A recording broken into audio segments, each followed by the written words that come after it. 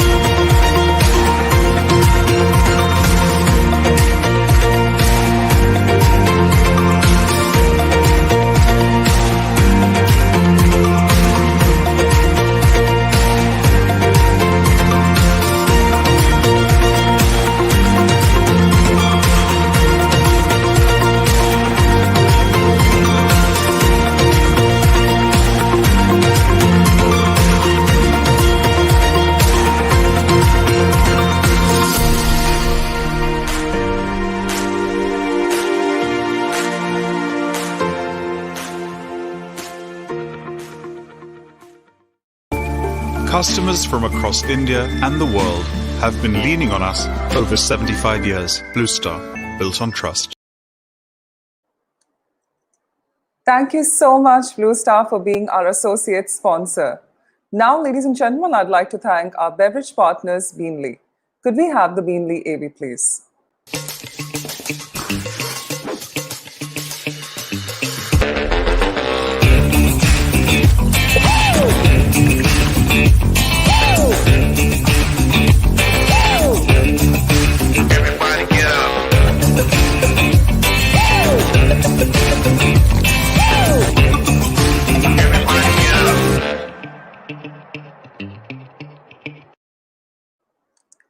Thank you so much, Beanley, for being our beverage partner. Now I'd like to thank Knowledge Partner, Indian School of Hospitality.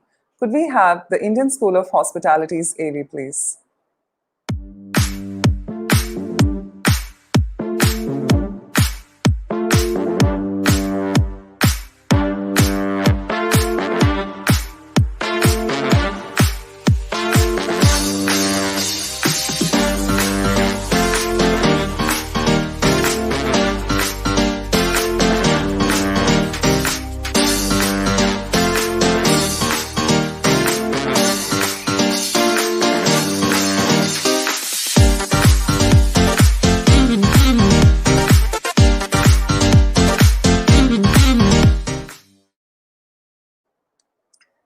Thank you so much, Indian School of Hospitality, for being our knowledge partner. Ladies and gentlemen, we're also proud to be associated with our industry partners, HPMF, Awesome, Hotrimai, IWF, GHTP, IFAC, NRAI, MEPA, and LCOI. Well, before we start, I would like to show everyone IHA's journey over the years. Can we have the IHA Journey AV, please?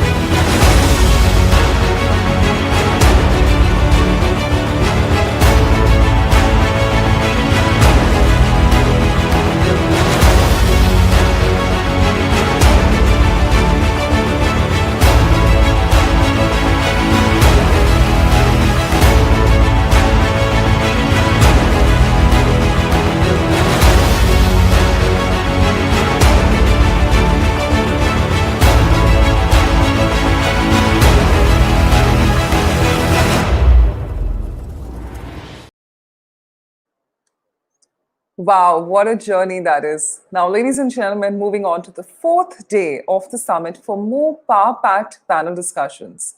May I please call on screen Jyotsna Sharma, Senior Editor, BW Business World, to give the welcome address. Over to you, Jyotsna. Thank you and welcome. Jyotsna, requesting you to kindly unmute yourself, please. Thank you, Bhavna. Good morning, ladies and gentlemen. It is my pleasure to welcome you to day 4 of the IHA. Now, one of the reasons that I particularly enjoy the IHA is because I get to hear all the leaders talking about opportunities, challenges, and trends in the sector. Of course, the economy is struggling and unemployment is at a record high. And, we're hoping for a revival for the hospitality and tourism sector, especially because it's one of the major job providers. So, yeah, hoping for a revival soon. And, I don't want to take any more time. Let's get on with the first session. In fact, over to you, Bhavna. Thank you so much. Thank you so much for that, Jyotsna, and it's so great to have you. Ladies and gentlemen, now I'd like to call upon the man who's leading it from the front.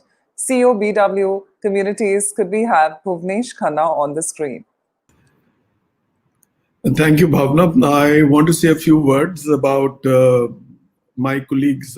I haven't spoken about Hoshi, Tanvi, and Jyotsna. Jyotsna, of course, Hoshi is literally my partner in crime, and we go along with thick as thieves. But he's a great colleague to have and work with. And about Tanvi, I have my disagreements with her, but she's power packed I think she's 5 feet something, or maybe not. But she's a bundle of energy, and when she gets down to any job, she pulls it off. Like she's all the promos that you see of the Business World Group and BW Hotelier, she's doing, right? And she is brilliantly rallying the entire team that makes up our marketing unit with Raghav, Nitin, Sumit. Sumit is another bloke that we have who looks after our technology part, who maintains our websites, who drives it. Every time I mail to him, so he gets scared कि इसने कुछ बोल दिया मेरे को. So he called and I'm sorry sir, मेरे से कोई गलती हो गई. नहीं, he's a great lad and great team unit to work with. And about Jo, as I call her, Jyotsna Sharma, genial, polite, very affectionate, and extremely organized, and a wonderful editorial colleague to have and work with, right? She's brilliant. Jyotsna is awesome. She's very helpful, and God bless them all. Having said that, Anurag Batra, I haven't even spoken about him. He's our chairman and managing editor. Lots of energy. I think he could do with a little less, but he really powers business world. He started Exchange for Media, first generation entrepreneur, son of teachers. His father's from BITS Pilani, and mother's also an educationist, and amazing wife Neeti, and their 2 children, and very good guy. You'll see him tomorrow. I haven't brought him in on every day because he himself has a lot of shows going. So in times to come, you'll hear a lot about Anurag Batra and Business World. We're reinventing ourselves and going ahead. Coming back to the 4th day of the IHA. The first 3 days have been power packed. They've been very, very good. We're getting very good views. Our platform, in fact, is very nice. Almond Vertex, led by Abhinav Jain and Kunal Kalra, all these lads over there. They're doing an extremely good job. Seamless integration, seamless bringing in of speakers, moderators, and sessions. So what you see over here is a lot of hard work. There are a whole lot of people who are working behind the scenes. If I was to tell you, there are between almost 40 WhatsApp groups. There are a whole lot of other groups. There are teams. And you see, the irony is nobody is meeting each other. So everybody is working from home. And imagine pulling this off. So this is this brings in a lot of credit that should go to all the people who are working at the back end, be it Ajit, who is an amazing lad. Ajit is amazing. I cannot even tell you. And Prerna, right? She's pulling it off on the editorial side. Sales mein Amit hai, Nilesh hai. Then we have a whole lot of interns who are working with us. Abhilasha, we have Vanshika, we have Shrija, we have Gagan, a whole lot of girls, right? And yes, of course, we also have Kanchan, right? Though she's new, but yeah, she's also helping. She's doing quite a bit. So without much ado, we are now at 10:07.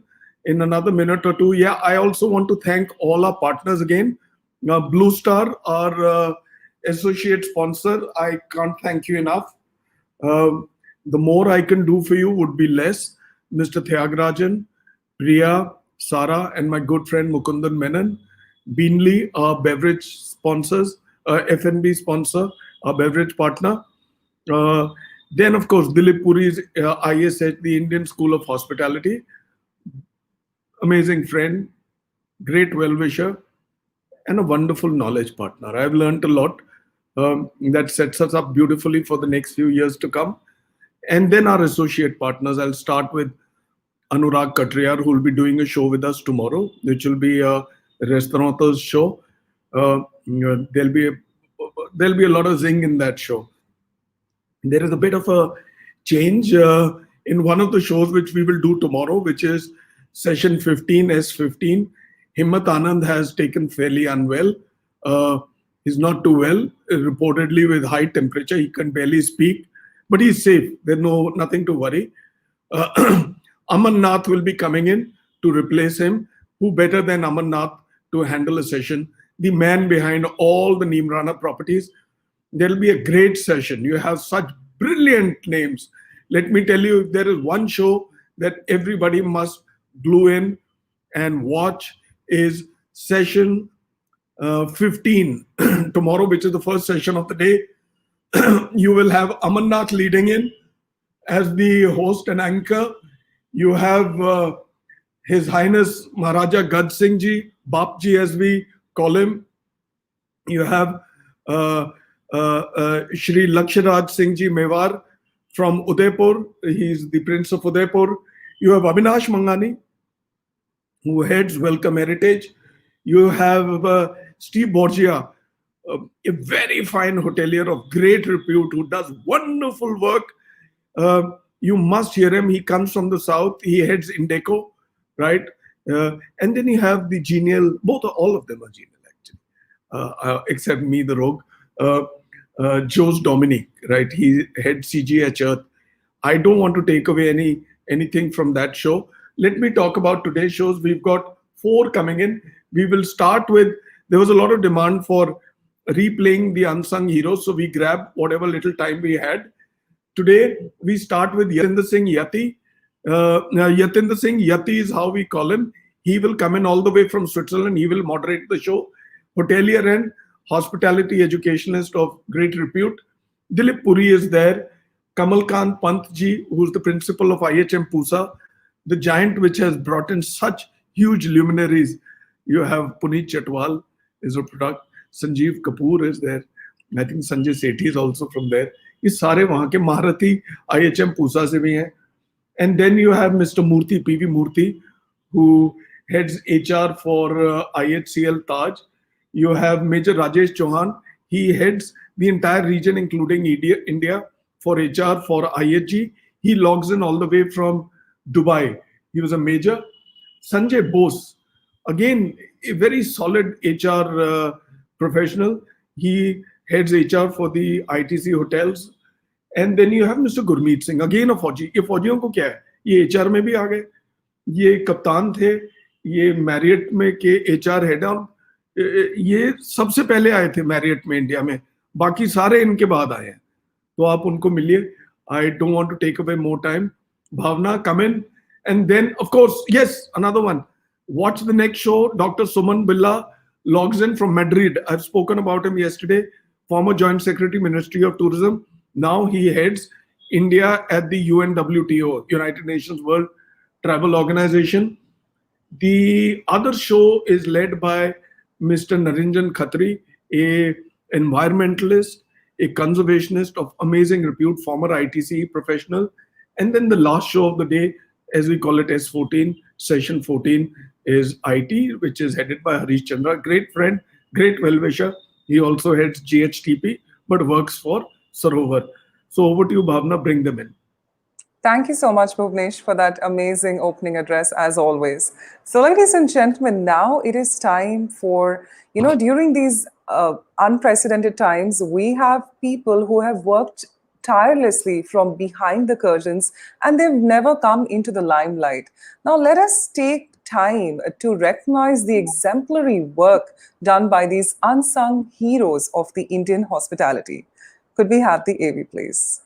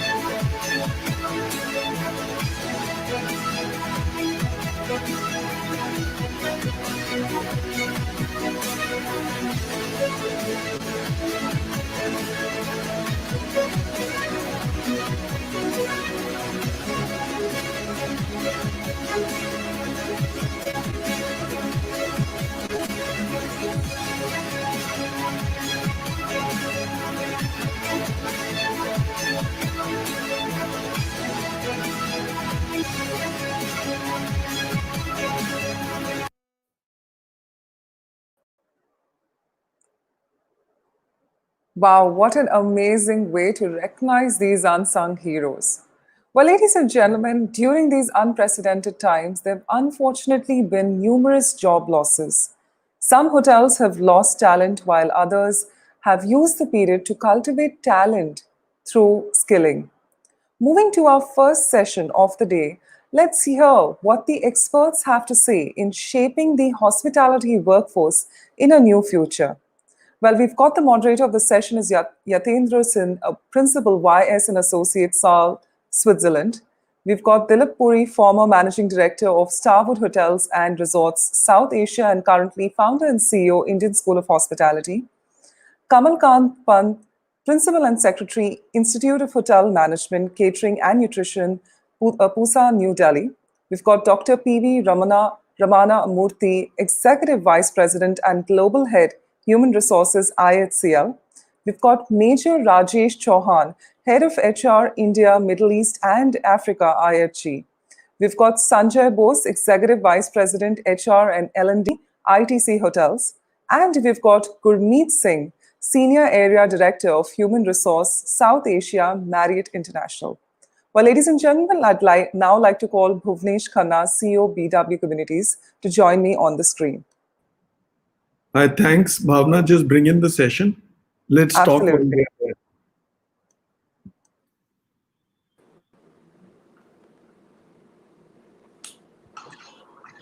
So there they are. Excellent. Good morning. Hello, Yati. Good morning. Welcome to each one of you. You did a show with us 2 days ago while you were in Mumbai to meet your dad, and now you're back in Switzerland. Yes, absolutely. That's what life is about, isn't it? When did you land? Yesterday? I've landed last night. Started 6 o'clock in the morning working for BW Hotelier. Oh, wow. And I hope the session is going to be fun. All right, this show is going to be fun. All the impressionists who are looking for a career in hospitality, you've got all the ones who are going to train you to become brilliant hoteliers. And you've got, once you're trained, you've got the ones over here who are going to take you in. These are very fine names. They are very reputed names. They are gentlemen of great stock. There are 2 Fauji's in here. One a captain, Gurmeet, retired captain, and another one a major, all the way from Dubai, from the Indian Army. And then Dilip Puri needs no introduction. He has a lot of introduction, right? So he's headed Starwood, who doesn't know that in India. Now he is on his own. He decided to carve out a niche for himself, and he started the brilliant ISH. You've all seen videos, right? So, and then you've got Kamal Kant Pant. Who doesn't know Mr. Pant? He's the principal and secretary of the IHM Pusa. Great educationist. This institution has brought some of the finest hoteliers. I was telling them about Mr. Chatwal, Sanjeev Kapoor, Sanjay Sethi, Baki aap batana, right? You've got Mr. Sanjay Bose. He heads HR for ITC Hotels. Great HR professional. He shall speak more about himself. You've got Dr. Ramana Murthy, who heads HR for IHCL. Taj, as we know him, know the company, the brand. Great employers. And Gurmeet. Gurmeet, you were one of the first employers of Marriott in India? Yes, I was. So who all have you recruited? Everybody who's there in Marriott doesn't date. There you are. In some way or the other. So I joined October 99. There you are. So Marriott entered and you entered. Or you entered and Marriott entered. I will say Marriott entered and I entered, to be All right, right. great. So I won't take away any more punch. I shall hand the baton over to Yati. Yati, over to you, sir. Thank you very much. Welcome, everyone, and welcome to our viewers. So we've got 6 superstars talking about the future of our workforce. So any one of you who's a student or an employee, go ahead. 7. Sorry, 7. Apologies. That's you. You're a superstar too. Slowly. I'll tell you a secret about myself. We've got 2 Fauji's and 1 Fauji Puttar, as you said. I'm actually a Fauji reject. I tried to go to the forces, they got rid of me, and that's how I landed up in hotel keeping. You have a Fauji father also. Oh, you are as well. There you go. Yeah. There you go. So I'm also a reject. Absolutely. So I mean, salute to our armed forces. In any case, we are all behind them and we respect what they do for us. But off to our colleagues here, we're talking about the future of the hospitality workforce in India. And I think there's a lot of experience on this panel of global work. So if I look at the profiles of our experts, either they've got education abroad, work experience abroad, or are presently influencing hotels or companies or players in some sort or another in all parts of the world. So I don't believe that we're just talking about the future of India. We're just not talking about the future of our workforce in India, but we're talking to a large extent of where the factory is coming from, and we're going to be the factory of talent globally. You've given us short introductions. I was reading this. I mean, I didn't realize it was Captain Gurmeet, and I love addressing that. So Captain Saab, 30 years of HR experience, every single Marriott employee. And then I looked at what his background was, and he says he started from ITC Welcome Group. I did pick up where you cut your teeth in education. Gurmeet, if you can tell us that as well. Did you go to NDA? How did you get into the army?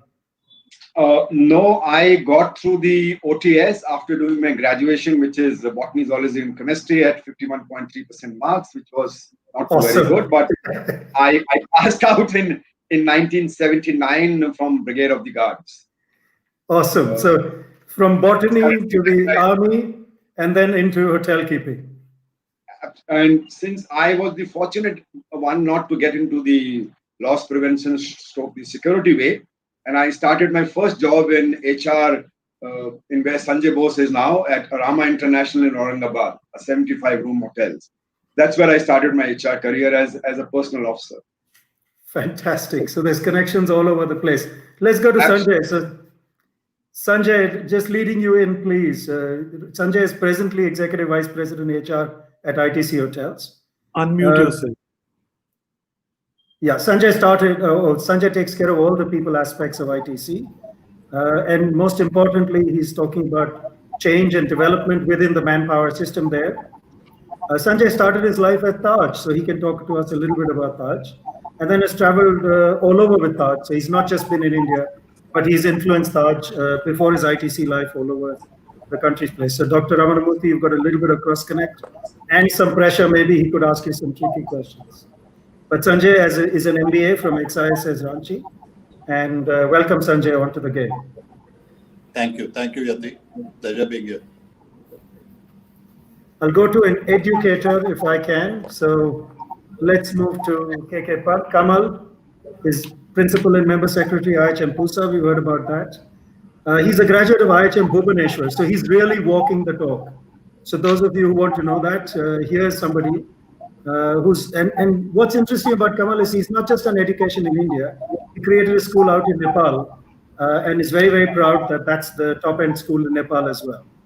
Kamal's been all over Asia with his education experience and also claims he's been to École Hôtelière de Lausanne for a QLF. Welcome, Kamal. Thank you. Dilip Puri, young man, needs no introduction. Dilip Puri, I met as a tall, strapping front office manager when I joined hotel keeping. He promptly kicked my backside, and he still continues to do so, but we're dear friends. And more importantly, he's presently the founder and CEO of the Indian School of Hospitality. Dilip has had a great career in hotel keeping. If you see, he started with Oberoi Hotels, but went off and almost damaged every other company that he could find. He was CEO of Duet Hotels, did extremely well there, and that was almost a sunrise sector as far as Indian hospitality is concerned. And then, of course, led Starwood South Asia for several moons. So, welcome, Dilip. I just want to say, Yati, that can I join the bandwagon? I'm also a 4G kid. My dad's also from the armed forces, so even more happy to see my fellow colleagues with armed forces backgrounds here. I've got two more to go. Welcome. Yeah, and so Major Rajesh Chauhan, Major Saab is joining us from Dubai, I believe. Is that right? Yes, Yati. I'm based in the Dubai office with IHA. So Major Saab runs India, Middle East, Africa for IHG. That's a large responsibility. 150 odd hotels. How many hotels do you have? Yes, 166 hotels. 166 hotels. Many geographies. Yeah. How many associates? Well, close to around 36,000 associates. I can't count them on my fingers. This is going to be tough. and more importantly, so many cultures, right? It's not just talking about the Indian culture or the South Asian culture. It's talking about all parts of the world. He's a graduate from the NDA and the IMA, so he's a very proud representative of our armed forces, and has a master's in public administration and personnel management and labor. Sorry, postgraduate in personnel and labor. And last but not the least, we are delighted we have a PhD. I can't finish the list of all his educational qualifications, but Dr. Ramanamurthy, welcome. He's with IHCL. Thank you. I'll affectionately use Taj Hotels or Taj Group. Is that okay for you, sir? Fantastic. But before that, he was with Coca-Cola. Was heading HR in India and Bangladesh, and has a PhD in strategic HR, law, coaching, and psychoanalytical aspects of leadership and change. This psychoanalytical aspects of leadership and change is going to be tricky. Bhuvanesh, keep your microphone shut, please. Thank you very much for having me. It's excellent. We've got all of us here. I'm going to fire a couple of technical questions at you, and then we move forward on to other fun sides of it. So what I'd like to start with is Major Chauhan and talk about COVID. Has COVID resulted in retrenchment outside of India? And then I'll come to the others who are in India, and what do you see around that retrenchment situation?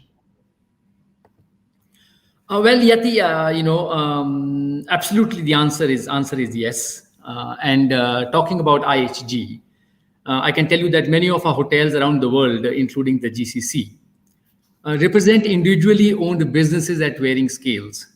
And of course, all of us recognize the challenges that these hotels are facing owing to the COVID-19 pandemic. And despite our best collective efforts, I would say collective efforts here, collective efforts of all stakeholders, and the efforts to protect our hotels and our teams, the impact of the crisis has resulted in historically low levels of business across hotels, across geographies. And of course, this has compelled us to take very difficult, people decisions, including furloughing team members, including having some of them go. And these decisions, are not just limited to IHG. I look at our competition. I look at businesses across hospitality and the service sector, and all of them, unfortunately, have had to, resort to similar decisions. Now, coming to GCC, all of us understand that, there are many expatriates who work in the GCC. Whether in the hospitality industry, the aviation industry, and related industries. And for them, it has meant that they have, of course, been facing job losses. We also all understand that a substantial amount of the expatriates who work in this part of the world are from India. And that has meant that, as there are job losses, of course, Indians have then chosen to go back to the home country. And of course, the others can contribute in here. But the way I see it, having people from foreign employment go back to India, and of course, then coupled up with the domestic job losses that are happening within the country, I'm sure there's a huge amount of talent spillover and a talent surplus in the Indian market. So how do our Indian colleagues see that? I know Taj early up and Tata as a group had said that we're not going to have any job losses. I don't know what the status is now, Dr. Ramanamurthy. And of course, Sanjay, please kick in. Gurmeet, please kick in. Tell us. See, like Major Chauhan has alluded, it's an unprecedented situation for all of us. And we have never seen this kind of a situation any time before in our lifetimes. So it has been pretty tough for us, when it comes to talent and balancing the business. It's a balance. We need to manage the manpower costs as well. And we all know that in hospitality industry, our manpower costs are pretty high. So unless we manage those costs, the survival itself would be a problem. So one thing what we have done very well is redeploying our talent within the Tata Group. As we speak, we have redeployed about 20 of our mid-level and senior executives into various Tata Group of companies. So what we have done is, in March when this COVID struck us, so we sat together along with the ExCom team and created a plan for our manpower costs. How do we manage our payroll and manpower costs is what we did in March. So one of the things we thought was that, redeployment is the best option. Of course, redeploying contractual employees through the contractors wherever there is work, whether it is in hospitals or somewhere else. And most importantly, when we talk about manpower costs, the biggest chunk of cost sits in the managerial population. So that's where we thought that, and some of the Tata Group companies, we are fortunate enough to redeploy our talent to Tata Consumer Products, for example. So many of those companies are hiring talent.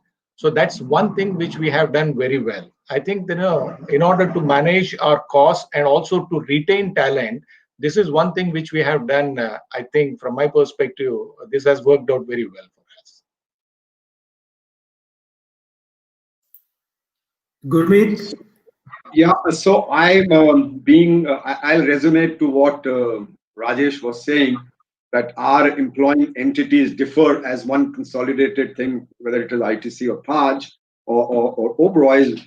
Since we work as a management company, we started a process of rationalizing the cost right from the month of November, actually, when first time it sounded off in China. So we started rationalizing our manpower cost or manpower benefits right from that beginning, so that we let go a couple of people, yes, because part of the right sizing exercise and how we see the business now and how the business will unfold. But we are also created the alumni for those people and trying to get them. We have about 7 or 8 hotels opening now in the first quarter, and we should be able to get back the people home. This is a temporary phase, and I think the pandemic will go. We are praying for the pandemic to go and not to stay back here. So hopefully we will be back on a track again. But yes, there is a bumpy ride. It is a bumpy ride. There is expectation from different stakeholders, and we are trying to navigate with PPEs on us in all the way through.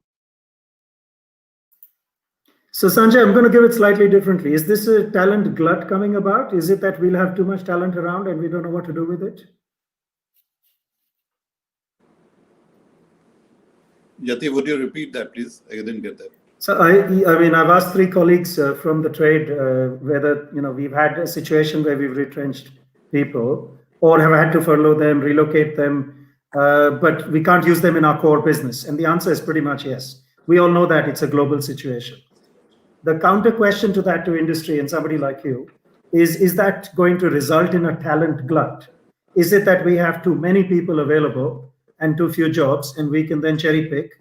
Is this good times coming for us as HR professionals? And what about those poor souls who are searching for jobs? So yes, in the short term, since the business has shrunk, obviously job cuts have happened and there is talent available in the market.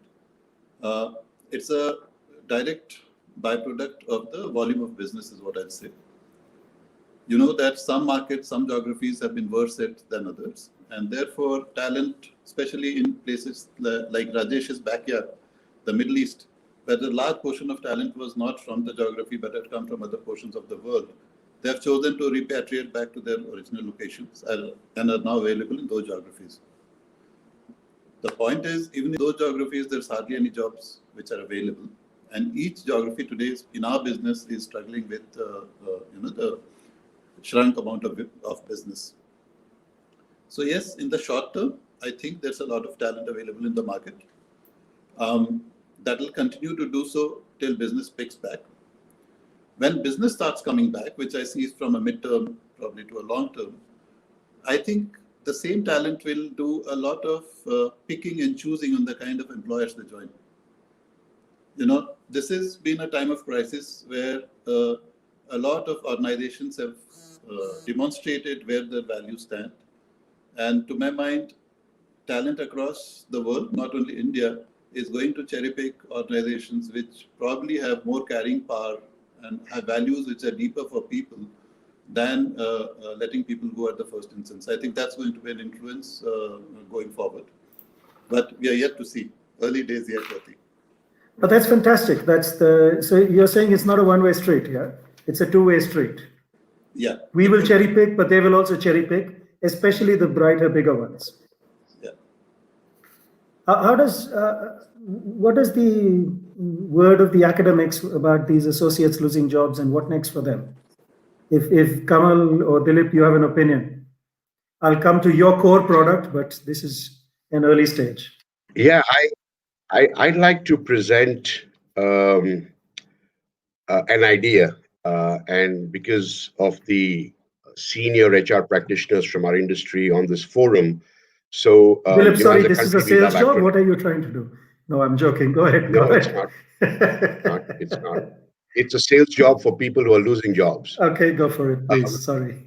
So as a country, since we love acronyms, our Prime Minister loves acronyms. As an industry, we love. So if you can see what I'm showing on the screen, I've written out a word, right? NETA. Can you see it? Okay. So NEETHA, NETA, the National Employment Exchange for Tourism and Hospitality Associates. What I'm talking about is that all representatives of our industry, whether it is faith or whether it's FHRA or HAI or the tourism, travel, they're all trying to do things. We've just heard from Dr. Murthy talked about outplacing Taj employees to other Tata companies. I'm sure some of that may happen in ITC. I know the great work Marriott's doing in terms of finding outplacements for many of their associates. But imagine if the opportunity was that as an industry, under an overarching association, every employee who's being exited or furloughed or some way being hit by this crisis gets registered onto a national employment exchange. That exchange could be run by a job portal. It could be created very easily, but every single employee is there. I'll give you an example. Just yesterday, a colleague of mine in Starwood who works now for Walmart, he said they're hiring 17,000 people across multiple levels. And so when I reacted and I said, I hope you're hiring people from hospitality, he says that's a single-minded focus only. They're hiring young students from colleges. They're hiring people who've lost jobs in management levels and employee levels. All the work you guys are doing in your industries. But can you imagine if this can be put out there in terms of a national exchange, allow access to that to all headhunters, all recruiters, all job sites? You will find sectors and industries who otherwise wanted hospitality professionals but never got them. Think real estate, think retail, think aviation. The opportunity for all of these sectors, think e-commerce, where they have a whole database of employees from hospitality who've lost jobs and are able to offer them opportunities. Then it becomes a collective effort of our industry and not done just piecemeal by individual organizations as is being done now. So I would encourage our leaders from the industry in HR to look at this. I mean, Puneet is the president of HAI and Nakulanand is the chairman of Faith. There's some great work happening there. It's largely lobbying government for, financial benefits and other things. But imagine if under that auspices, we can create this kind of database and an employment exchange, how much the people losing jobs can benefit because they're all qualified for jobs in other sectors. And I think it's incumbent upon us as the industry to support them in that. So that's what I wanted to kind of present. And, the industry should take that idea forward. From ISH's perspective, we'd be delighted to partner with the industry to do this. We have the technology to do it, but you can tie up even with a job portal if you have to. So that's the idea I wanted to throw out there, starting off this session, particularly after hearing what our colleagues from the industry had to say.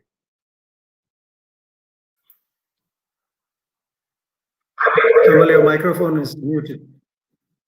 But there is a flip side to it. Like if I talk about the institution that I am representing today, my biggest worry at the moment is that the majority of my graduates, they are not ending up in the core industry for which we are grooming them for. There are other industries, aggregators in a big way. I was happy with, the tourism aggregators and the food service aggregators. But now online school education portals, they have come into the fray. And what I feel is going forward, these people are not going to migrate back to our own industry because the cost structures and everything, they are making their deals so attractive. It would be very difficult to lure these people back into our area, later on. So that is one of the concerns. And this thing is happening because people have to survive. People who had placement from, by the way, we had the best, one of the best years as far as the placement went, before this COVID struck us. But then one by one, some of the offers were kind of put off and some of them were even withdrawn. And then that left no choice to the people but to look for, avenues and different industries. But this is a really big concern. I feel that the talent, if we want this industry to grow, the best talent should be retained in this industry. We need a lot of engines, to power this industry going forward. Thank you. So there's two sides. Yeah, go ahead, Dr. Murthy. Yeah, no, I completely support Mr. Puri's point. See, what's happening is I was talking about redeploying talent within my own conglomerate. But everybody wouldn't have a conglomerate to redeploy. Fortunately, we have that kind of a possibility, and that's what we have done. I think that what could happen is that someone who is an excess talent for me could be a critical talent for Sanjay. Let's say, for example, for ITC or for IHG. So within the hospitality industry also, if there is a database available at one forum, by whatever name we call it, I think that we can reach out to that source and start getting the talent. On the other hand, the people who are going to get redeployed or lose their jobs, they would have the comfort of putting their application in the exchange, the employment exchange, and then hopeful of getting called for an interview by some company. I think that we'll have to make a collective effort so that we can tide over this difficult situation for us. And also that's two sides to the coin. Go ahead, Rajesh. I think, Dilip, a wonderful point that you put across. And within organizations, all of us are, creating our own programs. Like, for example, IHG has created a Stay in Touch program. And Dilip, to your point, every colleague who's leaving us is registering them, himself or herself on this platform for us to have a database. And similarly, alumni networks, from where we can actually then go back to our colleagues, our ex-colleagues, and kind of welcome them back into the fold as and when opportunities come back. But yes, through the alumni networks, also we are interfacing with other organizations, like the Amazons of the world, like-minded partners, if I may say, to whom we can offer this database of our colleagues, and make sure that they are in good hands, most importantly. But taking it on to the level, Dilip, that you're talking about, I think it's a magnificent. And if I may present the flip side again to what Kamal spoke earlier, historically, we've been a very insular industry. We hire for our industry and they stay in our industry. This is an opportunity to mainstream hospitality. We should not be scared of hospitality educated people going to other industries. We must make ourselves as attractive an industry for them to work in as any other mainstream sector. So when we say we are training talent or educating talent and they're not staying in our industry, I don't agree with that, because our industry must be attractive enough for them to want to stay in it. And I think we need to do some work on that. A lot of work has happened. It is much more attractive than it was perhaps when we guys joined the industry. But we must encourage our people to go out, because when they come back, they'll bring us perspectives which our industry so sorely needs. See, I'm sorry, I'll just take 1 minute. I have joined hospitality industry from FMCG. I have just 6.5 years in hospitality industry. And please pardon me for saying this, hospitality industries is such a closed industry. We don't allow, or we have never experimented with that kind of a situation. Getting talent from one FMCG, getting talent from some retail, getting talent, we don't do that. I do not know why we are restricting ourselves to hospitality kind of a situation. And I think that, it is the time to open up. This could be seen as an opportunity, so that, we will be going forward, we'll be getting better talent into our industry, and also we'll be sending our talent to other industries. We should see this as an opportunity. So I agree that it's an opportunity, but who are we still competing with? Are we still competing with these hotel companies to source our talent, or are we competing with others? In a global world, I don't believe we are only sourcing from hospitality schools. Gurmeet, you have an opinion as Marriott, because you guys have a global footprint, right? So you're not just competing with ITC, Welcome Group, Taj, XYZ. You're competing with Walmart, and Walmart's going to take your talent away, and that fear is there. That's what Kamal mentioned to some extent. So yes, we want to be open, but am I worried? Not in the short term. In the short term, we may have a surplus, but in the 10-year scenario, we are going to bounce back, and this industry is going to bounce back bigger than you and I can imagine. And then what? Then how do we stand face to face when we are a labor intensive, small transaction, low margin industry compared to an IT firm which has easy replication, large margins? Your microphone seems to be muted, Gurmeet. Technically, I mean, to resonate to what Mr. Puri was saying, see, we are a very close industry, yes, but we have specific needs for the industry. We technically are service professionals. So at the end of the day, we are only providing service. So in our case, emotion quotient is much more important than labor quotient. We basically, our biggest tool for delivery or biggest tool for differentiation is emotions. Anybody having money can build a hotel, but the only tool of differentiation would be through its service and the culture. So therefore, the industry offers many things for people, and we have to make it more attractive. How we will garner or get the talent.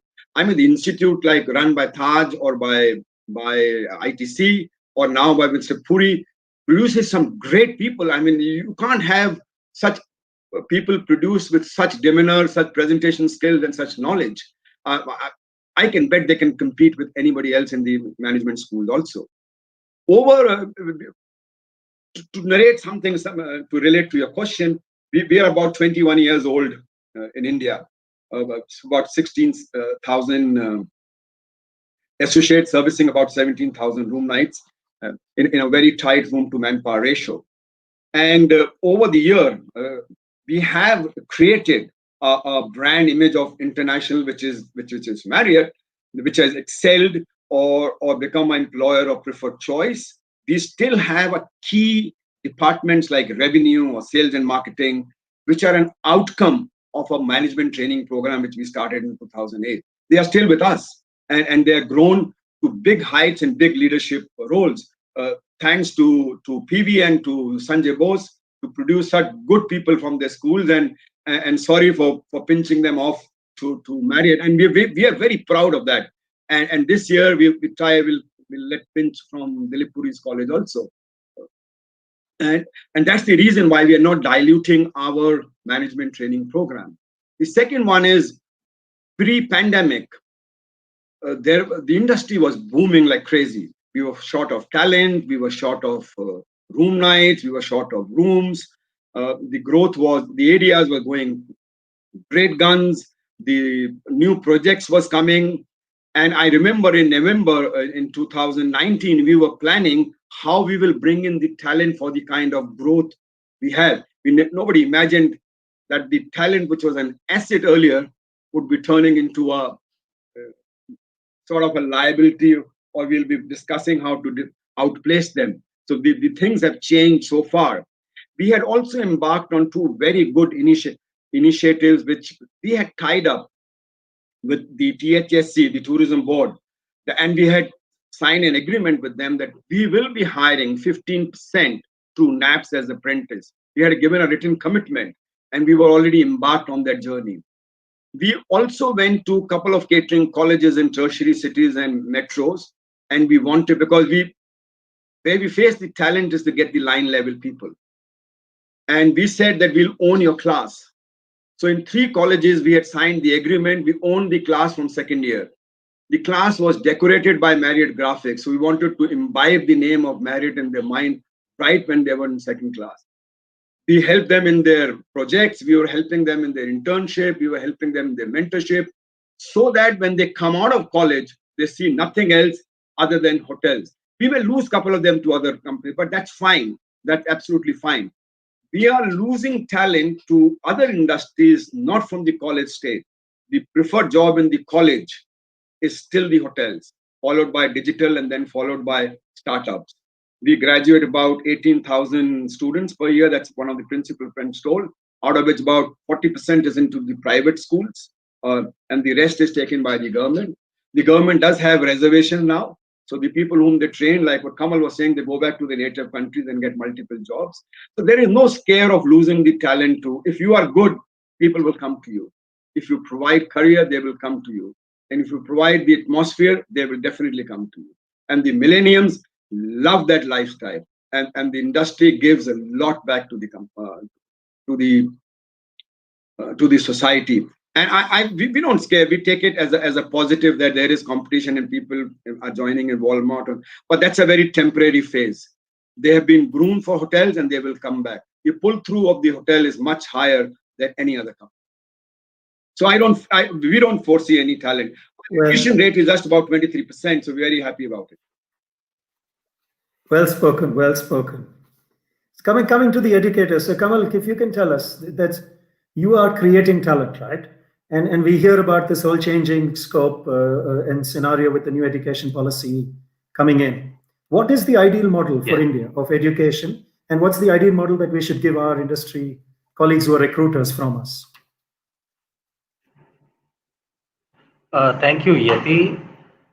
Well, India is a very large country, it's a continent, and there is a debate about India and Bharat. I feel, there is India, there is Bharat, and there is Hindustan also.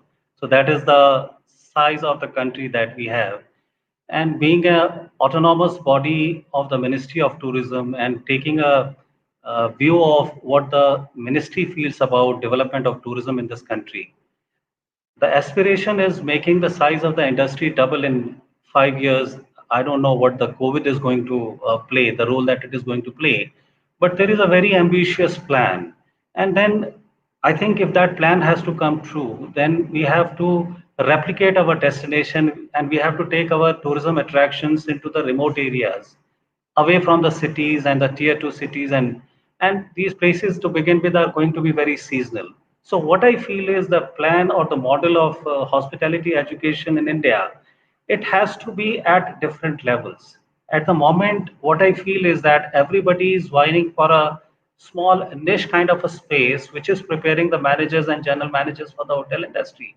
I think that is not going to be sufficient, right? So I have been associated in government institutions for past 10 years. I started my career with IHMs in 2011. And wherever I have gone, vis-a-vis the undergraduate, the BSc degree that the IHMs have, I have made an effort to increase more people at the diploma and the craft level, and leaving alone the skill level, the skill India, the Hunar Se Rozgar and different kind of program. Because hospitality organizations, like any other organizations, are like pyramids. And like there is no point in supplying overqualified people to take care of the frontline jobs. So that is, I think, the new education policy, it is going to make it modular. I wish that people have the maturity and the wisdom, as they do have it in the West, that they take the kind of education which they need immediately, and then they start their careers. So they pick up something, assimilate some experience, and then they go back to the institutions to go for the next leg of the knowledge, and then the next, and all that. And what I feel that IHM TUSA has been offering a graduate degree. We have a 2 years master's degree, but I get appalled, that the moment you finish your BSc degree, you want to enroll in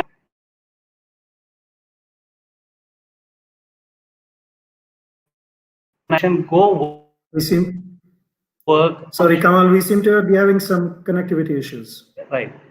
So has it come back on now? Please? Yeah. So yes, this is what I feel could be a very good model. And in terms of curriculum, what I feel is that with the new education policy, I feel we must upgrade to a 4-year degree. But 4-year degree, we cannot do this baking, cooking, baking, and food service all 4 years, what I feel is I was in Nepal, I was heading the Management Subjects Committee for Pokhara University. I was the chairman of Tourism and Hospitality Subject Subcommittee. I developed a 4-year curriculum for them. So 2 years was like we have in any IHMs, and then we have an industry exposure. And when people come back, then let it be all intellectual skills when they are coming back to the institution, and barring maybe 1/5 of the curriculum dedicated to the department which they are going to join. So I feel that model, and very strongly with conviction, I can say, like we have it in the West, Cornell people go, working managers, they go take a sabbatical, go to Cornell for continuing education. People go to Harvard to take 1 week, 2 week, 4 weeks kind of programs. I feel that we have to gear up for providing service to our practicing managers. Because once we graduate them, we forget about them.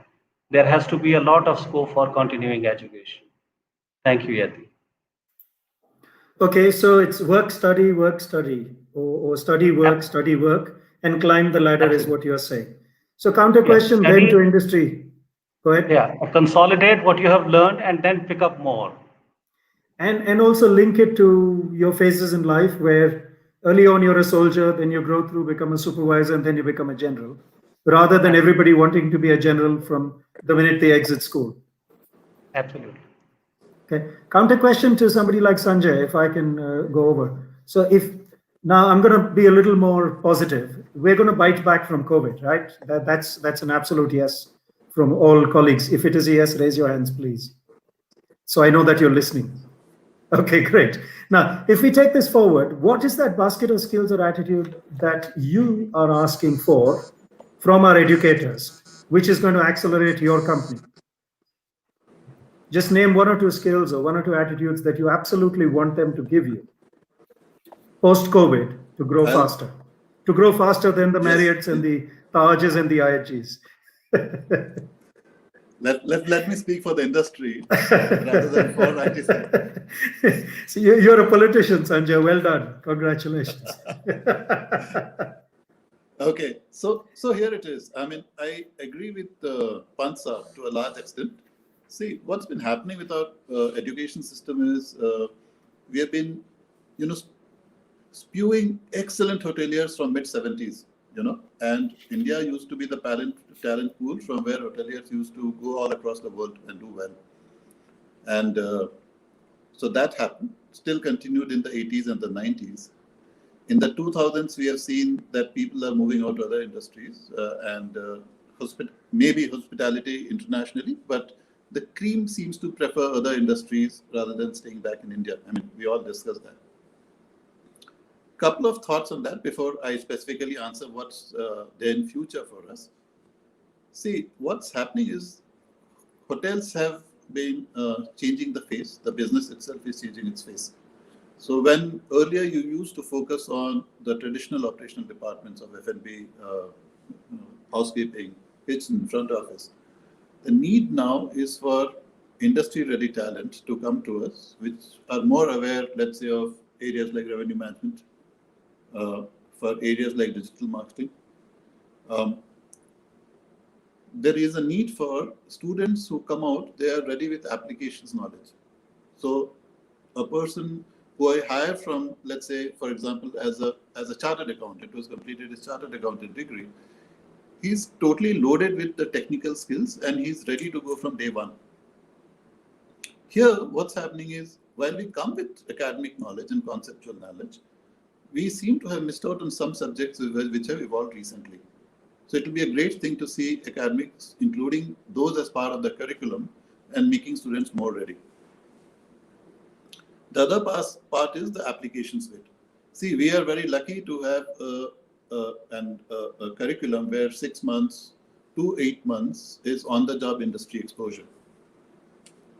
Now, the problem is everybody gets the same kind of exposure, by and large, which is at the bottom of the pyramid level. You get to do work which is, for lack of a better word, unskilled or semi-skilled, and it does not help you prepare to be a manager.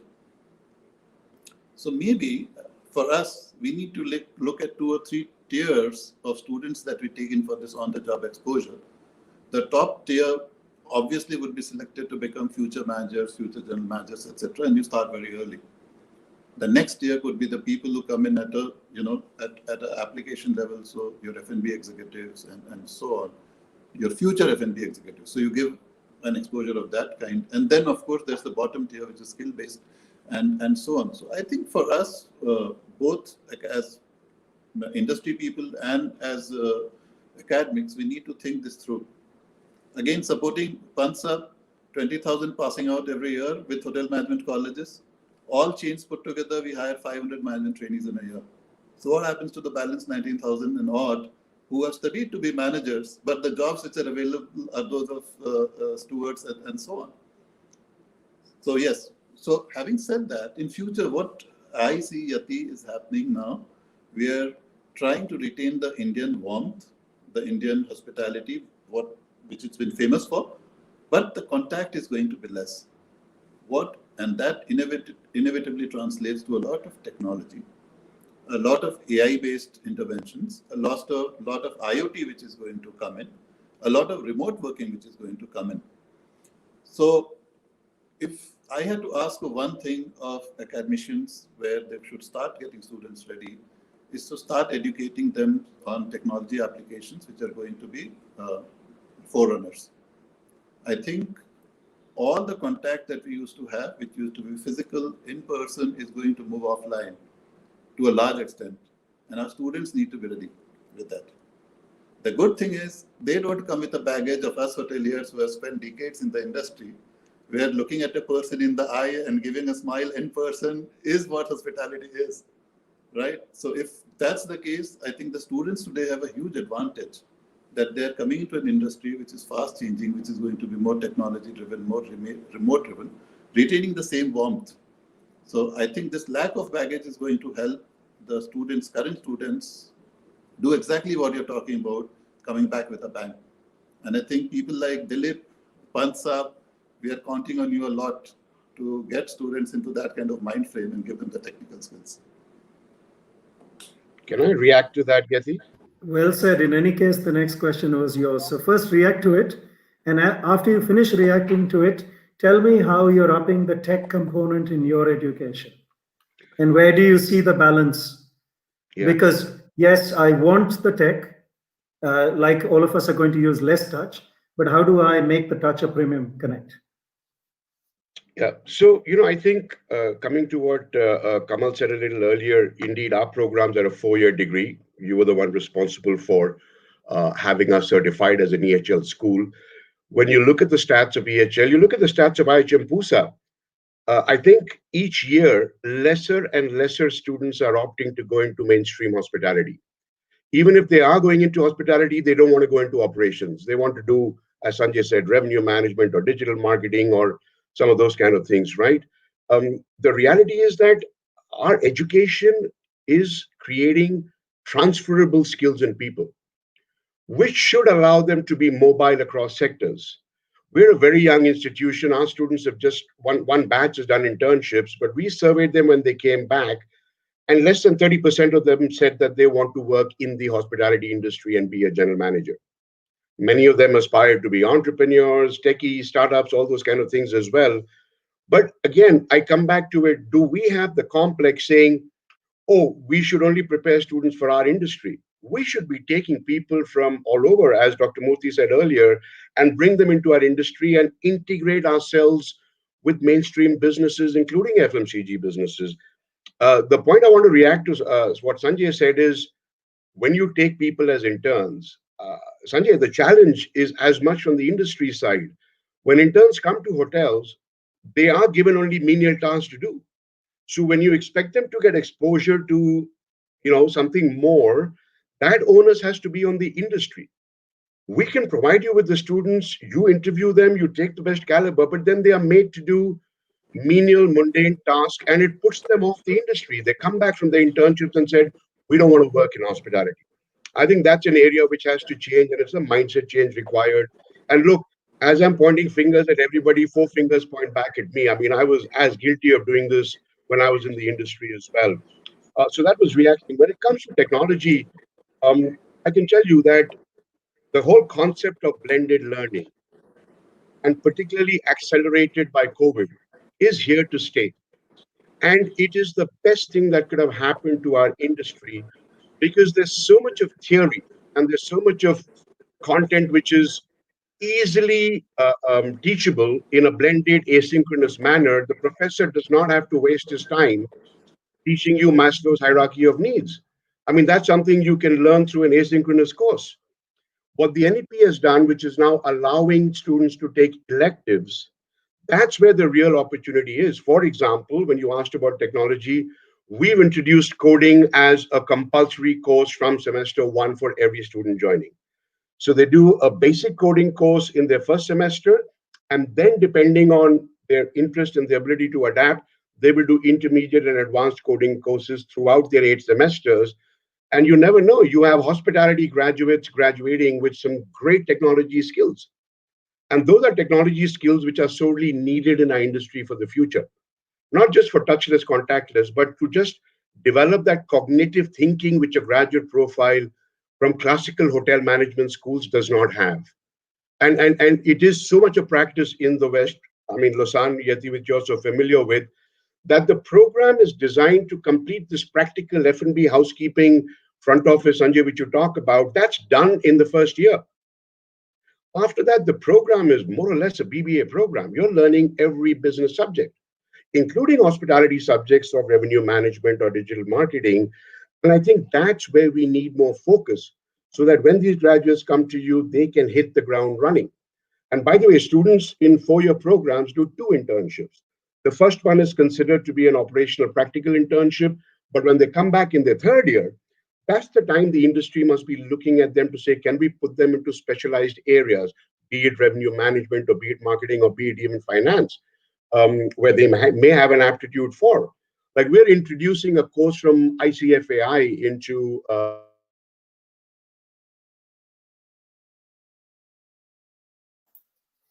I think he had an electricity blowout. We've lost him, but he looks pretty. We'll carry on and we'll come back to the lip as soon as he's on back connected with us. But a quick question to you, Rajesh. I mean, we've talked about the doom and gloom of losing jobs. We've talked about talent or people getting retrenched and coming back.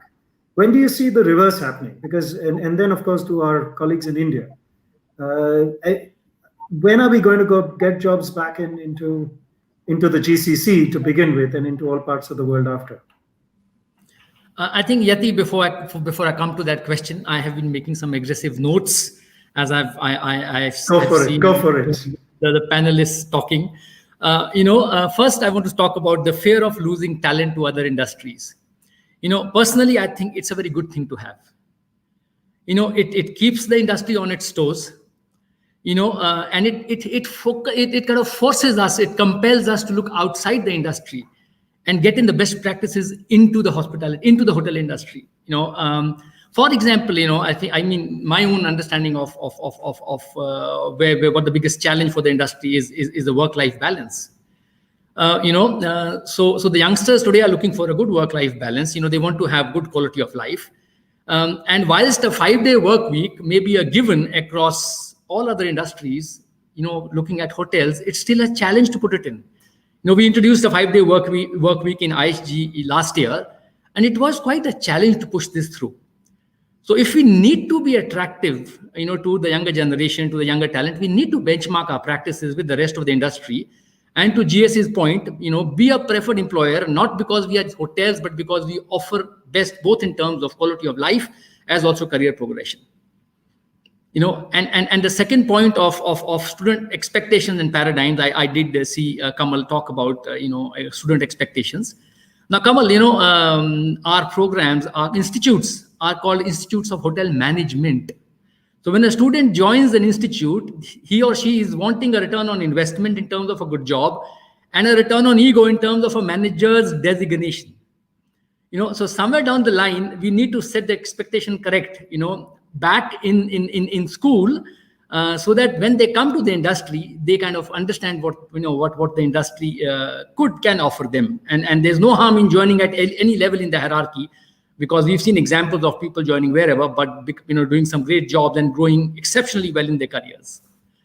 Now to your question, Yati. Sorry, I did kind of go off track. No, very well spoken. I think what you made a point is excellent. There may be an issue about managing expectations of our youth as they join from both sides, from our academic side or academia as we present it, as well as industry. And I to some extent, the new education policy started talking about it. If we talk about it, hopefully we will arrive at it someday. And I'm hoping that implementation happens faster than it is. But yeah, now to the core question. Are we getting jobs back? And when are we getting jobs back? When do we come to Dubai to present our CV to you? Yati, the good thing I like to share here is the fact that there are some early signs of recovery across the GCC. We've seen hotel companies now who are reopening hotels, of course, with enhanced health and hygiene guidelines. However, I think to be realistic, the recovery is going to be slow. The reality is that there are some of the hotels that are still closed, and some hotels may not be able to reopen this year owing to certain restrictions with regards to travel, local restrictions. Another challenge, I think it's important to talk about another challenge here, is the fact that, given the slow pace of business recovery, hotels and companies, across industries now are focusing on rationalizing their operating costs. They are focusing on workforce optimization, on efficient talent management. And this would then mean that in the existing hotel estate, I will repeat, in the existing hotel estate, there may be lesser jobs tomorrow than they were in the pre-COVID era. However, I would not leave it there. Needless to say that hotel companies, and IHG including, are continuing to sign new hotels and open new hotels, and thus, there are opportunities being created, across GCC and across India. In India, in the last quarter, we've opened 3 hotels. So whilst there may be talent losses from the existing estate, there are opportunities that are coming up as organizations are expanding. Coming to you, Gurmeet, you very well said. In fact, I have an old batchmate of mine who opened a hotel which is part of your flag in Calcutta. And he sent us pictures saying, I opened it and I don't care, and it's going to stay open. And when I asked him why, at this time, he says, I'm tired and I don't care. Let COVID be, my associates have to get going. Of course, with due safety precautions, etc., etc. So that was to some extent, fatigue creeping in and saying, now we will take our destiny in our own hands. Off to you, Gurmeet. You had something to say, Captain Saab? Microphone. You'll have to unmute yourself, please.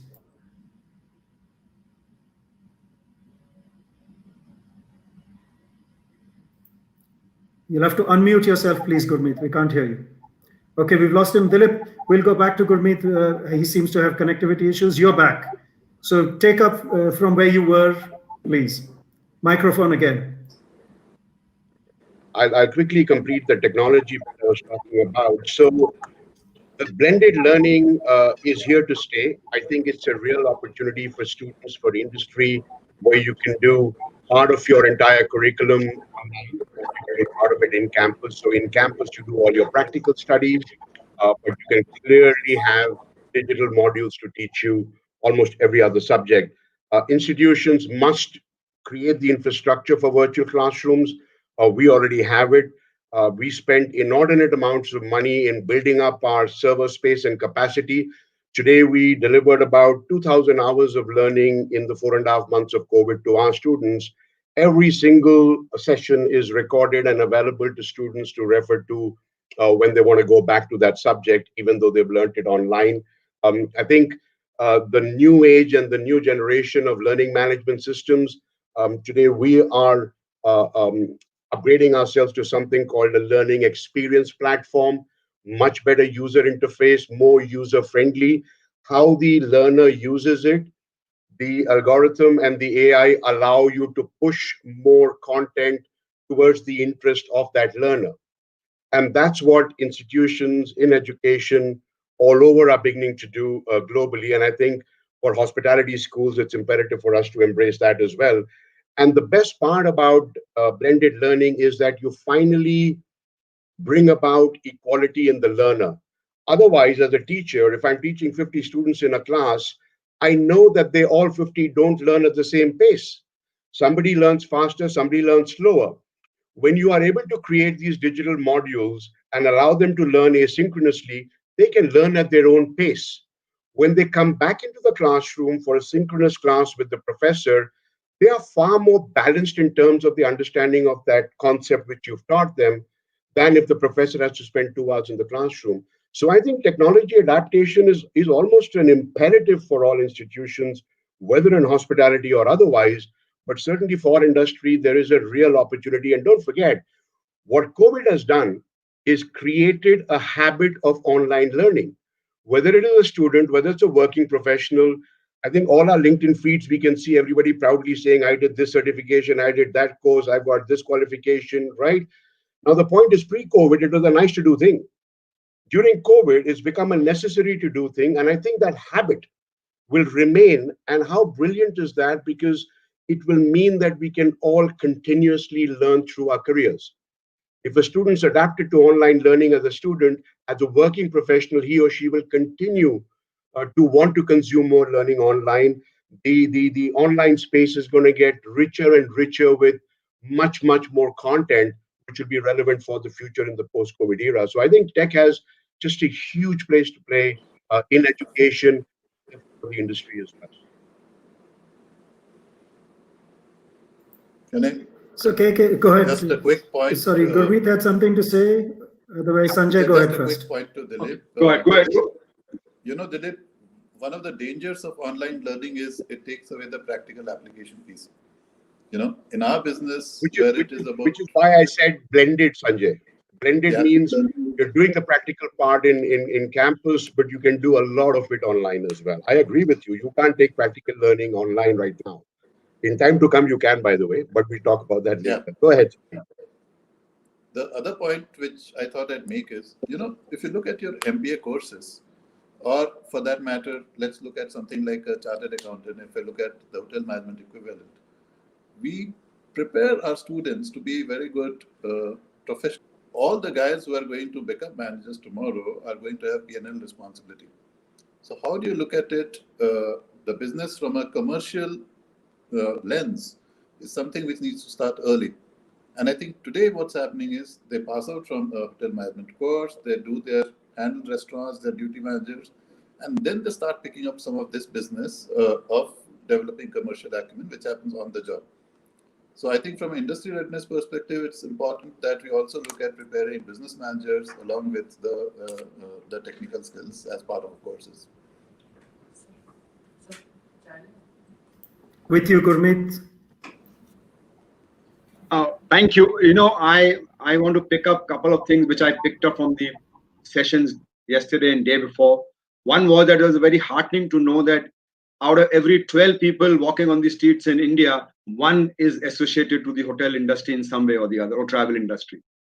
The other one, I'm very optimistic that the pandemic is not there forever. So I don't want to plan too much. We don't want to create hospitals, actually. That's one of the panel which Dilip was moderating yesterday. Hopefully, we're not going to make hospitals. We are still hotels. We are still service industry.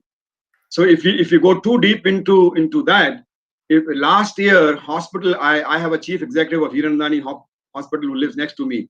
He used to come to me to tell him, to teach him how they can bring in patient care like hotel does, or how can they facilitate their meals or facility management. And today I am going to them.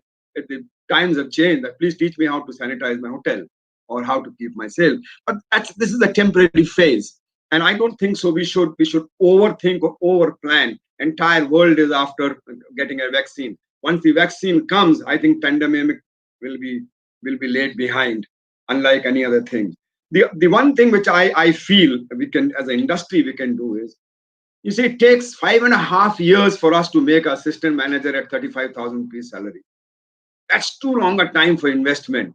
Even an IIM Ahmedabad graduate gets 10 times more stipend and money, but and spends less of fees in the college, but his employability is 10 times more higher. We are still there. It took me 5 years to become an assistant manager. How can the current generation millennium ask me to come and have the audacity even to ask and say to promote me? What we need to do, we have to trust our academician.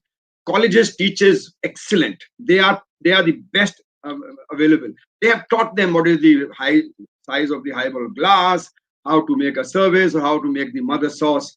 Now we have to make them into professional, to what Sanjay was saying, business leader.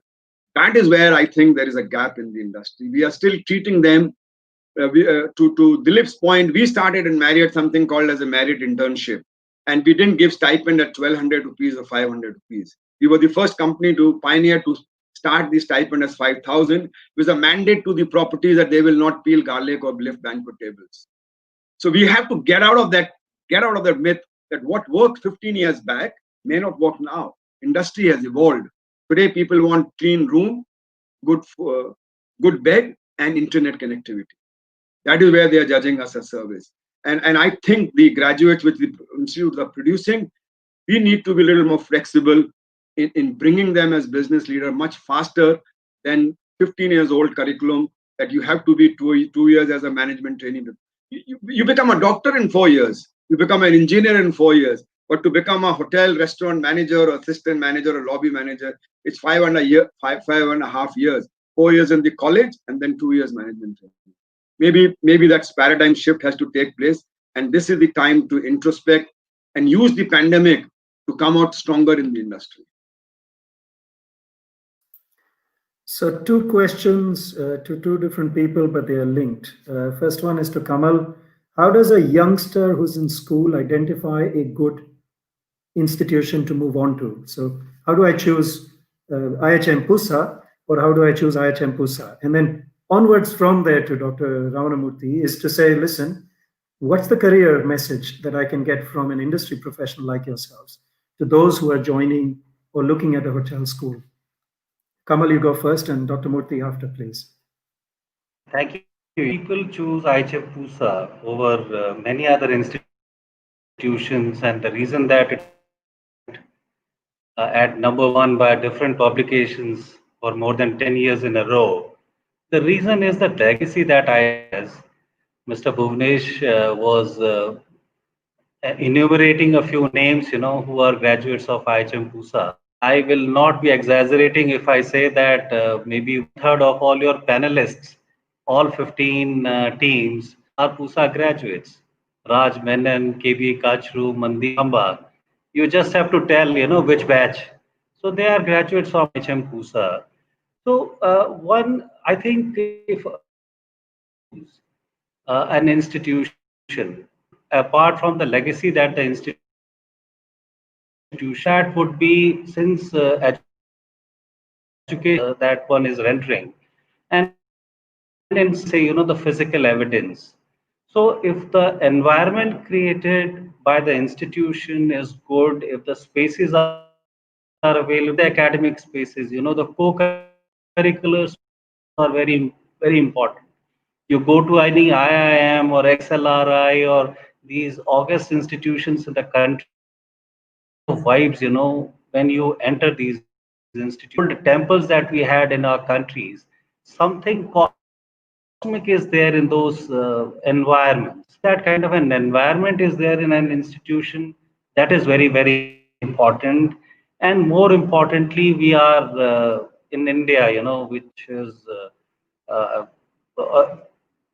traditional education. There is a lot of emphasis on that. I feel still important thing in education is the faculty, how your guru is, how your teachers are, what their experience is. And more than the experience, what I feel is what their commitment level is. We in government, we are very careful, we see that people, when they are joining us, they have got that neck for teaching, they have that value for teaching, rather than, coming for a government job or a easy, cozy kind of a job. So people, how committed they are, and I'm glad, what makes IHM Pusa is that we have many people come here as a passion for education, a penny. I still have some people from this place, and they say, well, if you want us to fill in classes, we are ready. So that is the kind of people, and many people are becoming like that. Another important thing is that certification that you are getting, what university you are affiliated with. That is very, very important. The brand. the institution has a brand, and if you are not a degree awarding institution, then what is the company? That is very, very important. And last thing is the curriculum. What curriculum one is, because nowadays everything is available on the internet. Compare, the curriculum has to be inspiring and it has to be challenging, because education be a stressful activity. Along the way there has to be some fun element along the way. So important thing. So I think these are the kind of and last thing, not the least, nowadays there are certain things which are content oriented, and then there is a form.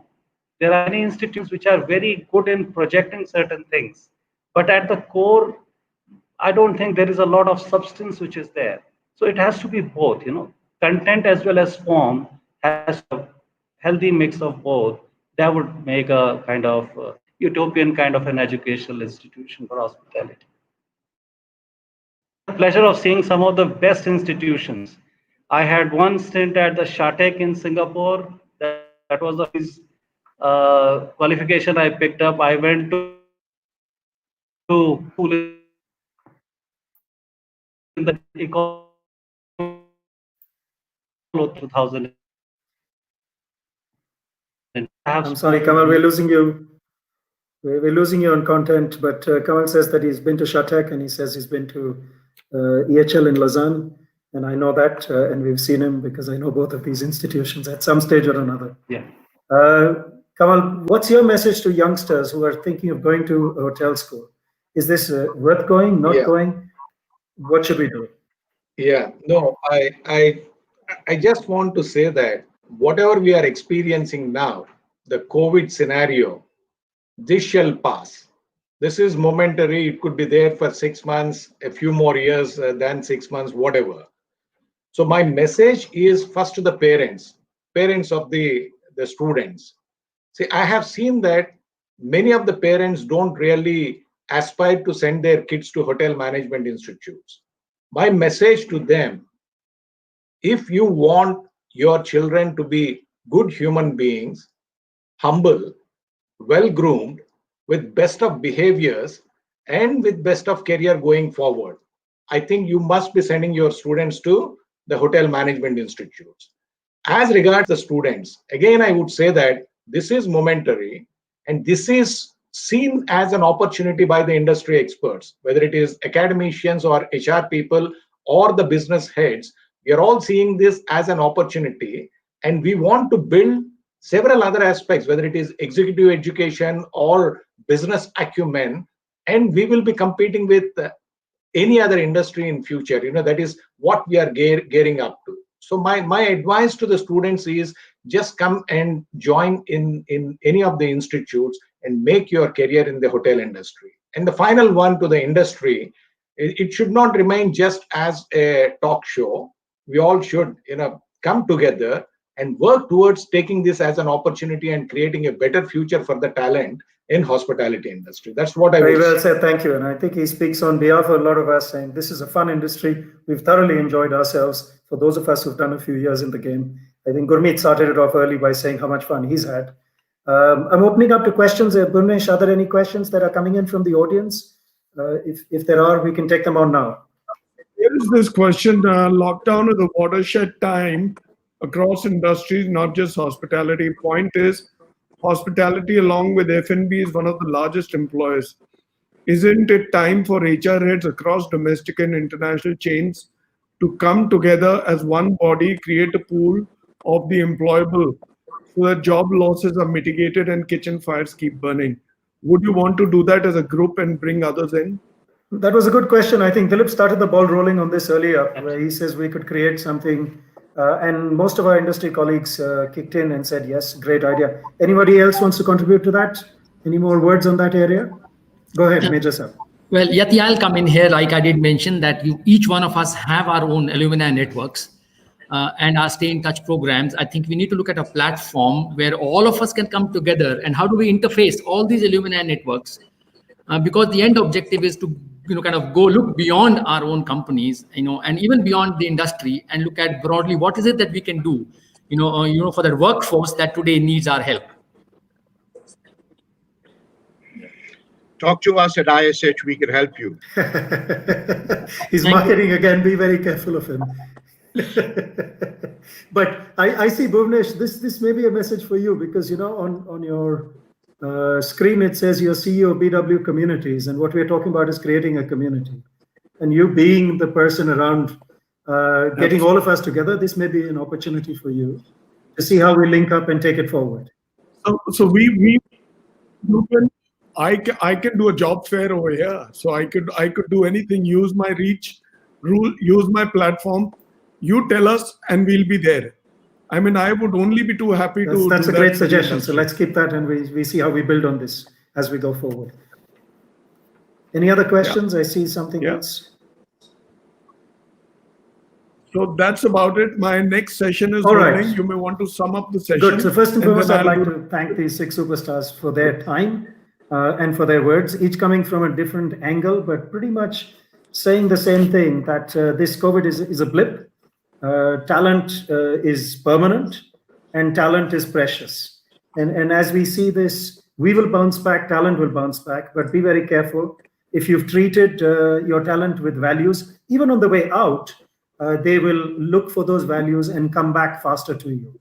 So building value-based organization seems to be the big message coming through, which is where they are driving it. Great message from Dilip to say, let's create an exchange. But also let's create a method where we mainstream hospitality education onwards, not just for our industry, but for everybody to prosper. And it's absolutely true that here is an industry which I've enjoyed all my life, where we have a huge focus on soft skills. And in the next 10 years or 15 years as we go forward, that whole soft skill component is going to shine. The rest, hard skills, are going to be outsourced to robots. So, keep enjoying the soft skills, celebrating them, and the future is only looking better and better soon as we get over with the COVID blip. That's it. Thank you very much, gents. Thank you for your time. Thank you to you, Yati, for doing so, it. Very much. So I think it's been an amazing session, and I'm sure everybody on the screen will agree that Yati has been a brilliant moderator. Great. He's held the session 10 on 10. You're kind. Thank you very much. Star, Yati. Very well done. Very well done. Together, right? Extremely good moderating. What an anchor. That gives me ideas. I shall do more with you. Having said that, we have the best, the very best 10 on 10 stars, as Yati said, of our industry. HR, I couldn't have asked for better, with Dr. Ramna Murthy, Sanjay, Major Chauhan, and of course, Captain Gurmeet Singh. You don't get better HR heads than these in our industry. Sure, I'm sure there are others, but these guys are brilliant, right? I'm sure everybody is looking at them. And then amongst educationalists, we have the best from the government education, right, which is the IHM PUSA, and today, budding star of the private education industry in Dilip Puri. Thank you, gentlemen, for sharing space with us. God bless you. Thank you for having us here. Thank you. Thank you so much. Thank you. Thank you. So, ladies and gentlemen, what an incredible panel this has been. It is a brilliance bestowed on IHA 2020. Well, now it is time to take a short break, have a look at the AVs, and join us back for the next panel discussion.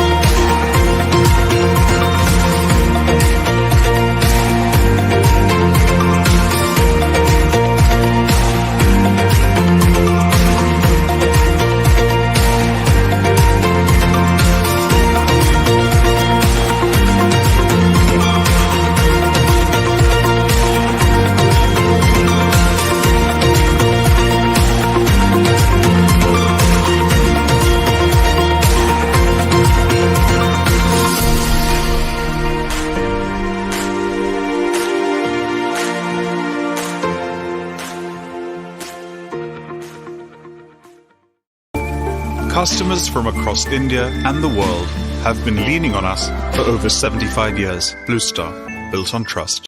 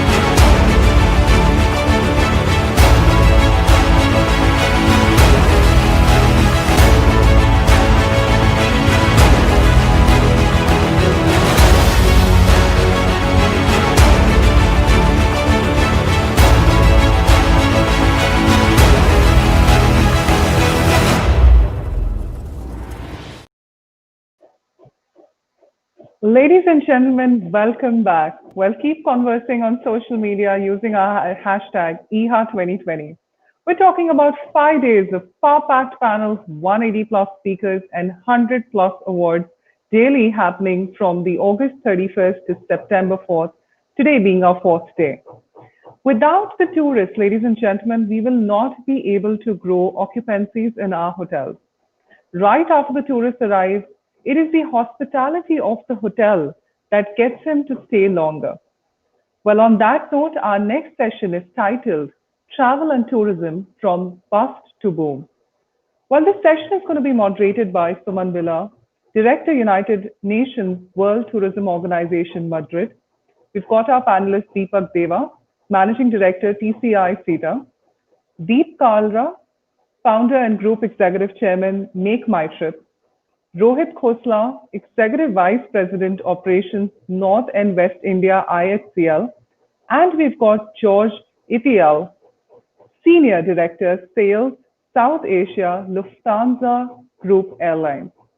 So, ladies and gentlemen, now it is time to call upon Bhuvnesh Khanna, CEO, BW Communities, to kindly join us on the stage. Hello, Bhuvnesh. Welcome back. Hi, can you get them all in? Yes, absolutely. Let's get the panel in, everyone. Okay, there you are. Deepak hasn't come in as yet. Yes, So- he'll be joining us soon. He'll be joining us. All right, great. So this is a brilliant session. I've been looking forward to this session for the longest while. Deepak, Deep, you're slightly bottom of screen, so you may want to push the screen back. Okay. Sorry, I don't have anything semi-formal or formal there. Oh, this is perfect. Don't worry at all. So I have three gentlemen, one logging in from Madrid. George is coming in from Germany, am I right? That's correct. And Deep, you're in Switzerland, are you? I'm in Zurich, that's right. You're in Zurich. So I just now had Yatendra Singh from Geneva in the last show from Lausanne, right? So there you are. So these are names, they don't get better than them, right? I mean, we have Dr. Suman Bulla. Dr. Suman Bulla is so synonymous with the travel and tourism industry. Hi, Deepak. Hi, how are you? Good to see you. So, Good to see you too. Hi, Suman. Hi, Deep. Yeah. So Dr. Suman Billa needs no introduction. If you need an introduction to Dr. Suman Billa, I would be compromising, right? Dr. Suman Billa is a huge name, huge name. He was former Joint Secretary, Ministry of Tourism. Great credentials, both education, professional, the services, right? Great Indian administrator. He's now posted in Madrid after India won the UNWTO seat, and he's taken over the UNWTO assignment over there. Technically there till the end of next year. Dr. Bill, I shall leave the other part to Dr. Suman Billa when he starts. I shall come to Deep. Well, Deep Kalra is one of the most successful entrepreneurs. May I say, if I may, the original startup, right? So he started young, and what a brand has he created. Deep is synonymous with Make My Trip, as is Make My Trip with Deep Kalra. And Rohit, I'm going to come to you at the last. Deepak Deva, Sita, travel and him go hand in hand together. A huge name in the industry. He needs no introduction. Anybody and everybody who's hearing the show knows him. George logs in from Germany. George, when are you coming back? Next week? I'm coming back on 16th, yes. Are you coming back on 16th? So he's headed back to India now. And George heads Lufthansa for the region. Am I right, George? That's correct. That's correct. Absolutely. So what a name. And Rohit Khosla. Rohit Khosla is a genial hotelier, as I call him. Very polite, humble to a fault. Rohit will not remember. But then I used to be with Reliance Retain, and I used to stay at the Taj President. I stayed there for over 5 years. That was my home. I used to come back every Saturday to Delhi and go back every Tuesday to Bombay. And I used to live there. And Rohit used to be the general manager there. I think that was 2005, 6, 7, right? And then Pankaj Sampat took over.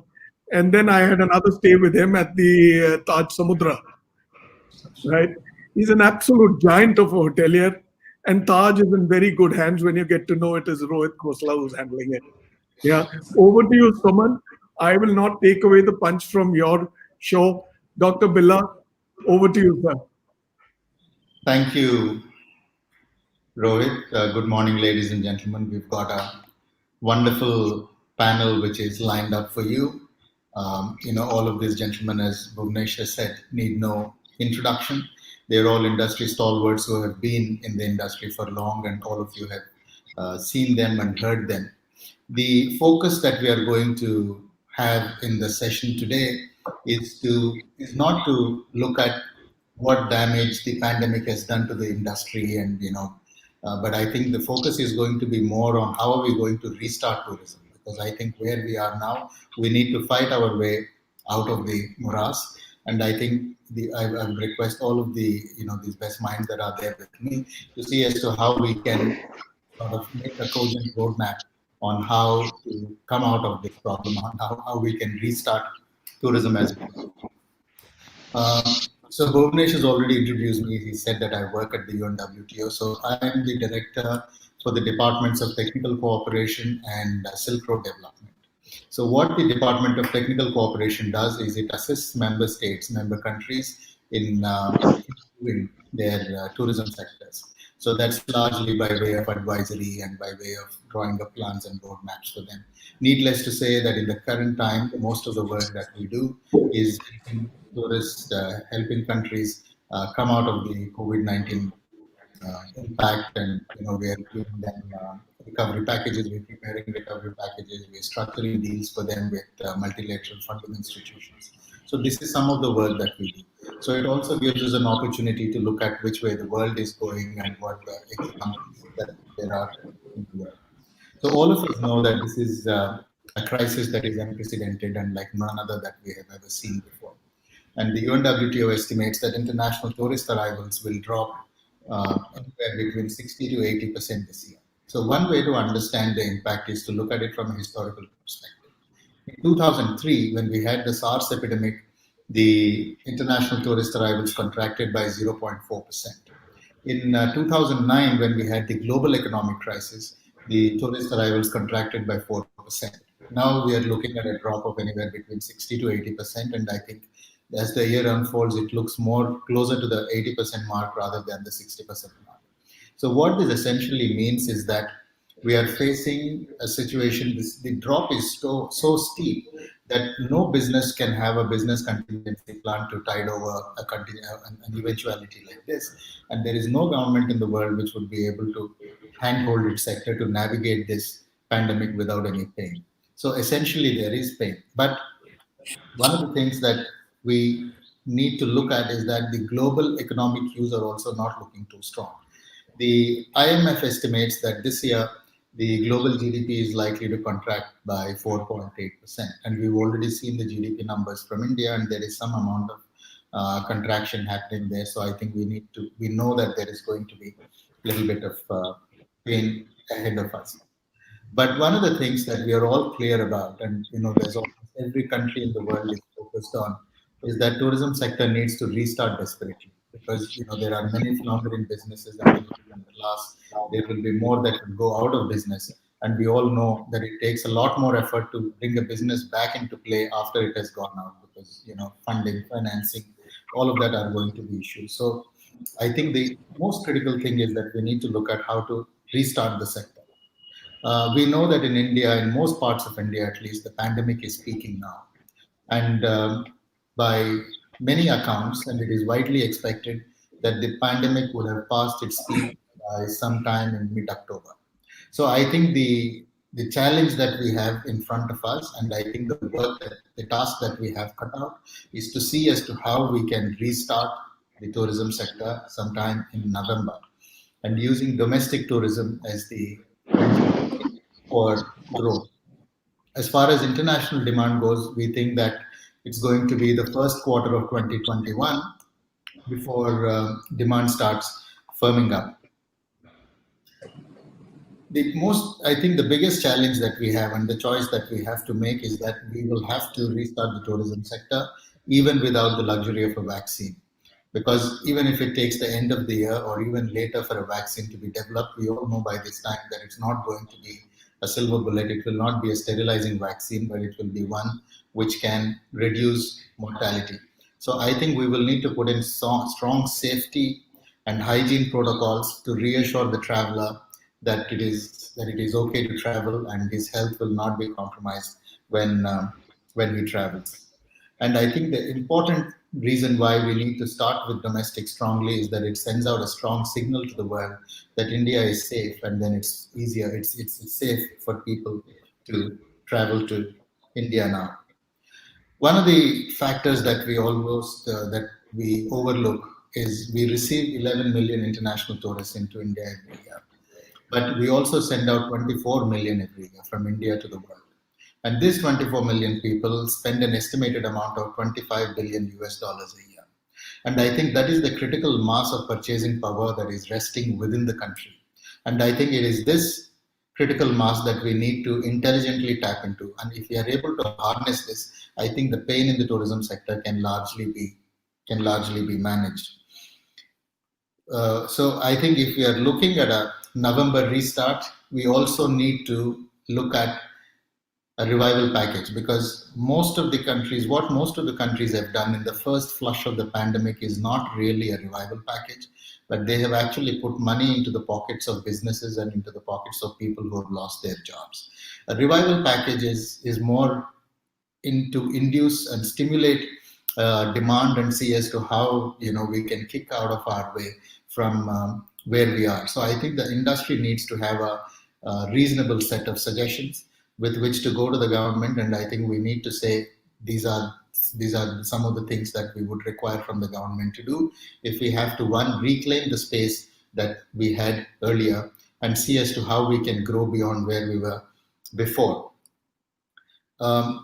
And I think when we do this recovery package, one of the things that we need to also understand is that the governments are in as bad a shape as the industry is. We all know that tax revenues have been contracting, and that's not just peculiar to India, that's happening all across the world. So governments are also in a difficult position. So I think when we draft that that policy suggestion for the government, we need to look at policy fixes rather than financial support. Financial support is fine, not to put it out of the box yet, but I think we need to look at policy fixes. And to my mind, there are 4 pillars on which we need to get policy interventions to restart tourism. And 4 of these gentlemen who are sitting with me are those who have been championing those ideas. So I will get them in to put in their word as we go along. I think the first pillar that is critical for restarting tourism is going to be ease of travel. Unless we are able to create good and effective travel environment through robust gatekeeping, which means that we will require all of the states in the country to have common health protocols. Because one of the biggest challenges to traveling today is that you travel from state A to state B, you're not sure if you're likely to get quarantined in that state. And you don't know what is it that you need to, are you required to take a PCR test? Are you required to, go into institutional quarantine, home quarantine? So none of these things are clear now. So I think if we are able to get over the pandemic by about middle of October, and then the situation comes under control, we need to have a common protocol in place across the country. And I know that Deep has been working on this for some time. And my suggestion is that it is the industry which should prepare the zero draft and then pose it to the government. Because when it is left to either the state or the center to propose a draft, governments tend to take partisan positions. So I think it's, for discussion's sake, it's good for the industry to propose a draft, and then everybody can discuss it, and we could look at how to take that forward. Some of the things that we see happening in the world is several countries are now opening up with PCR tests. There is a rapid antigen tests are being deployed now, which has a success which has a predictability of 96%. Now they're also talking about immunity certificates. Those who have already got the infection and who are unlikely to get reinfected can possibly come with a copy of the serology test. There's also new technology that is developing. In Israel has deployed a technology in India which is under trials, in which through a breathalyzer they will be able to tell you within 10 minutes on whether you have coronavirus or not. And we have the examples in Frankfurt Airport where they have set up an entire testing system, and they will give you the result in 4 hours. So if you need to catch a flight, you can go to the airport sufficiently early, get your test done, take your result, and then go on to board the aircraft. So these are some things that is happening across the world. But I think, as the UAE government says, it's important for us to safety first and tourism next. We cannot compromise on the safety of the host community by allowing tourists who may be carrying infection. So I think good gatekeeping is essential, but it is also absolutely essential to make sure that we prescribe what the requirements are beforehand, and we make it as painless and as predictable as possible. The second element in this is that we need to have any policy that we bring in, we need to bring it in with only prospective effect, because there will be destinations which may be having a higher level of infection, which may warrant certain kind of health regulations to come in. But I think whatever decision we take, we need to do it with a prospective basis, because we've had the case a few weeks ago of the Netherlands. They had allowed tourists from Croatia to come into the country without any gatekeeping. And once they came in, they said that the cases in Croatia are going up. So everybody who comes in from there have to go into institutional quarantine. So essentially what happened was that people who came in for a 5-day holiday ended up being in a 14-day quarantine. It adds to the cost, it adds to the unpredictability, throws things out of gear. So I think these are things that we need to be very sensitive to. And I think the most important thing, policy intervention that has been done in the recent past has been by Portugal. Because if you travel into Portugal with a PCR test, and if you contract the virus while you are there, they are offering blanket health insurance to all travelers. So if you catch it while you are there, you will be treated at their expense. And I think that is the kind of a confidence building measure that we should probably also be looking at. And I think the most important thing in this, and I cannot stress how important it is coordination is the key, because we need to coordinate between the center, between the different states, And even within the states, there are different districts which seem to take a different position than the state and the rest of the country. So I think we need to coordinate very well at the domestic level, as also at the international level, to ensure that the traveler is assured of a safe and predictable travel. The second, and then I will call on Deep when I finish with my thing to elaborate a little bit more on this. And the second pillar that I want to talk about is strong safety and hygiene protocols. And we need to do it across all touch points, from the point that a tourist lands at the airport, to restaurants, to the hotel where he stays, to even public washrooms at sightseeing points. So I think all of these places are something that we need to have strong hygiene protocols. But I think one of the critical things that we also need to understand is that we need to ensure safety without killing the joy of the experience, because there have been some destinations which have taken it to a certain extent, which completely kills the pleasure of traveling. Because one of the things that we know is some of the restaurants in China early on had kept these glass partitions between diners. And I think if you go as a family, and if each of you are, curtailed by glass partitions on three sides in front of you, there is no pleasure of having a meal. So I think we need to, find that golden mean where we ensure safety, but we also don't kill the experience. And I think technology has become more important now than ever before, because there are many ways by which you can do check-ins, check-outs, several things which can happen without contact, which may actually add to the efficiency of the businesses, as it were. One trend that we see all across the world, especially in the hotel industry, is that the use of plastic has increased tremendously, because everything in the hotel room, from the towels to toiletry to the forks and knives in the restaurant, all of them are wrapped in plastic. So I think we need to also look at how to reduce that footprint that we are creating within the tourism sector and make it more sustainable. The other issue is about credibility. We all know that a few months ago, when the pandemic had started, there was an undercover operation which was done in some of the most marquee hotels in the United States by checking in and then checking into the room on 2 consecutive days, and then they sprayed it with some sort of a thing, and then they found that the remotes were not being cleaned, the surfaces were not being cleaned adequately. In some cases, even the linen was not changed. So I think these are some issues that we need to worry about, because not only should we have strong safety and hygiene protocols, we should follow them diligently.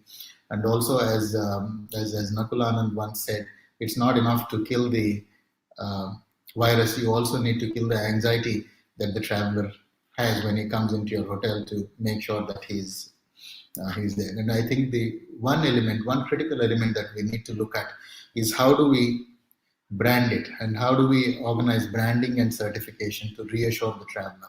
One of the things that was introduced several years ago was to put a plastic wrapper around the WC to say that this has been sanitized for your purpose. So I think we need to communicate that effectively. So I think we need to also look at how to do that. It's probably a good idea for India to introduce its own standard. I know that the WTTC is doing it, and some of the Middle Eastern countries have actually gotten on board that standard. But possibly we need to look at the cost element and see if India should need to have those standards. And then it has to be an industry-led initiative, but supported by the government. I think that's something that's critical. The third pillar, and I know that Rohit is a hotelier, and I know that he's been struggling with this issue of safety and hygiene protocols for long. So I will, request him to elaborate a little bit more on it when I ask him to speak. The third pillar is about having a focused approach. One of the things that has become very clear now is that you cannot take the entire country and say that it is safe to travel now. And it's not just the case with India. There are much smaller countries which are also taking a more focused approach, which means that you select a few destinations, make them ready for tourism, and then work backwards to take whatever it takes to make sure that they deliver. And if it is successful, make sure that you succeed, and then try and ramp it up to the rest of the places. I think that way the effort of the government, the effort of the industry can well be put together, and then it can be a strong pilot project kind of a approach. And I think it's very critical to restore confidence. If we are able to open up a few destinations, do it well for a month or two, I think that restores confidence not just in the wider domestic traveling population that it is safe to travel, but also amongst international tourists that these destinations are okay to travel to. So not only is it important for domestic, but it is also important for the air bubbles that we create. For example, we have an air bubble with Germany. So if we were to tie up Goa or Kerala with Germany, and I think that opens a clear corridor, and we just need to worry about Goa or Kerala or whichever destinations that we select within them, that they deliver. And I think that is something that gives us a more practical way and a more controllable environment for us to be able to do. And increasingly, there are several countries in the world who are doing this now. Spain has opened tourism all across, but for domestic tourists, but for international tourists, they have only opened the Balearic Islands and the Canary Islands. And that gives them an opportunity to have a more controllable environment and see how that works.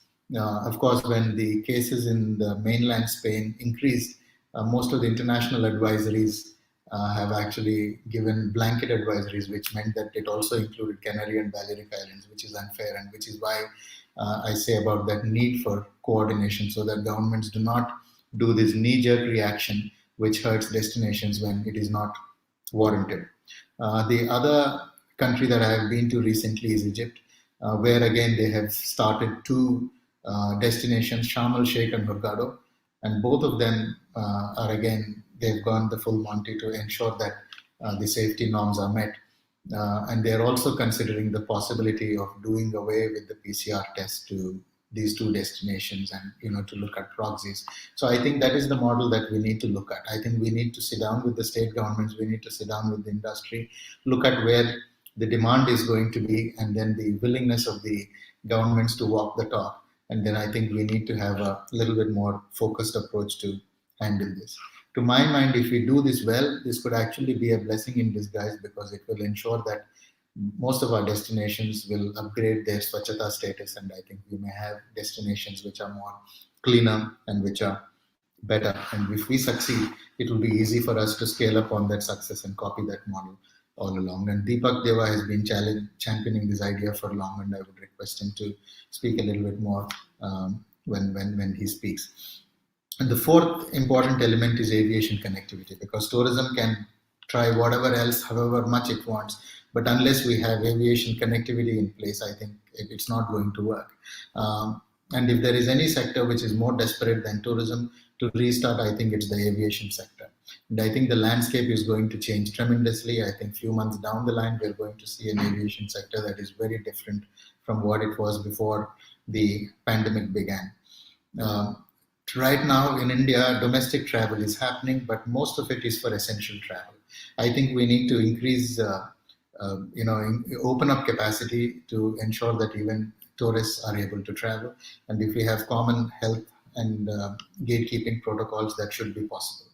The Honorable Civil Aviation Minister was on record recently saying that 33% of the flights are operational now, and he expects that number to move up to 50% shortly. In any case, he says by mid-November, which is Diwali, he says that almost all domestic operations and almost all international operations should be restored to the pre-pandemic levels. I think if that is the plan that is working, we need to work in tandem to ensure that tourism plays its part in helping the aviation sector and come together.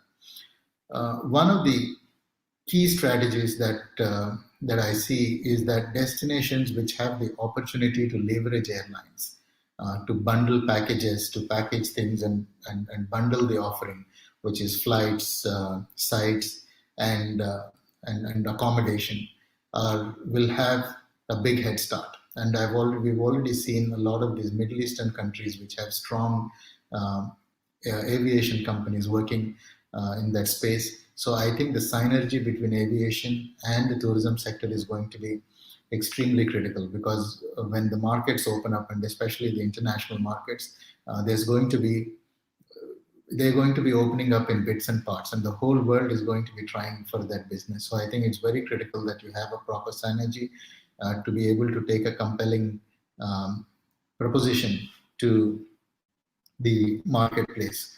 And George is, of course, working very closely on aviation, and I will also ask him for his perspective on where this is going to go, and how can tourism synergize with the aviation sector.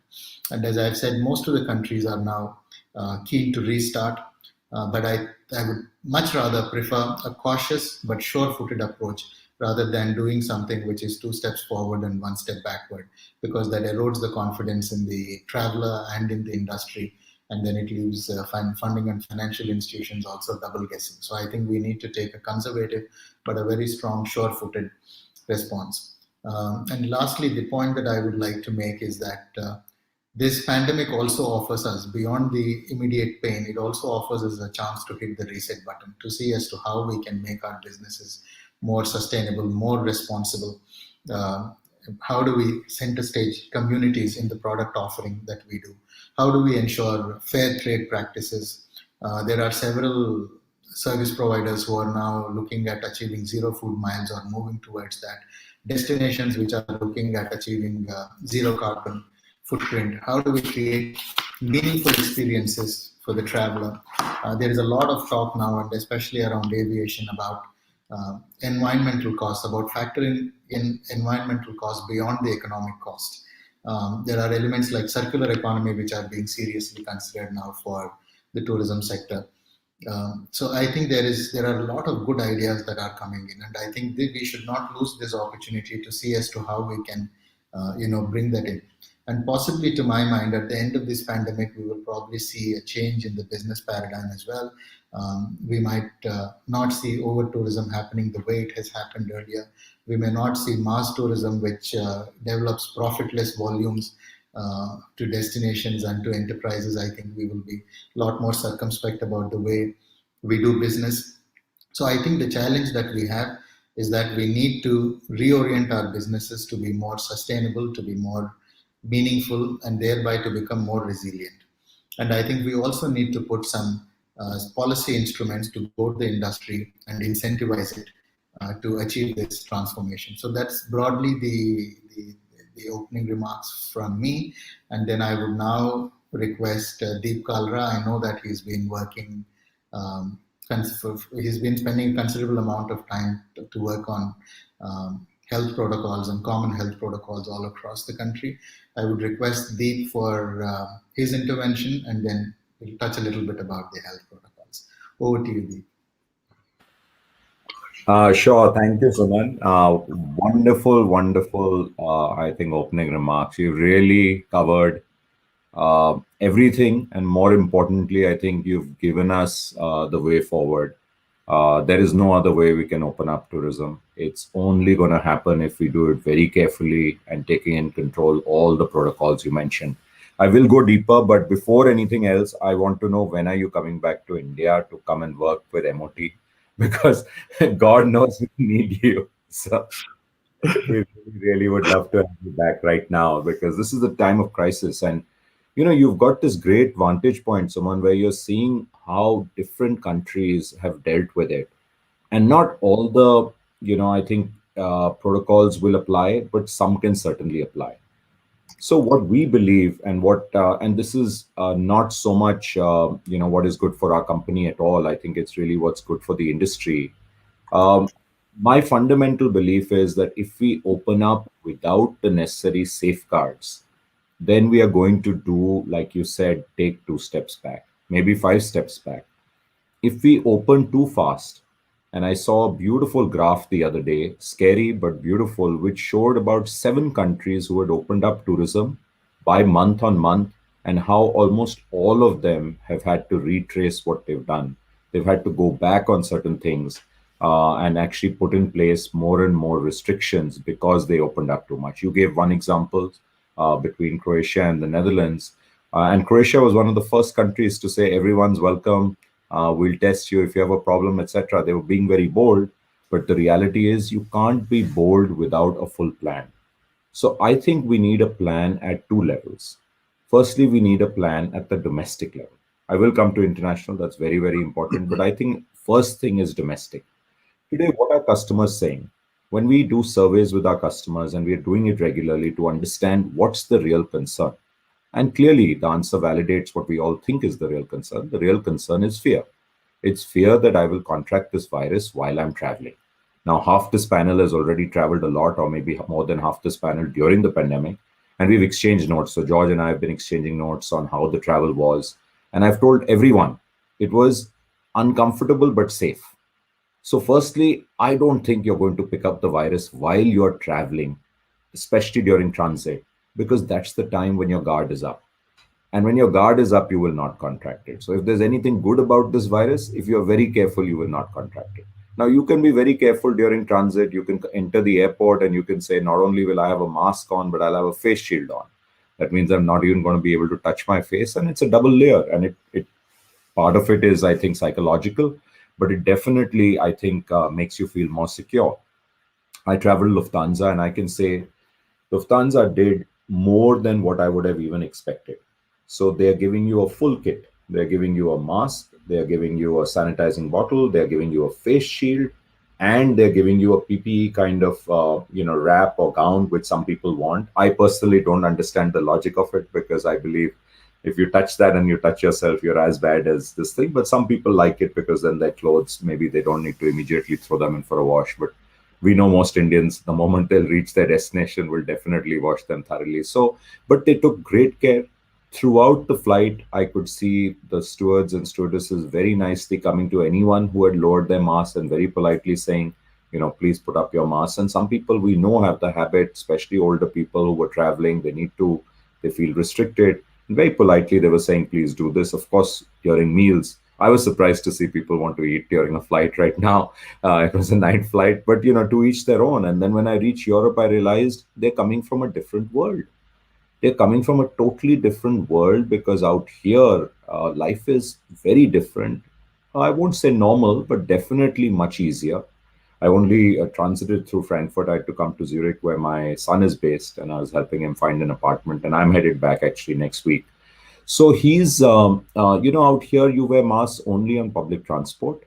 When I entered the country, 150 new cases every day in the country, already now touching, I think, 380, 390, maybe 400. So it's increasing, but very calibrated approach. There's a clear protocol. If it hits this number, now you wear masks even in stores. Now you will not do dining inside restaurants, but you'll do only outside. So there's a clear protocol, and everyone's, I think, quite disciplined. 99% people are disciplined. And that's one of the biggest problems we have in India, where the self-discipline is not so great. I think people wear masks when they are being watched. The moment they're not watched, it's a little victory to remove the mask. It's like when helmets were made mandatory on scooters, and or seatbelts were made mandatory in cars. And we all remember that in India, and how people would, hate to wear them. And it's for your own good. So here it's not only for your own good, it's even for the other person's good. So I believe we've got to start a protocol of rapid antigen testing for domestic. I don't think the RT-PCR as we know it today can satisfy it, because A, it's expensive. Even at the reduced cost, we're talking about 2,400 with higher volumes, might come down a little bit, though in some countries it goes up. We've come down from 4,500 to 2,400. That's quite a bit for a domestic trip. And let's not forget, not everyone is flying. But the flying protocol, I think, is the easiest to do. The rapid antigen can easily be accommodated at airports itself. The test result is 10 to 15 minutes. I was enthused to hear what you're saying about Israel. It'll be amazing if this Israeli test can come in, etc., or what they're doing at the UAE, and they have dog sniffers. But right now, what we have in India is only 3 kinds of testing. We've got the RT-PCR. Actually, it takes 6 hours to get a result, or even it can be done probably in 4, but it goes batch-wise. It becomes very expensive if you have to do a shorter batch. So typically, they say overnight or 24 hours when they'll batch up everyone and do it. We have the rapid antigen test, which is 10 to 15 minutes, can be self-administered, but better done by a medical worker who can do it right at the airports itself. You create an area outside the airport, in the entrance. All our airports have enough space. Get that done. at least it's better than nothing. Yes, people say, what happens if you get a false positive? What happens if you get a false? Yes, you do. But let me tell you, it's much better than going blind. Today, my real fear, or anyone's real fear of traveling, is everyone who's entered the airport could be infected. Tomorrow, 96% are not. You still wear your mask. It doesn't give you the freedom to remove your mask. You're not inside a room with your family who it's okay. No. But look at what the dramatic change that you do. And the test is only a few hundred rupees now, and it can be brought down more. So I think that is a cost we will have to take up to make sure that people are safe. If we don't do that, I really fear what we are seeing in India today is still, infection still growing and growing. And yes, logarithmically, the rate of increase has come down, but the numbers are staggering. And actually, suddenly, I don't know what has happened, but I have not known personally so many people who have got infected, most of them in Gurgaon and Delhi. Suddenly, like a colleague, a few ex-colleagues, friends, I suddenly know people in my condominium. I suddenly know about 10 people who are infected. Only one had to go to hospital. Thankfully, 9 didn't. So there's even more fear. The moment that happens, you cut back. Now you've got to change the paradigm. You've got to flip the paradigm and actually say traveling could be safer. So why don't you travel out and go to one of the lovely hotels that Rohit's company has, or anywhere else where you have a lot of space, where you have a lot of, if you can afford it, and you can get your own personal villa. So many people we know have traveled out for the weekends. The last 5 to 6 weekends have seen all resorts ex-Delhi and all good homestays ex-Delhi, Bangalore, the two big cities, are completely full. People in Bombay, there's still restrictions, but they are traveling out, whoever can. They're picnicking, they're trying to travel out and go towards, Lonavala, Kandala, and take picnics, whatever they can do. But if there are homestays, they're very keen to go there. So it's hotels and homestays. But we've got to again say, how is this safe? When you cross the border, what happens? See, and you touched upon a really important point, Suman. When we have different protocols in different states, and there's an e-pass, which is complicated, people are just saying, listen, this is too much headache. More than that, here's a risk of I'll be stranded for hours at the border. I'm not willing to do that during this time. And I've had friends who've got stuck like that. Some have made it all the way to Himachal because they had a home address out there that they could show. But that's not the majority. The majority of people are still saying, we want to go, we are happy to drive out, but give us the security. Again, at borders, I think we should be ready to accept either test results so long as they're very recent. Yes, it's not foolproof, but it is really, really better than nothing. What is the point of certifying so many labs? Why are labs certified?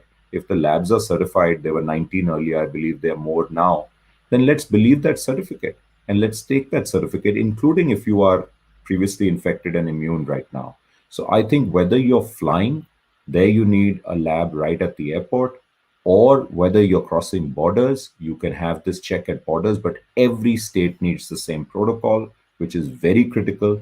No quarantine in case of this. And if there is, you can, if you're driving, you'll be turned around, which is fine. If there's a problem and there's a positive and you do a rapid test in certain places, you'll be turned around.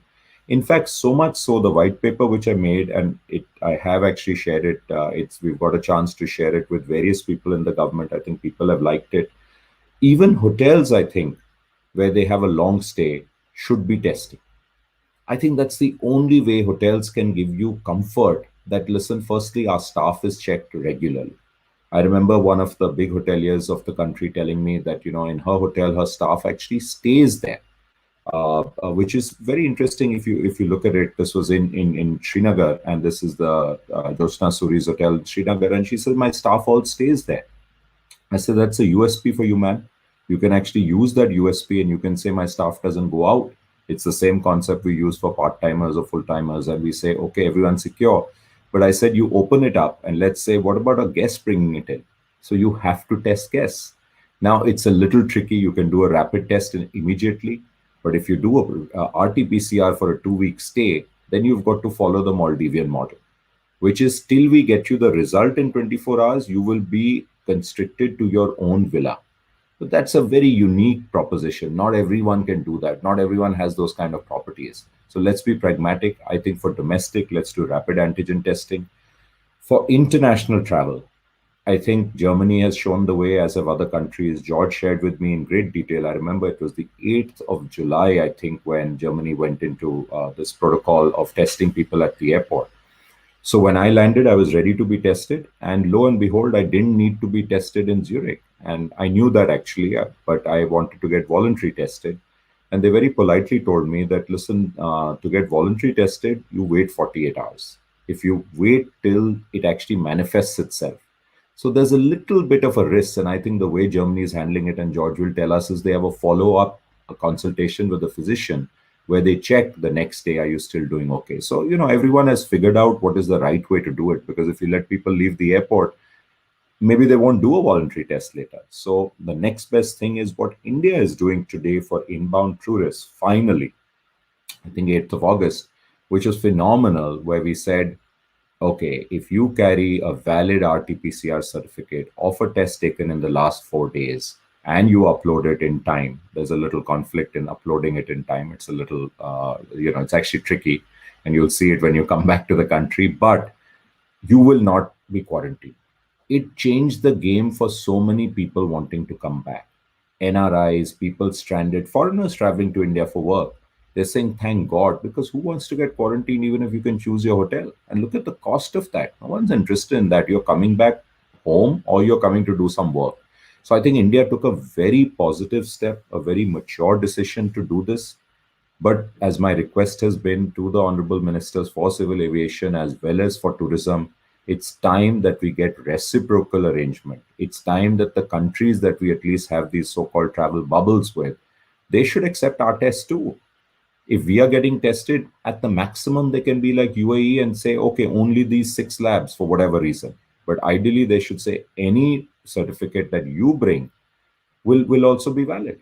Because this is, let's not get into the thing of saying, are people going to have fake certificates, etc., etc. So at least let's get that going with these 6 to 8 countries where we have partner arrangements right now. I know George has been trying to help me long back. We've been working on this thing, but we really need you to lean in and to give this suggestion, because I think that will change the game.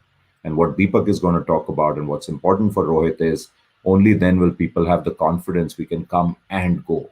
Otherwise, it's very restrictive. Today, I don't know too many people who will want to travel to India right now. I'm being very frank. When they hear these numbers in 75 and 78 and 80,000, and they just shudder and they say, why? But is there a bubble arrangement with Goa? Perhaps, but then we've got to seal up Goa and we've got to say, can we do that? Someone had very interesting ideas along your lines, but then people have to be said, okay, you'll come to this hotel, you'll stay here, you get tested, possible, but it doesn't solve for the rest of the country. We've got such an amazing country. Let's not, throw the baby out with the bathwater out here. That's what we have to do to tourism. Just because things are still bad, and the reality is the infection is here for long. It's not going away overnight for sure. The vaccine will be when it will be. Till that time, you said we've got to move on. This industry contributes 10% of GDP. There is no way we can let it go. We've got to figure out the alternatives, the safer way of traveling today. It will be a different kind of trip. It will be out in nature, a little constrained. As I call it, your social bubble becomes your travel bubble. You're happy to meet these few 2-3 families or your extended family, travel with them. Have a nice time with them, be out there in the outdoors, and the weather's going to change and get much better now in India. So we have an opportunity for the next 6 months where we can actually do a lot of outdoor stuff, which will not be possible in the summer again. So I think that's broadly, what I wanted to share. I'm cognizant of time. I know we have many, many interesting points to be made. So I'll stop here. And if there's time, we can do Q&A later. Thank you. Thank you, Deep. That was very insightful. I will now request Rohit to speak from a hotelier's perspective, but also more from a health and hygiene and safety protocols, and how can we reassure the traveler from a ground-up perspective on how he's actually working on making that happen. Over to you,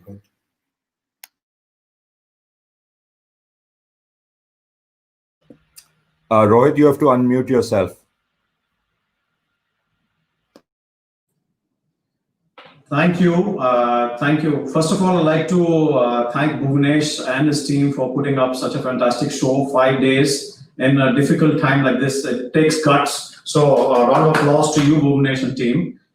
Excellent opening by Mr. Birla. I've always been in awe of you. Your knowledge of the industry is amazing. And like Deep said, we are missing you. I'm hoping that you get back here quickly because in crisis we need direction the way you have such great clarity of thought and what needs to be done. You made a very, very important point, and that point was that in order for us to go from bust to boom, we need to be extremely cognizant of the fact that the people who travel need to have the confidence to travel. So therefore, confidence and trust that it is safe to travel, it is safe to stay in a hotel, and it's not only good enough for us to say it to each other, but we need to say it to the rest of the world. And we need to say it through media, we need to say it through influencers, we need to show real life stories where when people actually go through experience a travel experience in India, whether it's an experience on an airline, on an airport, or at the hotel, and say it's safe. And I think that's very important, to remove the fear out of people's minds and to build the trust. I think this is very important. Most of our colleagues in the industry, whether they are the airlines or the travel trade or colleague hoteliers, all of us have put in standards in place and follow very strict protocols based on WHO and Ministry of Health guidelines. We at IHCL also have a very strong guideline which keeps on getting updated. We are version 2.1 right now, which is called Tajness, a commitment we strengthen. I think it's important for us to also understand in the travel and tourism industry and hospitality industry that while it is important to make a guest feel safe, but at the same time, the guest should also feel welcome. The guest should also have an experience. We are in the business of creating memories and experiences. We're not in the business of creating a memory of an ICU. So it's important that we balance the health, safety, hygiene requirements with also the ability to experience what we have to offer, whether it's in terms of food, whether it's in terms of recreation, or whether it's in terms of tourism opportunities or travel opportunities. So we have 4 pillars of the Tajness, a commitment we strengthen, which is one is obviously on hygiene, second is on personal protective equipment, third is on sanitization standards, and the fourth is on social distancing.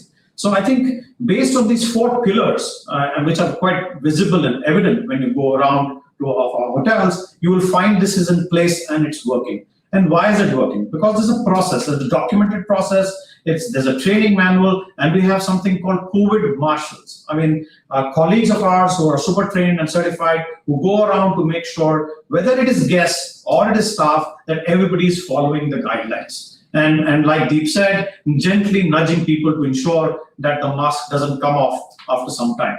So that is very important. We also have technology, like we were talking about, where technology helps us to influence this. We launched something called iZest. It is IHCL zero touch system, wherein we have a contactless from the time when you make a booking and the time when you enter the hotel till the time you check out. The whole thing is contactless. Whether it is QR code enabled or whether it is IR locks, etc., etc. Everything has been done so as to make sure that there's no contact.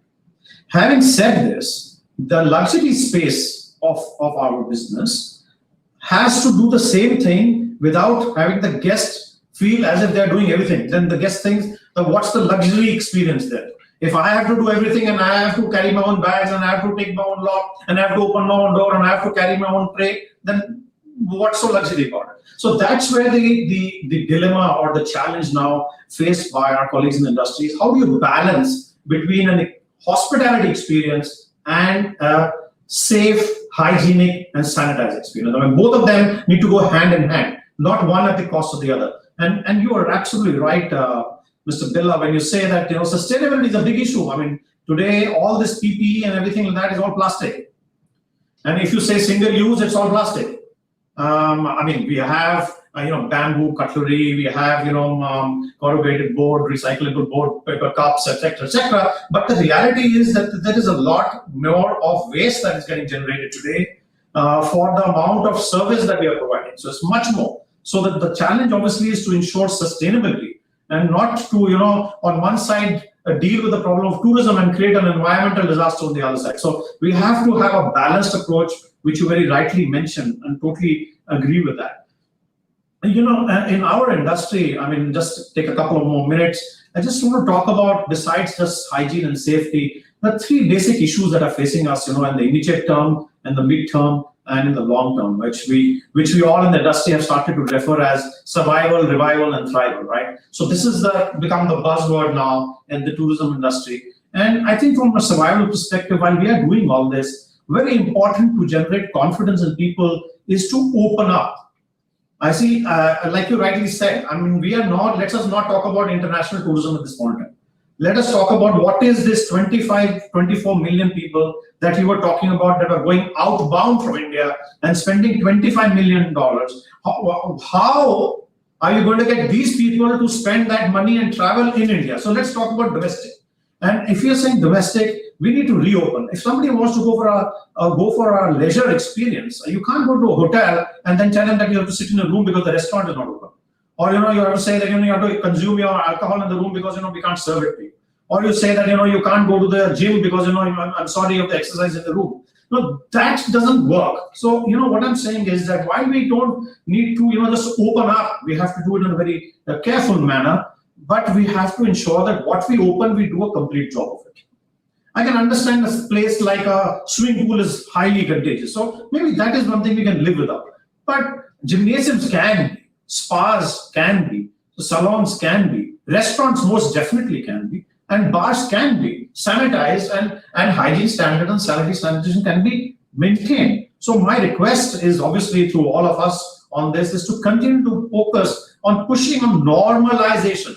Because one thing that removes fear of travel is things if they are abnormal. When things are normal, you feel like traveling. When things are abnormal, you feel hesitant to travel. You have something extra, something different. It takes away the confidence to travel. I think that is important. The midterm, that what I was mentioning about, is we need to do these safe to travel programs with public-private partnership, the government. We need to really talk about it. We have to hit the media with campaigns saying it's safe to travel. I mean, till the domestic travel doesn't start, we cannot even dream of trying to get international travel into India. So I think we have to focus on generating confidence and trust and making sure that we push a campaign with influencers on social media saying it's safe to travel, it's great to travel. And I can tell you, all of us, like Deep was saying, multiple drivable distance for holidays we have, like 4D is a package we launched.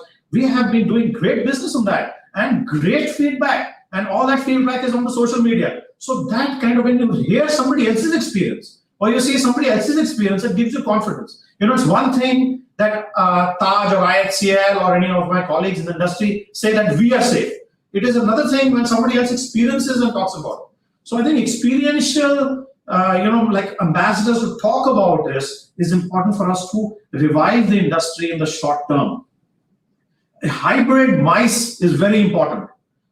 I think MICE travel is very important for us. Why don't we have domestic people who are allowed now 50 right now and maybe 100 of after 21st of September? Why don't we have a program where people can join either in person or they can join like this digitally or remotely?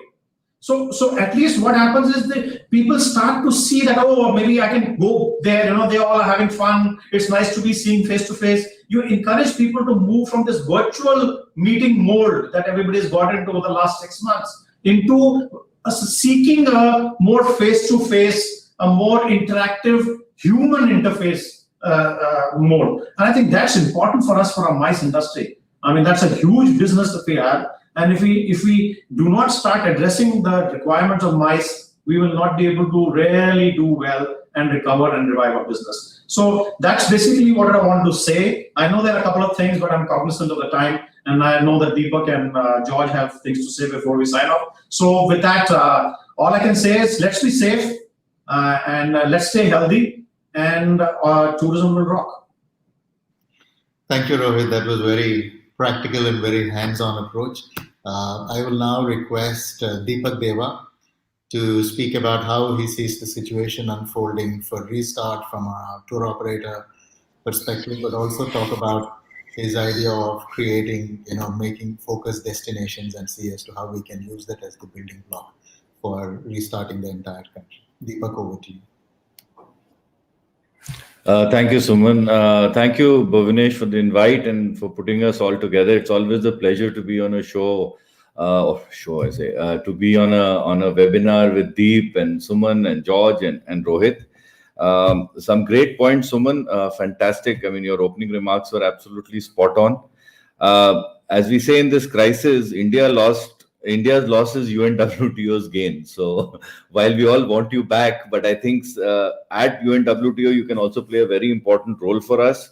And also your guidance will be very important, not only for the government, but also for the private sector to revive and build a strategy, bring the business back, which will definitely come back.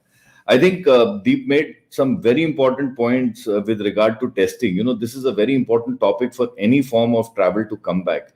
And I'm glad that Deep, you spoke in detail about this and explained the importance of how this will play out and your own personal experience traveling to Zurich.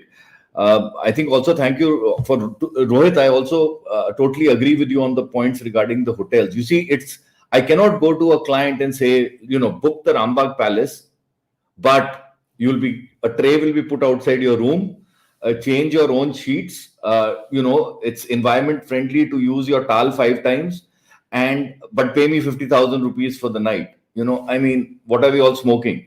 So let's be clear. Yes, maybe the swimming pool, that too, if science does prove it. Till now, it's all hearsay. But if there's science behind it, agreed. Shut the pool down till it becomes safe. But you are not going to bring back travel if you don't get your testing right, and if hotels, from a domestic point of view, and if hotels are not open to the value that a customer is going to pay.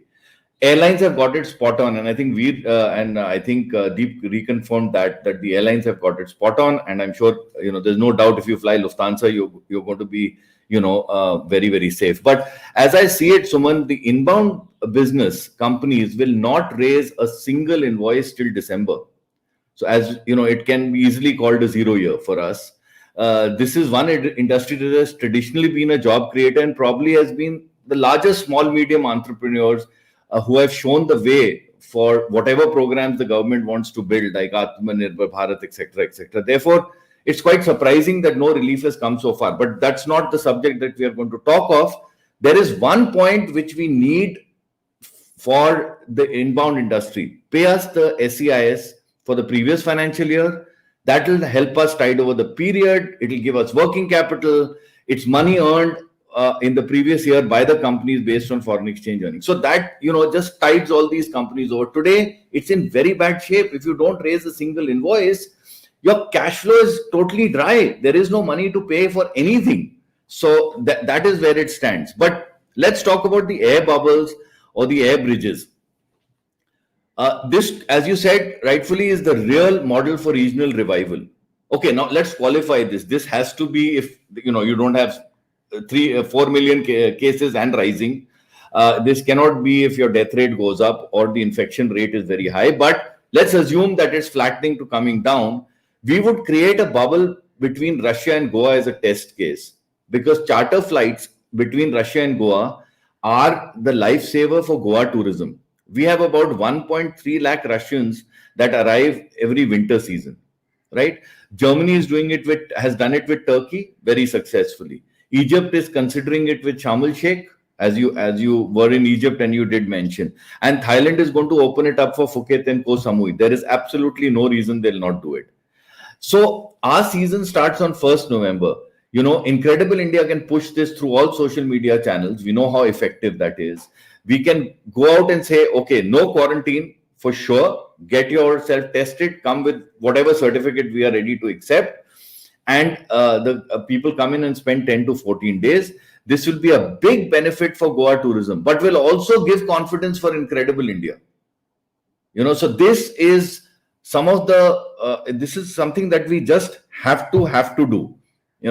And on the other side, I think we also simultaneously must use this time in the government to plan for what we are going to do in the next 12 months. We need to be sure that how we promote India. We need PR agencies worldwide. We need, a model other than the tourist offices. They're totally redundant. They are not going to be capable to revive your business. This needs much more. So we need our ambassadors and embassies to play a strong role. We need to spend big on attracting customers. These are the areas that we quickly need to focus on in order to be ready to see if a revival starts happening. We must be ready with a plan. And right now, I don't see any strong plan there. Yes, we've met all our protocols. We've got the WTTC certification. We have our internal protocols, government protocols ready. But who's going to go and tell the consumer that there is confidence? And we need a comprehensive plan ready. Press the button, off you go. So I would end by saying that, inbound tourism will not bounce back by just announcing the reopening of international travel. We also need to ensure our ambassadors in key markets work with their host governments to ensure travel bubbles or bridges are approved and their citizens can travel to India and return without quarantine. We may say everything is fine, bring them in, then they go back for 14 days into quarantine, nobody will travel. This requires a lot of effort, constant and continuous diplomatic pressure. I think for international travel, there is another angle of diplomatic pressure which is now come into play, because as it was said earlier, whilst we are ready to accept people and not give them quarantine with a certificate, our people will also need to travel, and this will in general revive the travel piece. Thanks, Suman. I got it. Thank you, Deepak. As expected, excellent points, and I think some of those things we will revisit when we come back into the discussion. Thank you, Deepak. Now to George. We've all spoken from the tourism perspectives, but you need to bring in the aviation side because it's really the flip side of the coin. And as I've said, that if we cannot get aviation up in the air, it's not going to be easy for tourism to do anything. So George, give us a little bit about your perspective on where you see this is going in terms of are we likely to see the number of flights picking up by mid-November, and when do you see the demand picking up? And also, more importantly, some pointers on how we can achieve greater level of integration in planning for the consumer between tourism service providers and the aviation industry. Over to you, John. Okay. Yeah. Thank you, Mr. Billa, for the very good introduction, which kind of was a comprehensive frame where we can all put our thoughts and ideas into. And Bhuvanesh, also thank you for inviting me also to be part of this panel. Thank you very much. And I think all of you have made great points. And I was looking at what do I need to add, to actually, from my experience. I think we all share the similar ideas of what are the important pillars that are needed in order to make this industry come back again, and so hygiene, social distancing, testing strategy. I think we all agree that testing is the way forward in whichever direction it is, be it into India or be it out of India. And Deep, also mentioned that if the tests in India were accepted by the EU, then even for Indians to travel abroad, it would become much easier. And the fact is, it is actually there. Tests from India are approved in Germany, are recognized in Germany if they follow a certain ISO standard. So I think the mechanisms are already there, and one needs to actually just, convey and communicate these mechanisms and standards that are required in order to make this happen. There's one thing that I wanted to share. I also arrived on 4th of July is when I arrived into Germany. I did my testing, and as Deep already shared, I got my result within the day, and then it was followed up by a meet with a physician who then checked for any other symptoms after a day or two, and after that I was completely exempt from any quarantining. And I traveled extensively also by aircraft, and I just wanted to share my experience. We even went on a small vacation to Venice together with the family, and the flights were full in and out. So I mean, the fact is there that in Europe there is this strong sense of transparency. People believe the figures that their governments are actually producing. people believe in discipline of following the guidelines, and that these guidelines, if they are followed, actually will keep them safe. So mask wearing is not an issue over here. Sanitizing your hands whenever you get in and out of a restaurant, for example, is absolutely okay. Or, you know, it was very peculiar. I went to a restaurant first, now I've gone to so many restaurants, but when I first went, you know, to observe what are the regulations. Okay, when you step in, you need to have a mask. When you sit at your desk, you can take the mask off because you want that degree of normalcy when you're sitting at your table. But then when you get up, let's say to go to the restroom, there the mask has to be kept on again, because that's when you're probably coming into a closer proximity with someone you don't know. You know, tables have been separated to maintain a social distancing within the restaurant.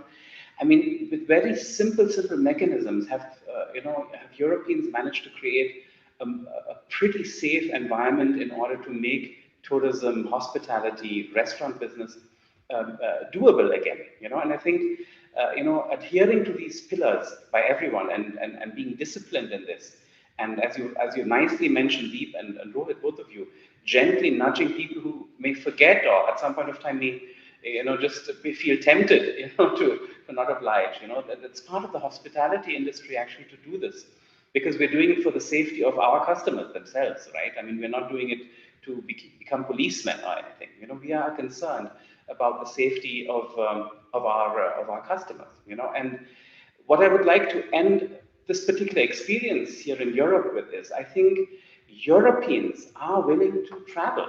Yeah, and if India opened up and India was again issuing visas for tourism and travel purposes, there would be an initial set of Europeans that would come to our hotels and would stay in our hotels in India, because Europeans are known to be repeat customers. They feel confident about a place, and once they feel confident about a place, it doesn't matter how many miles away they are from this place, they still feel that confidence and they would return, you know. And that would be your initial set of foreign customers that would probably come. They would inhabit your hotels.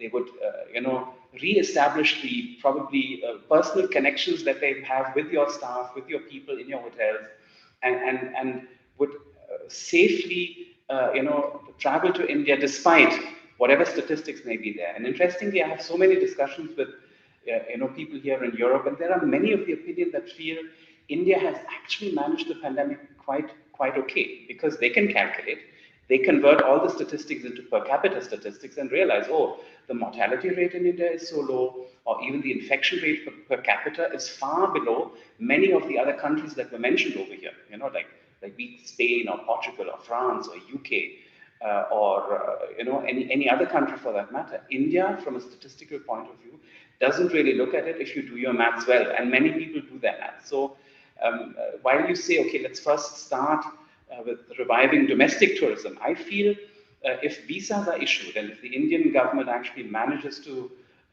bring regulation which allows travel into India in a safe way, be it with a testing strategy, be it by ensuring certain standards and creating bubbles within India, there would be international tourists that would come right away, especially now that the season is starting. Yeah, I think what we at Lufthansa have been focusing on very much is the hygiene. I mean, you all mentioned it already yourself, and we were also very glad that we were, acknowledged by the Safe Travel Barometer as being one of the safest airlines actually to travel also under these pandemic conditions. So we're very happy that it's being acknowledged. But we have also made adaptations in our product, and I think these are things that the industry overall would have to look at. For example, we introduced now that every ticket, it doesn't matter in which price category it falls, can be freely rebooked any number of times for the next 1 year. And when I recently went and I stayed in one of the 5-star hotels, and I wanted to change a date because my travel plans did change on account of the pandemic, there was an initial hesitance to rebook me free of charge, and then I took it up with the management and then they rebooked me. But I think this is something, which, you all mentioned it, confidence building measures so that people feel confident. So the confidence needs not only cover the safety aspect, but it needs to also cover the flexibility aspect. I want to make a decision to take a trip, but what is if I need to change my plans because of changing regulations, because of, how does my, my hotel, my airline actually support me in my decision to be flexible?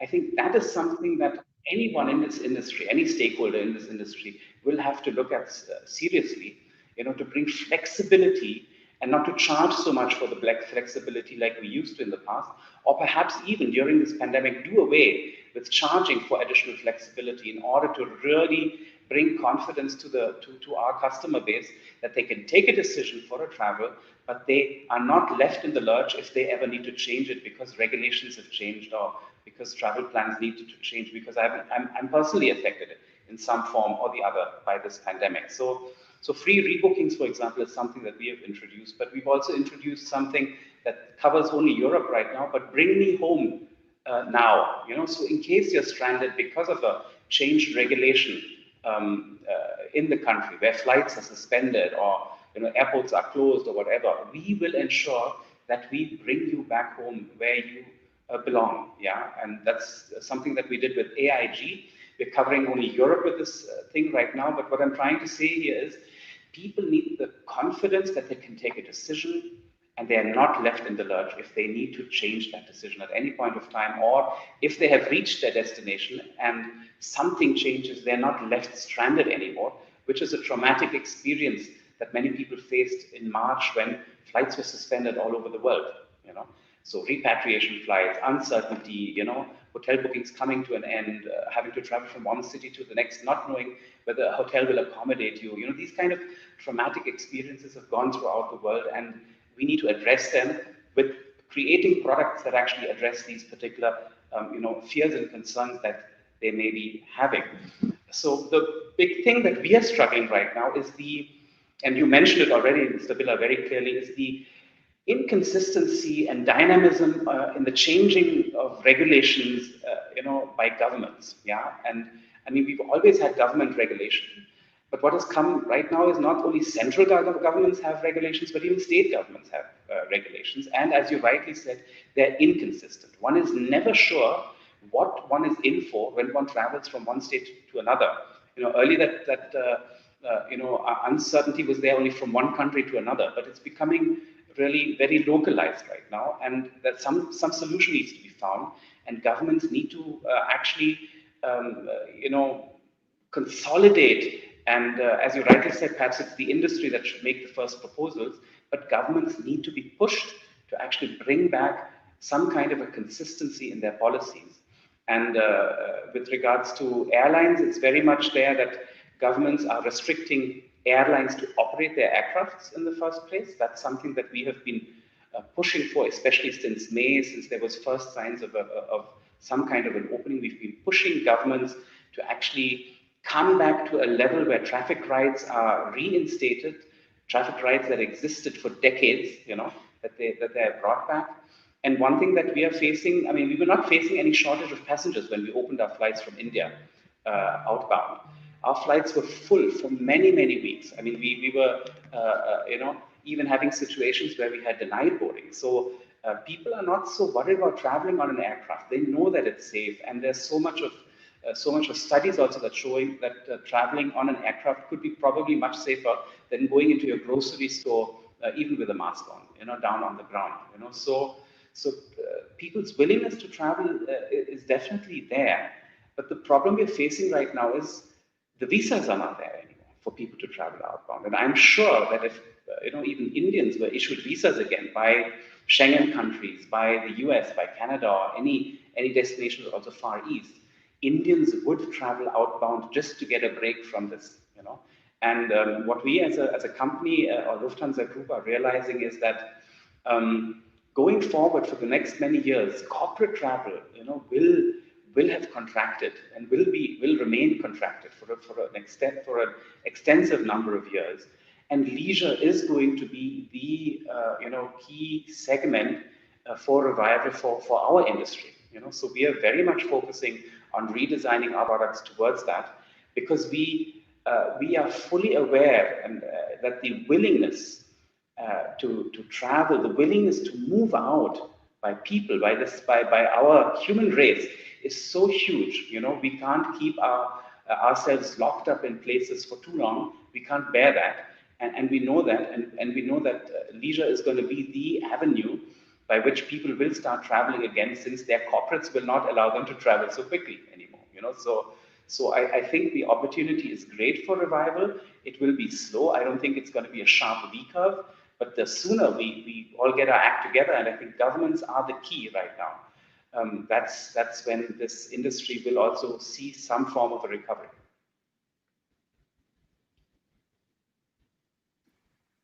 Thank you, George, for some very interesting comments from the aviation space. I completely agree with you that the aviation industry cannot operate with lack of clarity on policies across the government as much as the tourism industry does. So I think we have 10 minutes in all going on from here. So maybe I'll ask each of you. Sorry, how much? Suman, I want to make one point. Deep, my daughter just flew back to the US 3 days ago, right? So she was told by Air India, you need a COVID test, a full test. And 24 minutes, 24 hours before the flight, it should be done, not sooner. And she got that done. She was to report at the airport at 10:09. We got the report. We rushed to the airport. Nobody at the airport in India asked for it. Nobody at the airport in America asked for it. In New York, at the JFK. So much for testing. Yeah, I think there's a protocol. I mean, clearly, I don't know who asked for it. If Air India asked for it, then that's different. But I have not heard of anyone being asked to get tested before they leave right now, because countries want it when you reach. Only India is accepting it, and that was my point. India is accepting it for inbound, but our test results should be accepted in other parts. Nobody asked for them. So Anyway, one of the things that I've noticed when I flew to Egypt was that I had to take a PCR test. And when you check in, they will check your certificate, and it has to be within the past 4 days. But there are two problems with it. The first is that typically in Spain, for a PCR test result to come, it takes 3 days, unless your office gets behind the hospital to keep it within a day or so. So you're really cutting it fine. And the second issue is I realized that only when I went to the hospital. You have gone there for the purpose of travel, but everybody else who's come there for testing have come because they've got symptoms. So there is a big risk that you may actually catch it while you're there. So the architecture that we are working on, and we've not announced it yet, but I think this broad structure that we are working on is to look at a technology which is essentially a rapid antigen technology. If it works like they say 96.6% accuracy, we think that there are three elements to do it. The first is that when somebody has to travel, you need to give a personal certification saying that I have not come across anybody who's got COVID and my health symptoms are all fine. Second, you book your ticket. Third, when you come to the airport, somebody will do that rapid antigen test, or if the Israeli breathalyzer thing comes, we could do that. And somebody checks and then tells you that you're clear to travel. In case you're not clear to travel, you will be able to reschedule the ticket without any cost, or even a refund if travel does not happen. So I think that is some structure that we are trying to do, because it has to be very clean, it has to be very effortless.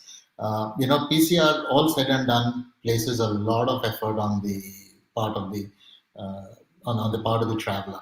So any quick thoughts on which way you are planning to do? I'm just asking you by way of validation. Deep, I'm asking you.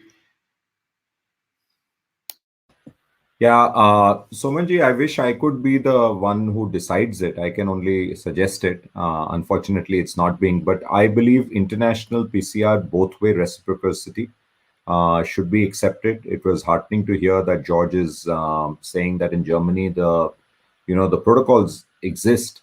It's just a question of now, I think, someone connecting the dots and saying we're willing to recognize tests from India. So I want that ideally to be reciprocal with the countries that we are flying to. I think someone brought up, Deepak brought up a very good point on visas. George, brought it up on visas. And that's right. The problem today is you're not getting the visas. So when you want to fly to other places, and frankly, some countries have said, we didn't call it out. But Hong Kong had the problem with one Air India flight, but Malaysia has said no Indians after 7th September welcome.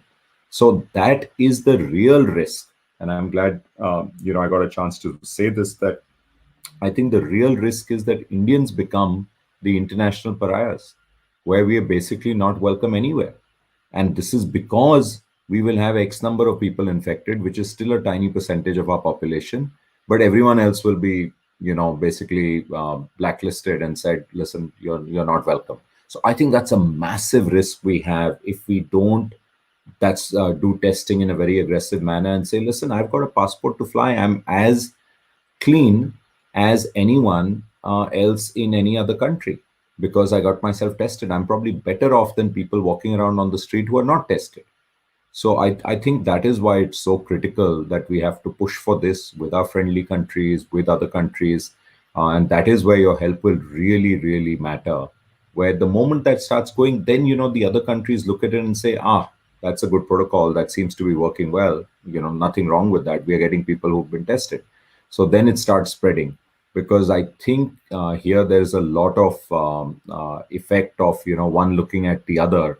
What are the big countries doing? And then we'll follow suit. So I think it's really important if we can, I don't want to use the word crack Germany, but really convince Germany and France.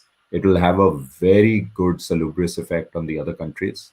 We need UAE on their own, of course, is quite welcoming. But in Southeast Asia, Thailand has by and large said no Indians. They haven't officially said it, but they're saying we want people who'll come for 2 weeks. We want European travelers. We want this kind of stuff. But they don't want the kind of travel we were giving Thailand, and I don't blame them. So we might have to find other places where, where people are going for a long-term holiday. But Europe's critical. Big countries are critical to get accreditation, I think, validation. I think, just to respond to that, one thing that we see from the UNWTO is that the advisories are purely a function of the state of infection in any country. Like Spain, several countries had taken off the advisory, and because the cases were rising, they put it on. So I think that once India is able to, if it gets out of the woods by about mid-October, that will be the time when a lot of countries will also relook at India and their travel advisories. The second point, Deep, and this is something that I want to tell everybody, is that we also interact closely with the WHO to look at what health advisory they bring. And one important point that the person that I interlooked with had brought in the other day was that India's strategy may actually be the way forward, because they think that if there is a definitive vaccine is not going to be coming in, and if this pain is going to last for the next 2 to 3 years, it is better to hurry up and get herd immunity, because the more you impose lockdowns, the slower you are going to get. And therefore, several European countries which are actually trying to halt that, or all across the world, they may actually be delaying their own path to recovery. But that's just still a untested theory that is, he just wanted to understand the India perspective from me. So my sense is that we may not be all bad. If what the newspapers report is correct and the number of people who've been infected and gotten better is at the rates at which we have in major cities. And I think it may not be very far for us to actually be able to achieve herd immunity or to get out of the woods much faster than that. So I think there is it's not all gloom and doom. There could be some silver lining there. Rohit, you had made a very important point about safe to travel program, because we all understand that this is not the time to ask industry to put money on the table. But what the industry should actually put is its expertise, because I think we used to have an experience in the society, and there used to be a close coordination. And I think the messaging that needs to go out is something that the industry should suggest. Would you, I'm asking you whether the industry would take that forward and. I totally agree with what you're saying. This is something that we need to put the expertise, but I think what we can do is as like a PPP model, where we have the government of India also saying something, and along with that, the associations, we have associations like CII, which looks at the tourism entire portfolio, and also Faith, which is also looking at the tourism portfolio, and all the members.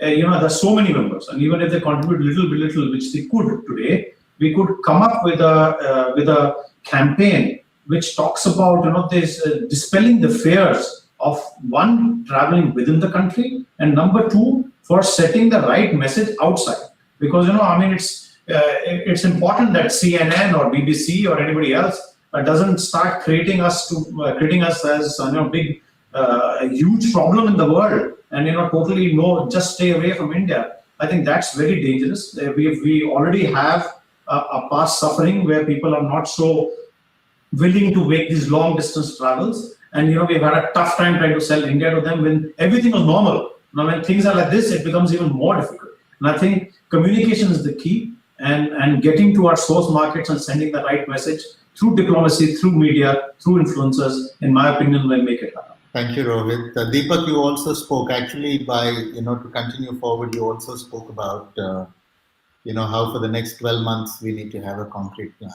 One of the things is that the government needs to come and front-face that, but it is also important for the industry to tell where the shoe pinches, which are the markets that we need to go to, how do we need to, attack them. So I think with the industry, and I think that Bhuvnesh has raised this question on the thing about which is the agency that's going to be speaking. Everybody can speak, but I think we need to work through one, which essentially I think faith is a good option to work with because everybody is represented. So you think the industry can take a draft zero, like I've asked, Deep for draft zero on safety protocols, health protocols. Do you think you can take a draft zero to the government on a marketing plan, on a PR plan, and then see how to pick it up from there? Yeah, Suman, I think one of the things in the last 5 or 6 months is that every association has put their own numbers together and changed the goalpost every few weeks. And they've gone with a huge laundry list and confused the government. I mean, you've been in the government in India. If somebody comes, 5 associations come to you with, 68 different points or 10 different points, and including what they wanted in 1975, in a time of a pandemic, you're just going to cease to listen to them anymore. I mean, there is a little bit of a problem here. You're right, there has to be one association, and that is faith. We agree. That's why it was formed. But I have a different view. And talking of one association, Kerala did it 3 weeks ago, and the Kerala government has doled out money to the private sector out there, or has got a relief plan in place, right? So much for a communist government, but they have definitely done something. The point I'd like to make, and I think Deep brought this up, is that if he were to be listened to, or I was to be listened to, I think we now need to form an 8 or 10 member private group. Forget associations for a minute. We need to form an 8 or 10 member private group which says, listen, for the next 1 month, we will dedicate 1 to 2 hours a day in building a strategy, which is a very simple document, and go to the government. So people like Deep and some other people in the industry, we must come together and we must go with a very simple, straightforward, concrete plan. We come to you, we say, listen, Suman, this is what we are thinking. We need you to validate it from your experience. And we go and we publish that plan. But a simple, realistic one that is to be done, which focuses, sure, it should be conservative, sure-footed, reset all the stuff that we've spoken about, but in a manner that it can be done. And that's the only way, Suman, this will happen. Yes, we need a plan for the next 12 months. If we don't do that, we'll be sitting in month 11 trying to open and running around like headless chicken. We need a plan. We need to identify the markets. We know we don't have money to waste. So let's be smart about it. I mean, if every other country around us can do it, including, our neighbors, we better know how, we better get this right. And it's an opportunity. Who will be first off the block?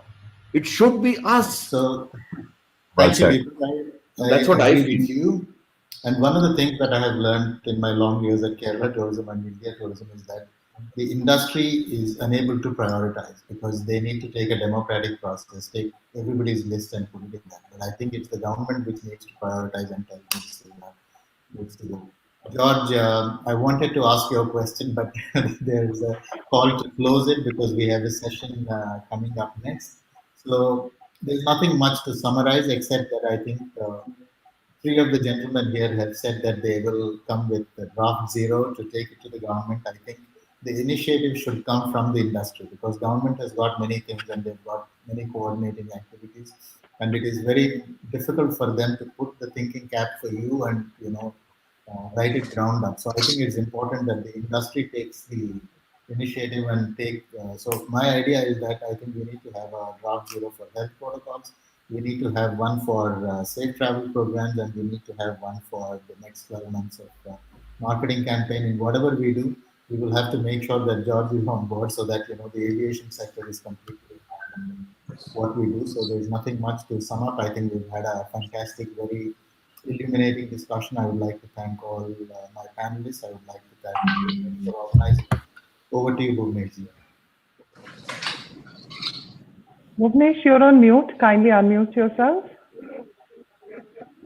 I have very few words. I mean, being able to share a session with you all. I mean, you guys are all masters of your trade. Great talk, great discussion. From what is coming up in the social media, people are talking about it. It's extremely reassuring.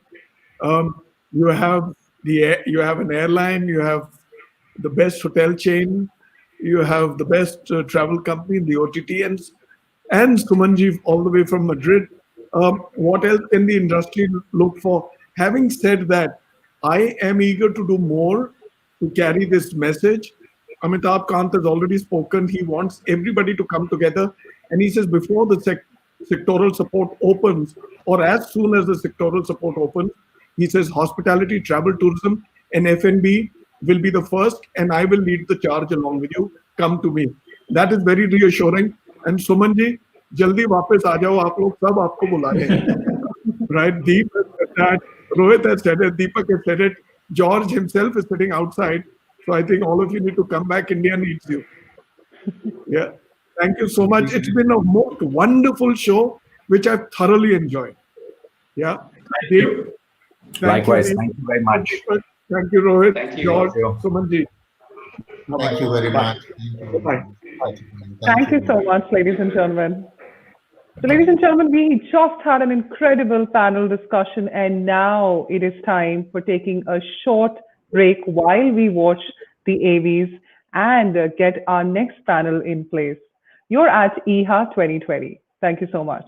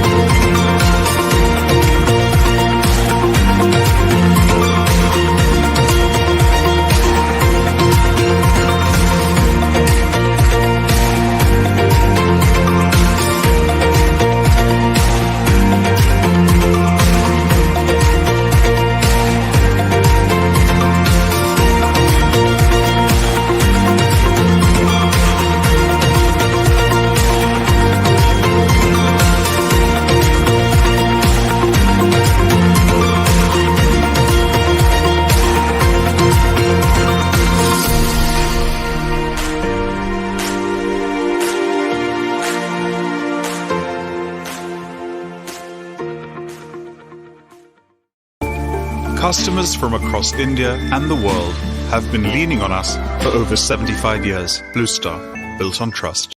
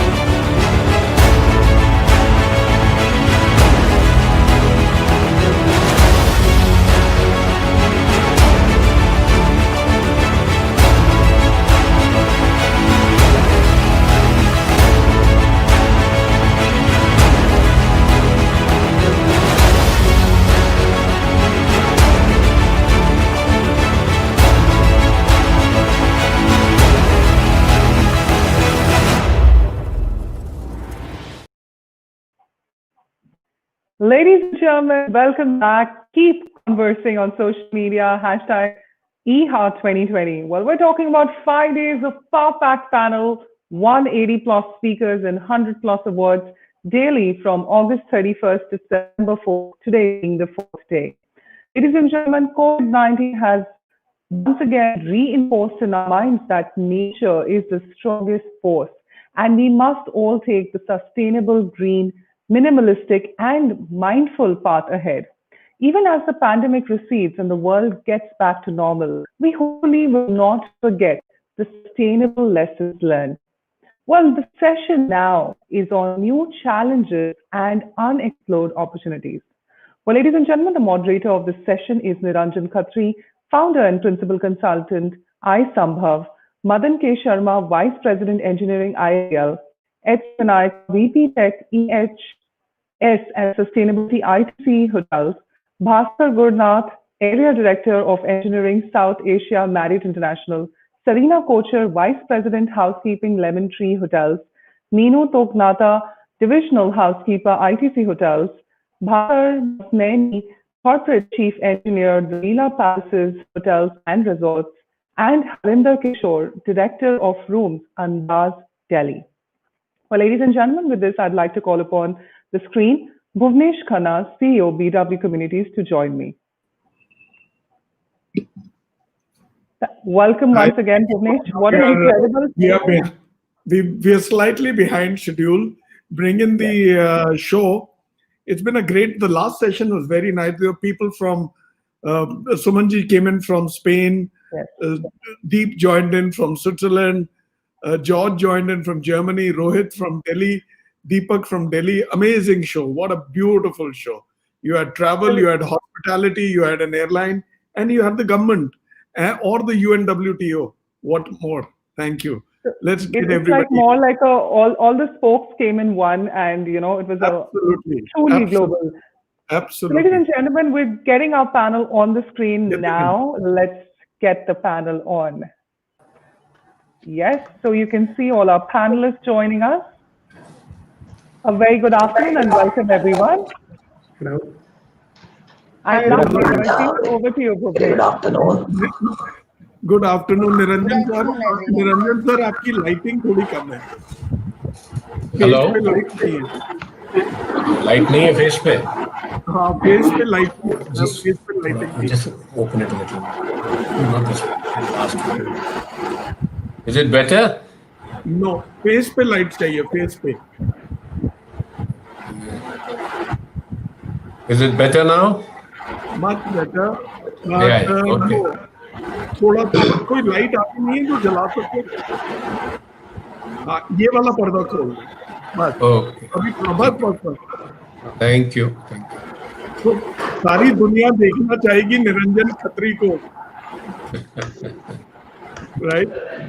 So there you are. Mr. Masneni is also there. Madanji is there. Harinder is there. Everybody is there. So this is one hell of a show. As somebody has a Facebook or something on, उसकी आवाज बंद कर लो. So parallel, yeah. So let me talk about this show. This is a very beautiful show. Right. So we have a guru over here in Niranjan Khatri. All right. You may want to the back-end team, Mr. Niranjan Khatri के खतरी में आई लगाओ जल्दी से. खतरा कर दिया आपने तो. All right. So खतरी करो जल्दी से. हो गया जी, खतरी हो गया. All right. So now before I start this show, I will time it now. This is an amazing show.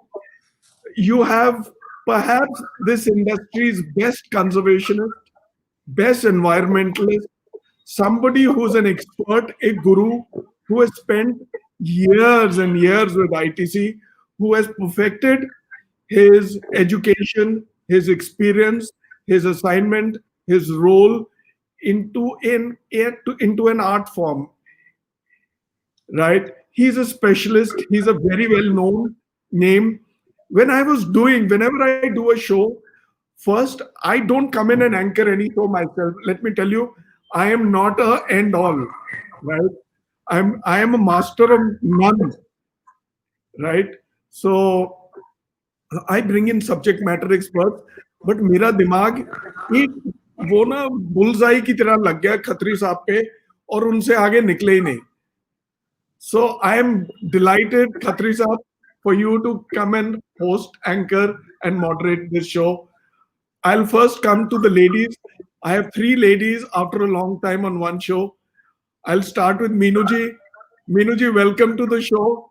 My first one with you all, right? I'm delighted to have you on the show, Meenuji. Right? Serena, इसके साथ तो मेरे झगड़े होते रहते हैं. ये मेरे को मारती रहती है. But no, she's a very good friend. Serena, in her entire experience role, she has a huge standing in the industry, like Meenuji and everybody you have. Harinder Kishore, another very strong name in the industry, works with the Hyatt, the Andaz, right? She's the director of rooms and a housekeeping specialist. Now I'll come to the my gender, right? I'll start with Bhaskar Messineni, based out of Bangalore. I had Kunal yesterday on the show, Bhaskar. He heads the engineering for the Leela Group. Very strong credential. I'll leave to Naranjanji. Vinayaka from ITC, extremely strong candidate in the engineering business. Very strong credentials, right? Who does not know Madanji? Madanji, it's your second coming to Taj, right? And stays very near me. Very strong credentials. A long time engineering guru. And I come to Bhaskar. Bhaskar Gurunath, the genial Marriott engineering head, based out of Mumbai. I'm so happy to have you here, all of you. Yeah, my apologies for the delay, but some shows get so interesting that you don't want to stop the flow. All right, over to you, Niranjan sir. I will get out of the show for some time because your presentation will come. So please start. Unmute yourself, sir.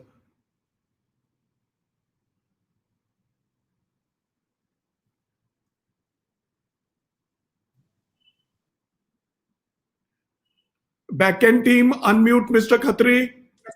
Yeah. Yeah. Can you hear me? Yes, we can.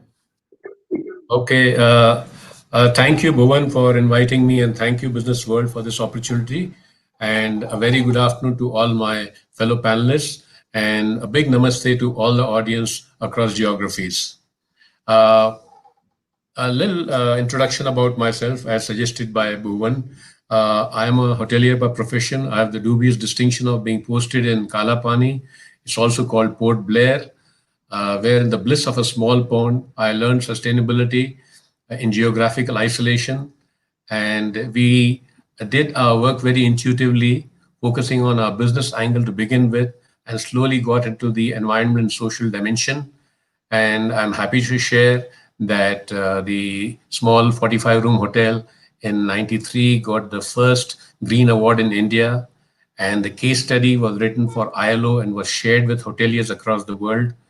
And in 2015, when the United Nations Sustainable Development Goal indicators came, there are 17 indicators, I kind of looked at the initiative that we had implemented in Port Blair.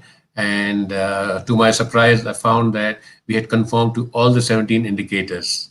So with this very brief introduction, I'd like to get on to my PowerPoint presentation. Kunal, will you please do the needful? Yeah. Meenu.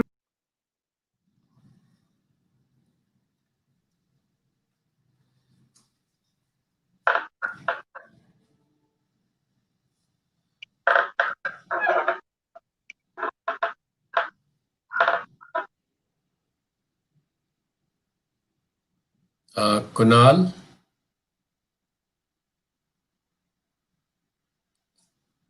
Kunal, could you please put on the PPT? And is it possible for you to make it full screen?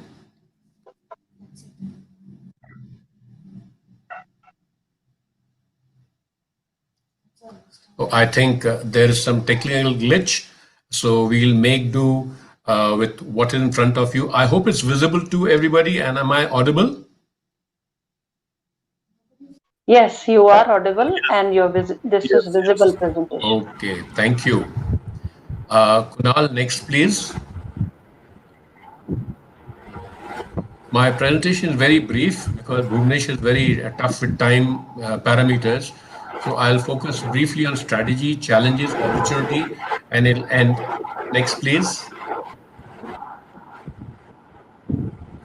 I'm sure many of you have heard about the David and Goliath story, but for the benefit of those who do not know the story, in 1000 BC, there was a fight between the Palestinians and Israelis. And from the Palestinian side, Goliath, a 7 feet giant, came to fight with David. He was a shepherd man, he was a shepherd boy, and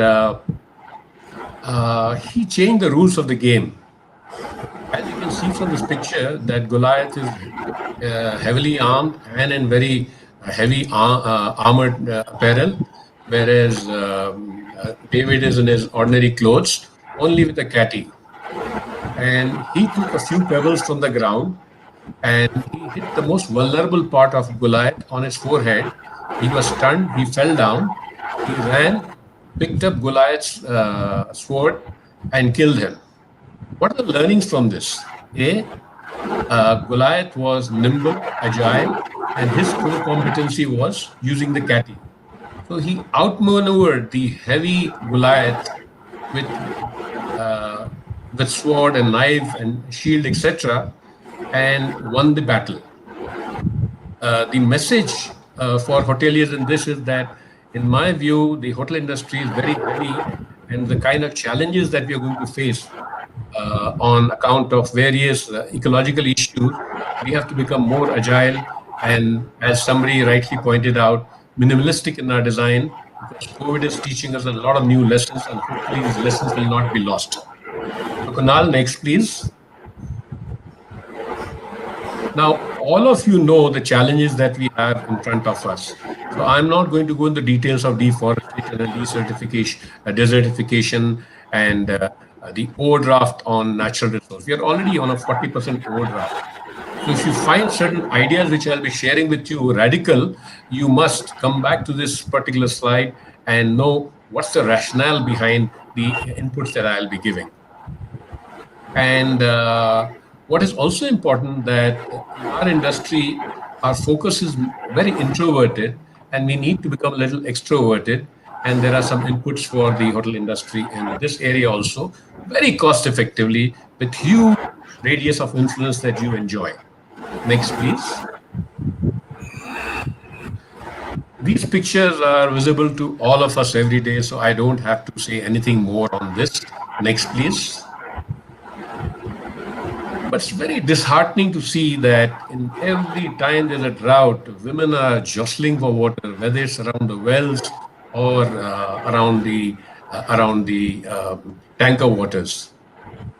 And climate change is already at our door, and we in the industry have to see how do we make a business more resilient and take care of not only of our business necessities, but pass on low-cost ideas for the communities so that they also live comfortably as we are. Next, please. It's very disheartening to see the daily drudge of women walking for 4 kilometers in India. And then in our hotels, we use bathtub with enormous amount of water. So I think it's time that we develop empathetic service design so that we do away with the tub completely. I'm told that only 5% of the world's travelers use the bathtub, and yet most hotels have bathtubs in every room. And this is, I think, a sheer example of the heaviness of Goliath in terms of the capex and opex. There's some noise at the back. Can we address that, please? Yeah, thank you. Next, please. And Let's look at climate change in context to the use of toilet paper in hotels. One toilet paper, as you can see from this chart, consumes 140 liters of water, a lot of energy, and 1.5 pounds of pulp is used to make this toilet paper. And I'm told in Canada, they're using virgin forest for making this. It's a classic example of using A category resources for a C category need, whereas the solution is on the right side, and many hotels have started adopting the hygiene faucet. But can we take a more daring decision of not keeping toilet paper? And if somebody wants toilet paper, introduce the concept of airlines charging. You know, they charge you for a aisle seat, they charge you for a middle seat, and they charge you for everything. Why don't now we disaggregate the services of the hotels to see if we can enhance our revenues in COVID times? Next, please.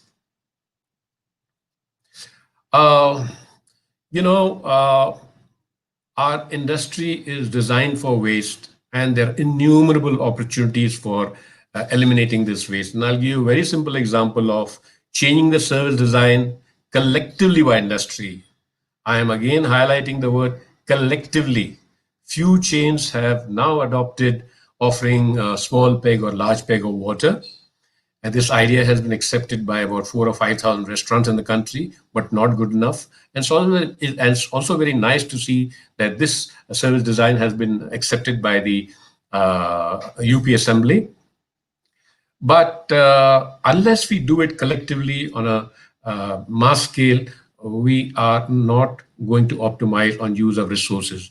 And just to give you an example of this, if we have 5 lakh hotels, we are wasting something like 50 lakh liters of water per day. And this is just for one meal.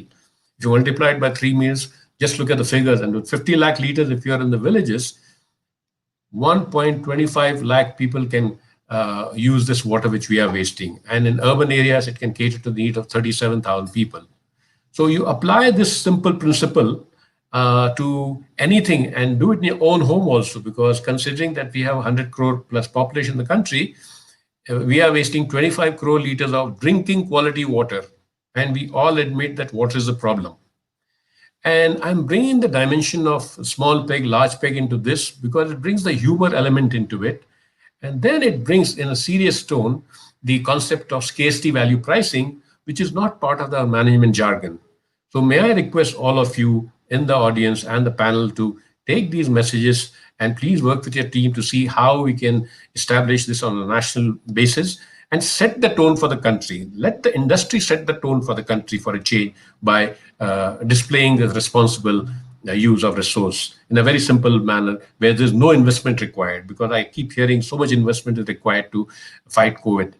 And when you're saving this kind of water, you're also saving energy. We'll come to that a little later. And Kunal, next, please. Food waste is another big problem. We generate about 150,000 tons of waste per day, and globally, 30% of the emission comes from food waste. And the food waste on a global scale consumes 43 trillion liters of water, which can cater to 24% of the farmers' water needs. What a waste, what a waste. I am so happy that China is going for a clean plate program. I think this is one activity that we need to emulate too, also on a scale. Next, please. And look at the opportunities on account of food waste. Most hotels are generating about 400 to 600 kgs of food waste per day, and that can be easily converted into gas and used for in the kitchen or the cafeteria, and you reduce your cost. This is the beginning to circular economy and towards an objective of having a no landfill site in the country, maybe in the next 5-6 years. There are innumerable such opportunities. We need to internalize this and make India Atmanirbhar by not creating waste. Next, please.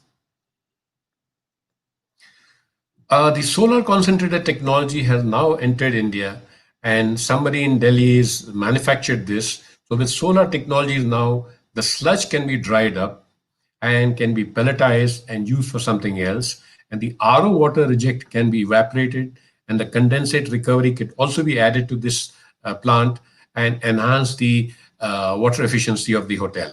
Next, please. Kunal. Next, please. In India, 60% of our population is malnourished. And because of malnourishment, the productivity of the people is low. And this problem cannot be solved by the government.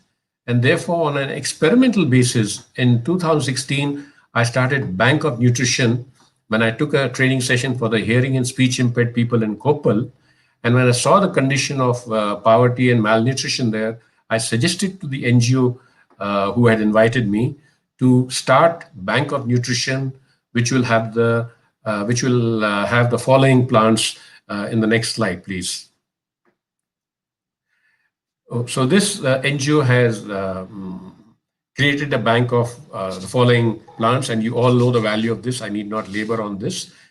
If these plants are planted behind every home in rural India, so the people who normally eat rice with chili, or in the north, they eat roti with chili when you are in poverty, they'll also have access to these kind of fruits. And when you're helping them to raise the nutritional profile of the people, and moreover, the children who are born will be born without any disabilities. Unfortunately, in this country, we have disability because of a nutritional reason, and then we set up NGOs to handle that. I think we need more of proactive strategies as opposed to reactive strategies. Next, please. So finally, I'd like to end my presentation by quoting, "Building resilience is imperative for all business enterprises," and I have highlighted collaboratively. The time for competition is gone. We are in a leaking ship, and if Vinayak and me are enemies, we need to work together and ensure that the leaking ship is repaired. Thank you, ladies and gentlemen. So now we are going to have a very exciting session with very interesting set of people from different chain. And I'll start with the ladies first. And before I come to the specific questions, I'd like to read out the survey of TripAdvisor. The survey was very long, but I have culled out the key points for the benefit of this audience. And the survey said that 64% respondents said that they rarely feel informed about whether hotels are truly eco-friendly. 93% hotels don't take it upon themselves to confirm hotels' green practices. If this be so with regards to sustainability in the past, I am sure from COVID perspective, hotels will definitely do a better job in gaining the guest confidence so that people come back in flocks and refill the empty coffers of the hotels. So having said this, I will start the round one with Serena, co-chair of Lemon Tree. Serena, I have a question for you. That tell us about the unique SOPs that Lemon Tree hotels have thought of to gain customer confidence. Thank you, Mr. Khatri. See, in this pandemic era, in this pandemic situation, few SOPs were created in March 2020, which were not as per the regular SOPs. We never thought of this in our previous years. So we came to the special affiliation with journal bodies like Diversity, CIPLA, Bureau Veritas for hygiene programs, and like ITC has got, your Lemon Tree has got Rest Assured to ensure the customer for best hygiene and clinical cleanliness. Surya, can you go back a little bit? Your voice is cracking. Please, step back a little bit, please. Thank you. Can you, now, much better. Thank you. Can you hear me now? Somebody has switched on a parallel audio system, a Facebook or something. You need to shut that now because that feedback is coming into the mic. So बाकी सब लोग अपने आप को non speaker mute कर लो, and Serena अगर आपका Facebook on है बंद कर लो. किसी ने एक और चलाया हुआ है स्क्रीन. एंड मीनू जी आप अपना ये जो कैमरा यूं है ना, कैमरे को ऐसे कर लो, मोबाइल को ऐसे. कैसे करना? हाँ आड़ा कर लो, ऐसे करके रखो, ऐसे नहीं रखो, ऐसे रखो. घुमा लो फोन को घुमाओ. फोन को घुमा लो. हाँ. अरे नहीं. चलो रहने दो, ठीक है तब. चलिए. चलिए. Can you hear me now? Yeah, we can hear you. Everybody else mute, please. Please go ahead. So I was talking about this pandemic, special affiliation with journal bodies like Diversity, CIPLA, Bureau Veritas for hygiene programs like Be Assured and Rest Assured were developed. And for customers who wanted to stay with our hotels, like with asymptomatic patients and regular customers, so we are providing them hygienically clean rooms, and special processes were defined for cleaning, sanitation, and disinfection using Virex, Oxyvir, and sodium hypochlorite solutions. And segregation of bio waste was happening with the special agencies and bodies who are identified for the same. Employee safety was also one of the major point, where we procure PP kits and masks and sanitization was happening accurately. Social distancing was the one of the norm, and it was happening in the lockers and in the cafeteria, and the training was implemented. And like Mr. Khatri very rightly said, like we have to be customer focused, and we have to give them the best services with regards to this pandemic. So daily services was not happening nowadays. It's on the customer request, and occupancy check is also not happening currently. It is happening on phone calls. And Linen is not changing. We are not changing the Linen daily. It is again on customer request. This is very different what we are doing in this pandemic. And another suggestion, like in southern region, we are not giving duvets. We are just giving dohers for the making the beds. And minimalistic design trends are happening nowadays, and so the customers, for employees also, they can feel like they can clean it within 20 minutes or 25 minutes. So no laminates being used, and turn down services also not happening right now. And we are having like dispenser in the washrooms, and we are designing the hotels where Mr. Khatri rightly said we are not having bathtubs, we are having showers for the guest usage. And lighting is also very important, like we are having no code lighting is being used, just simple lighting is used, CFLs. And we are not using wall-to-wall carpets, we are using rugs, throwaway rugs. And airflows in ventilation is also happening correctly with the proper temperature. Like I said, we are not using duvet, so we can maintain the room temperature at 23 degrees centigrade. And no bed runners and no cushions being happening for the future hotels. And Lemon Tree has got a special feature called brick beds, again environment friendly practice, where we are not cleaning the underbeds.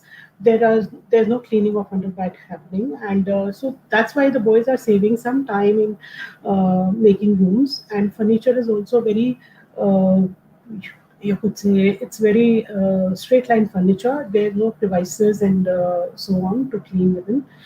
So that's what it is happening currently in the designing part. And that's from my side. And ergonomics are also being taken care of the guest needs. Thank you.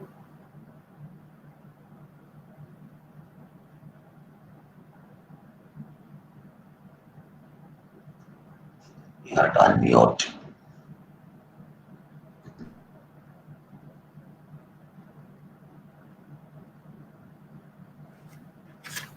Hello. Yeah. Yeah.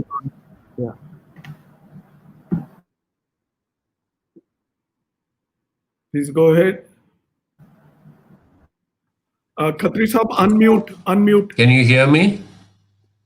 Yes, we can. Okay. Now we'll veer towards Minu Tognata. Minu, in the current challenging times, you might have adopted some resource-intensive practices. And how has it impacted your costs, and by roughly what percentage? And how are you going to offset this in some other areas so that you kind of balance your cost? Can you share some experience of ITC hotels, please? Mr. Khatri, thank you very much for addressing this. Am I audible? Can everybody hear me? Yes, loud and clear. Loud Okay, and so clear. Mr. Khatri, your question is in regard to the cost. And can you just repeat? Can you just Yes. repeat the question once again? Okay. See, in COVID times, you must have adopted a lot of new practices, which has helped, which must have increased the cost of operation. Yes. In many areas in housing. So, by roughly what percentage has your cost gone up, and what steps are you taking to offset this in some other areas so that you balance your bottom line? Okay, so first of all, I'll tell you that first of all, namaste to everybody. I would like to inform you that the cost have really gone up in terms of investments that have been done in capex equipments, chemicals, PPE, and at the same time in training the manpower through the online subjectives on the certain aspects of how to use those equipments, how to utilize those chemicals, and how to wear PPE and be in the areas. So there is an investment which has gone in crores of rupees, and in terms of making sure that whosoever customer comes to us is safe and finds the areas hygienic. Now, how to balance this cost of investment, which suddenly came due to COVID in lakhs of rupees, is now being taken care by balancing it with certain measures that have been taken in zoning the rooms where we are opening our hotels. We're not opening the hotels ad hoc and completely and in all areas, and we are going phase wise. So, even in the rooms where we are opening phase wise, and we are trying to minimize the cost by ensuring that the room temperatures are maintained well, and even the temperature in other areas, as Rina had said, that is being maintained to between 24 to 27 degrees. Wherever the customer requires a highly cool area or needs some chilling, there's some special tweaking can be done. Otherwise, overall, all the zone areas, temperature is maintained to minimum, keeping the curtains closed, not allowing the heat from outside to penetrate in. And at the same time, even in the water savings, the kind of methods have been adapted with the steam cleaning instead of throwing water everywhere. And anyway, these measures have been taken even under the regular practices while the hotels are being serviced prior to COVID as well, but during the COVID also, and now the new methods of cleaning which are introduced. Some new detergents and chemicals which have come, which requires low water consumption, are being introduced. Even our we have done a lot of savings even in our laundry for that matter, making the operation into all 7 days, 24 hours, 365 days. We have reduced it down to many days, 2, 3 days in a week, and using the calendars and using the machinery with the optimum utilization instead of just using it for napkins and all. So instead of then at that time when somebody is working on calendar, the entire staff is pushed and all mise a plat material is made ready in advance and then run through the calendar. So not allowing any kind of wastages to happen. At the same time, using the biogas with for the cafeteria food where it is utilized. Our garbage segregation programs and ensuring that they are removed timely and taken out and no extra storage is being done, where over chilling of the areas is required to keep the the smells controlled, etc. So there are a number of measures which have been taken to balance these kind of things. Even the staff is being trained.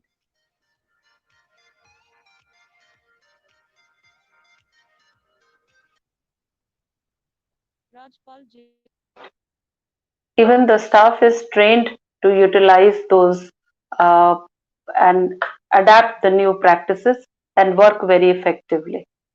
So does this answer my question, Mr. Khatri, or would you like to ask me something?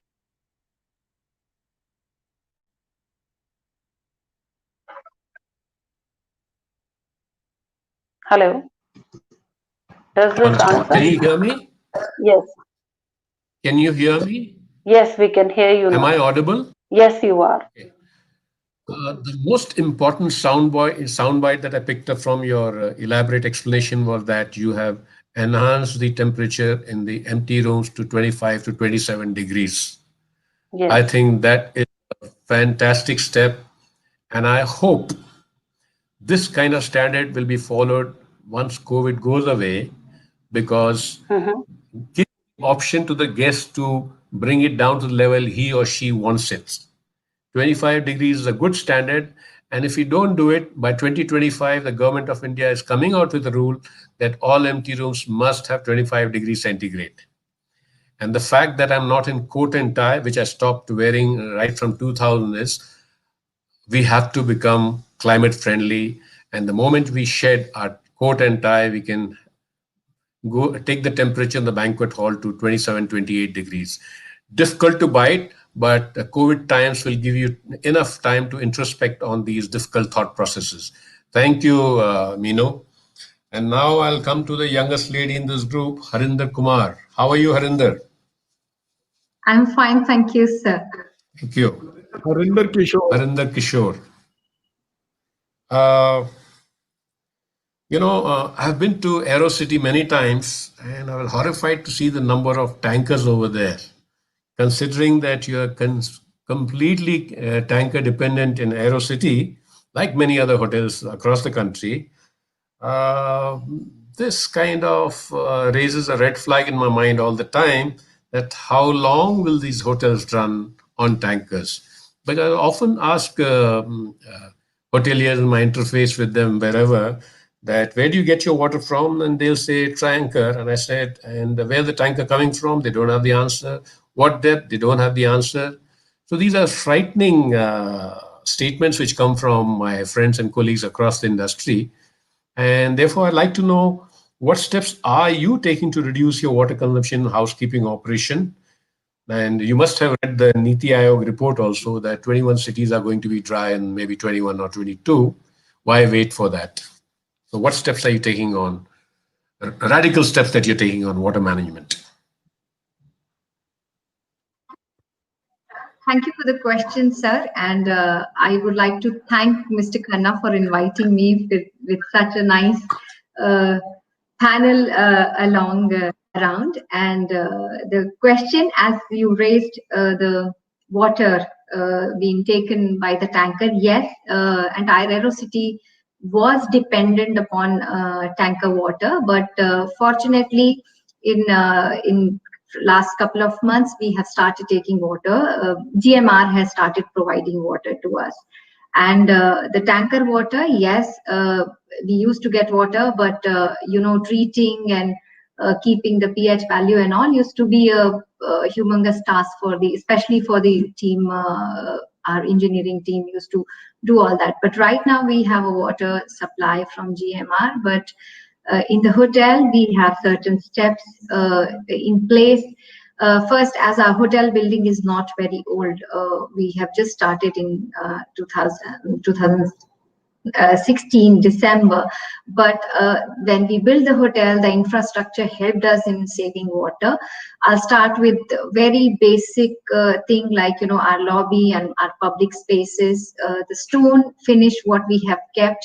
It is a stone where we try to keep it natural instead of using chemical and machine. Like, our old hotel, we do have, marble and Italian stone, where the polishing and maintenance is required throughout to maintain the shine, because we have designed the hotel like that. But in our hotel design, hotel design was based on minimalistic, and the lot of sunlight across the hotel, and leave it natural as it is. So when we talk about stone, when we talk about wood, when we talk about wall finish, we have kept, like, all the stone, all the wood, everything is kept very natural.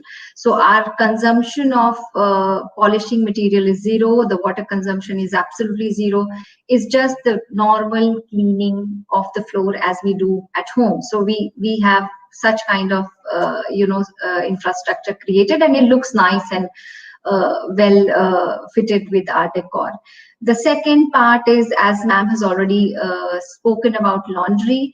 Yes, laundry is another department where the water consumption is high. So we do have a measure in place, especially after COVID. We did time and motion study, and we have only number of hour laundry will be operated. So it's just the every day we will operate only 5 hours. There's times are fixed based on load and stuff, and then the operation is restricted to that hour, and maximum utilization of the machine is being done.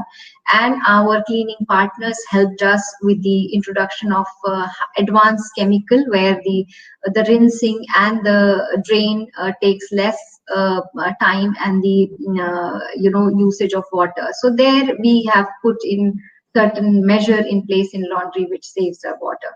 And then in back end, in our infrastructure, STP plant, where we have ultra filtration system in place, and then we have UV filtration in place, and this entire filtered water goes into our chiller plant, goes into our flush system and garden. And when we talk about flush system, it's like a cycle. The flush water goes to the STP, it's been treated and goes back to the flush.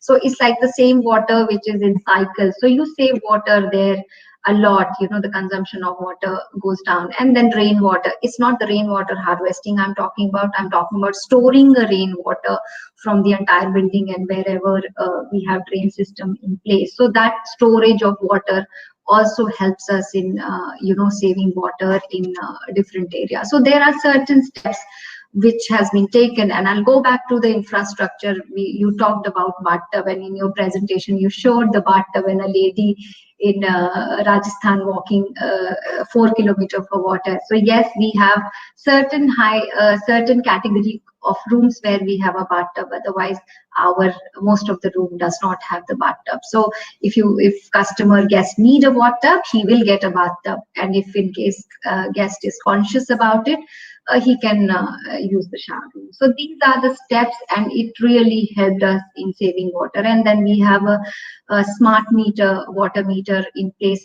across the hotel, wherever the water consumption is there. When I'm talking about smart meter, it is in wash-up area of kitchens, in laundry, and wherever the water consumption is there. It helps the team to control and look at the water system, how the water is. This is the little snapshot of water saving at our hotel.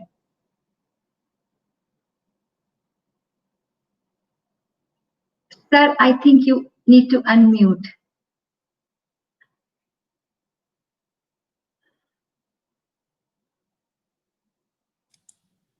Can you hear me, Harinder? Yeah. Sorry Yes, to interject. I'm very happy to hear that you got sub-meters in all departments. So my question to you, do you have a sub-meter for your locker room, which is an area where there is a significant consumption of water?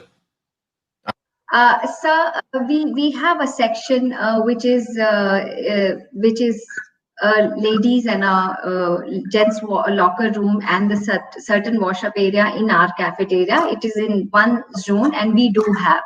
And I just would like to add that we have a sensor motion tap in all across the locker area, and the spark of the tap is not that broad. We have kept the special spout. So what to rinse the hand after using the soap, whatever the requirement of the water, it comes out exactly in the same time and motion because all that has been done based on study, and then you can rinse your hand after washing. So we do have that in place. Thank you, Harinder. Hotels.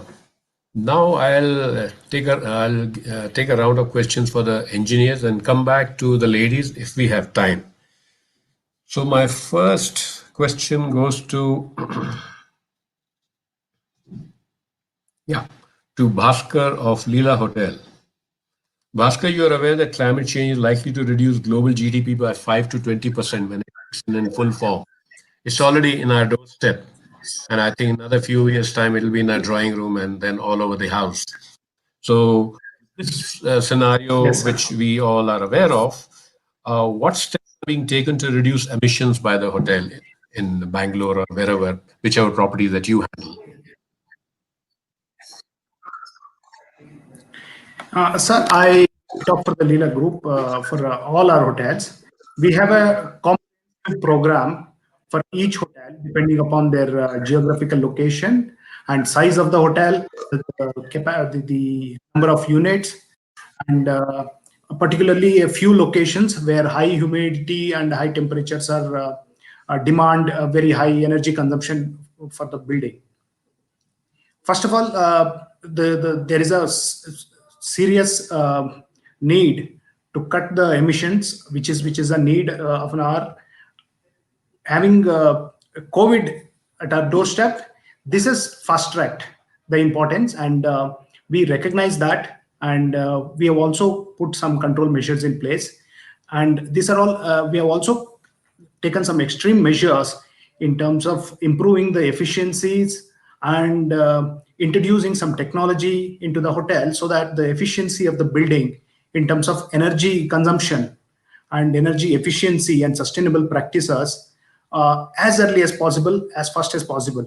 So that one, it is important for all the hotels because we operate all palace hotels where the consumption of the hotel as it is high if you don't implement necessary steps.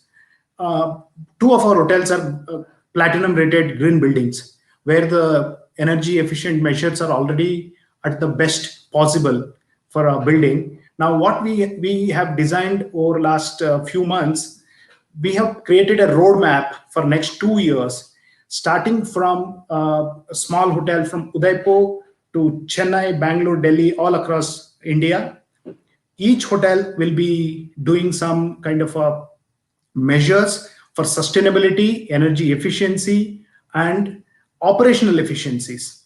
This is a bit exhaustive work we have planned, but we have also put the timelines. We are bringing in some new plant and machinery equipments in order to achieve this efficiencies that we ourselves set a benchmark standards. And any new equipment that we are going to buy, it will be definitely a 5-star rated best energy efficient product for sure. And of course, end of the day, the operating costs day in, day out, we read out in the HLP sheet and we monitor the consumption area by area. And these are the few preventive measures. Most of our hotels are fitted with windmill energy, sir. 90% to 100% of power is met by the renewable energy source, and this is since 2008. Today, mostly all the hotels are practicing this. It is no exceptions. But what we have done is about 10 years back, 10 to 12 years back, we have adopted all major hotels have been fitted with the renewable energy. Now, with the operational efficiencies, we have done LEDs, VFDs, timers, sophisticated building management system, and we are also ensuring the operational requirements like laundry, the boiler operation in synchronized with the kitchen operation, so that the maximum energy is utilized with a best efficient manner. And the rooms are set at 25, 26, depending upon the geographical location of so that the asset quality is maintained. and the standards are implemented and adjusted without affecting any guest comfort. These are a few things we have done recently, sir. Thank you, Bhaskar. Yeah. Now we go to Mr. Bhaskar Gurunath. What's the impact on your energy costs in Marriott hotels due to the protocols issued by Government of India? Can you give us some insights into this, please? Well, I hope Very clear. I'm audible. Conventional wisdom in energy conservation. Thank you. Conventional wisdom in energy conservation circles are suggesting that the introduction of any outdoor air into a building, while it is necessary to a certain extent to improve the indoor air quality, is a major source of energy use in buildings. Thank you, BW Hotelier, Bhuvnesh, and Niranjan for having me on this panel. Namaste to my fellow panelists and our audience. Question here is with respect to the guidelines of running air conditioning, air circulation, and air cooling during COVID-19. Government of India has issued guidelines for this, and I would like to point out three major topics, three major items that the Government of India wants us to do when it comes to indoor air quality improvement. One of them is running the air handler unit with maximum fresh air. This is because the outdoor air that needs to be conditioned prior to being delivered into the occupied spaces, right? Before you bring in air from outside, you need to condition it. What are the levels of conditioning would be done on this? The first level would be a basic filtration, which would be a particle filtration. The second level would be to remove moisture from this, which would be dehumidification. And the third conditioning would be to change the temperature of the air that's being pumped into the building space. The traditional approach for this is using normally filters and a vapor compression equipment, which will either compress vapors or compress vapors, cool water, and bring the water to where the heat exchange needs to happen. Removing water or dehumidification is a process that is taking out water from the air. It accounts for nearly about 3 to 5% of the energy of HVAC use. So when you're trying to remove moisture from the air that you're pumping in, you will expend about 5% of your energy for the entire HVAC that's consumed in a building. What happens now is the way we dehumidify our air is one of the most inefficient methods. Let me give you an example how this is done. We bring in warm, humid air into the air handler. We cool this air so that the moisture condenses on the cooling coil. And then when the air is coming out of the cooling coil, it's much cooler than what you need, because you need to bring it that cool so that it would condense and release the moisture content in it. Once you have very cold air coming out, you're not able to pump it straight into the guest spaces or occupied user space because it's too cold. That's not what you want. So you're going to introduce some heaters and heat the air back and pump it into the space. So this is an extremely inefficient way. And add to that, now the government wants us to run with maximum fresh air. So you're going to add a lot of load on your chiller. There was a case study when ASHRAE introduced the change from 50 CFM per occupant to 20 CFM per occupant, which was a 4-time increase in the fresh air that's required to be pumped into buildings to improve the indoor air quality. The energy usage for buildings increased anywhere between 4 to 10% depending on where those buildings were situated. Now we are talking of increasing from 15 to 20% fresh air to almost 100% fresh air. So I would leave the math to you. So we are increasing tremendously multifold energy consumption. The second point which Government of India wanted us to do in this was switch off our heat recovery wheels, or rather the heat exchangers. What is this? Heat exchangers are devices that are basically placed where extraction of air-conditioned air and input of fresh air into the building is happening simultaneously. In such places, the heat wheel is introduced. It could be either a heat wheel, it could be a plate heat exchanger, or any other type of heat exchange equipment which would recover latent heat and improve the efficiency of your air handlers or your building air conditioning system. Normally, this increases the efficiency of your system by about 10 to 15%. You have 30 seconds When to you have wind air up, changes please, that needs to Bhaskar. happen You in. have 30 seconds to wind up. I have to manage the time. Thank you. All right, thank you. Yes. So heat recovery wheels were asked to be switched off. So this is going to add additional load of about 30 to 40% when we talk about bringing in more fresh air. The last point I would like to point out is to run the air handlers 2 hours before and 2 hours after the unit or the division or the restaurant or the public space is to open. So this is going to add about 30 to 40% additional air conditioning demand or load on the system. Because if a restaurant is a 1 meal restaurant, we say about the unit runs for 6 hours. Now we need to run for 10 hours. That's a straight increase of 40 to 50%. So this is another area. Put all these three components together, we are looking at multi-fold increase in the energy consumption Thank pattern. you. Thank you. We are throwing these challenges to our engineers. Thank you. From what you have said, it seems that COVID will help to enhance climate change and bring it to our drawing room much earlier than envisaged. Okay. Much earlier, and we are throwing these challenges to the engineers. So it's budgeting season. Engineers, get your pens and papers, bring your calculators. You know what to budget. It's not going to be easy with the mounting cost of energy. Thank you. Thank you. Thank you. Water and energy are like Siamese twins, and no better person than Madan to tell us a little more details. What is the water energy nexus? Often when I am talking to lay audience, if you want to understand nexus, go back home, fill up a bucket of water with 18 liters of water and keep it on the floor and then lift it up to the kitchen slab 4 or 5 times. Then you'll start appreciating the water that you use and you'll start using every drop of water. Over to you, Madan.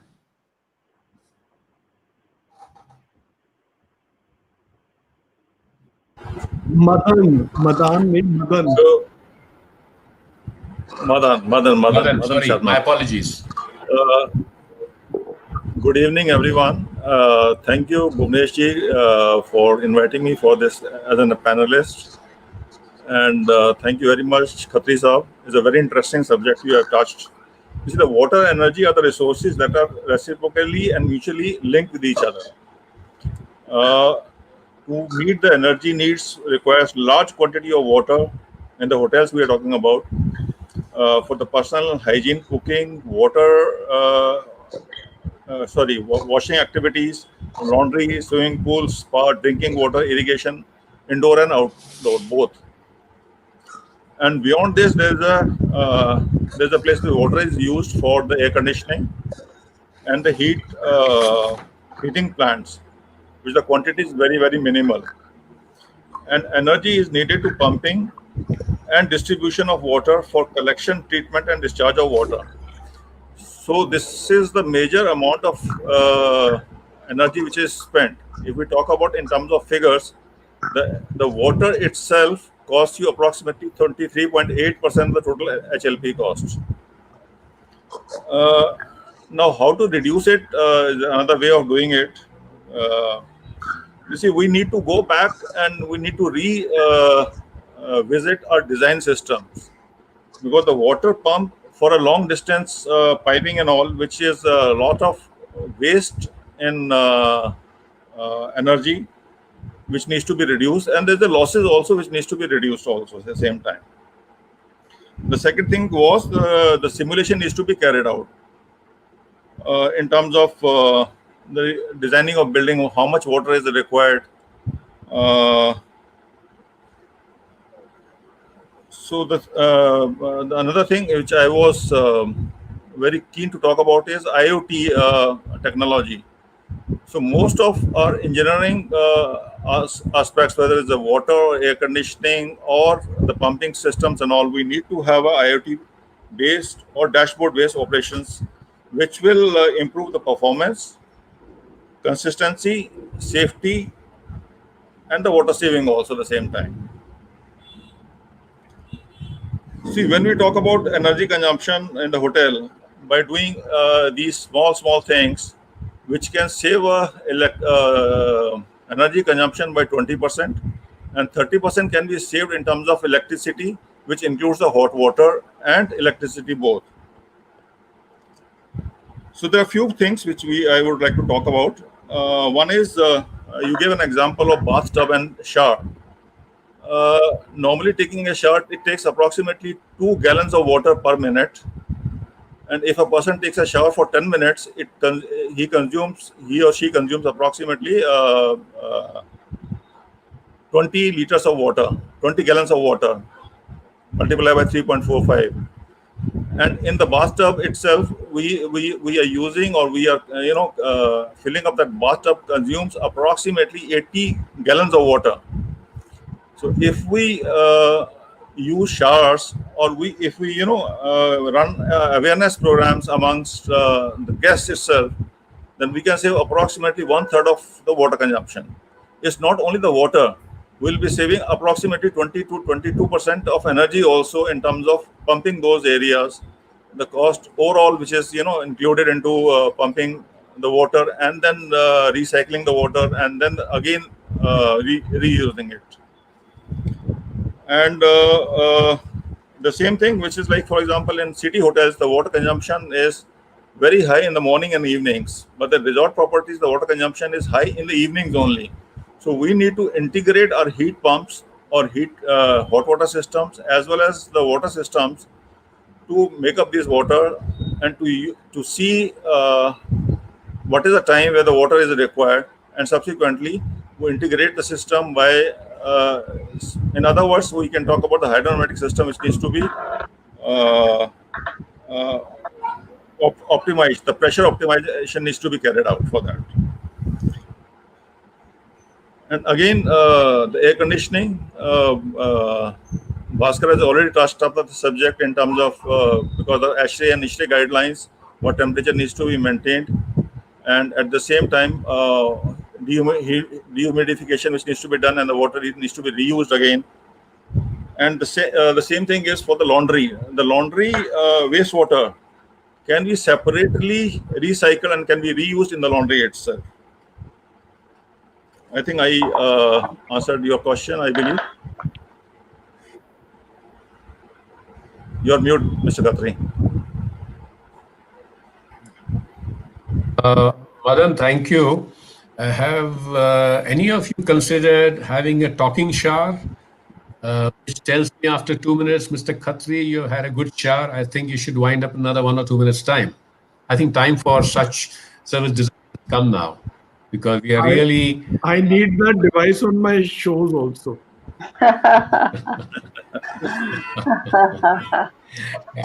Or think of a service design where you charge them for a room, and then depending on how many minutes they're going to have a bath, separate charge.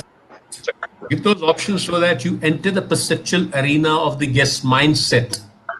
This is how you empathetic service design in our conversation. And I was very happy. First 2 days I attended the session, and people were using words like being mindful, minimalistic design, less is more. So if I'm talking about empathetic design, then we need to take a cue from all these senior luminaries of the industry to convert this into action. Thank you. Now I'll come to Mr. Vinayaka. Vinayak, is water a concern of the senior management agenda or only engineers' responsibility?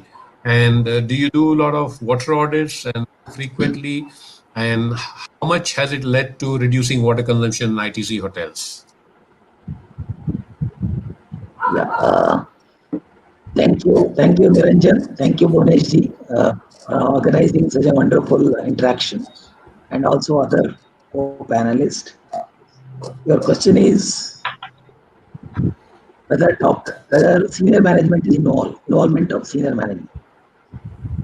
A couple of years back, because I'm in this industry working from last almost 30 years, you are right. A couple of years back, there was no focus. But nowadays, the focus is tremendous overall on the sustainability aspects.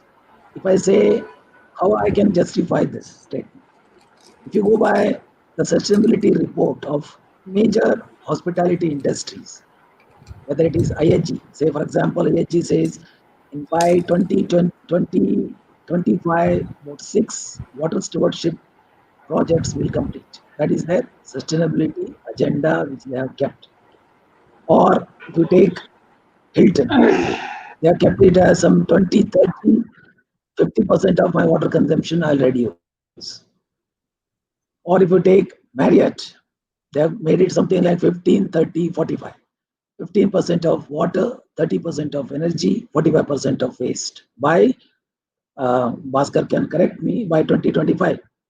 So that means these agendas have been set by the leadership team. Coming back to our organizations, I'm sure IHCL, Lemon Tree, each and every organization have set their agenda for a couple of years by the top management. Coming to ITC, we have set 20-20-20. That means 20% reduction in water, fresh water consumption. Not I'm talking about demand side management. 20% on energy and 20% on waste. Whatever level you are in today, by 2025, this percent has to come. Last couple of years, what is the only specifically to the water, almost 50%, nearby 50% of the consumption has reduced. How it is possible? It's possible only by a top-down approach. There is an agenda has been set, and down the line, people are also sensitized how to follow on this. And what are all the new technological intervention in the last couple of years is very good.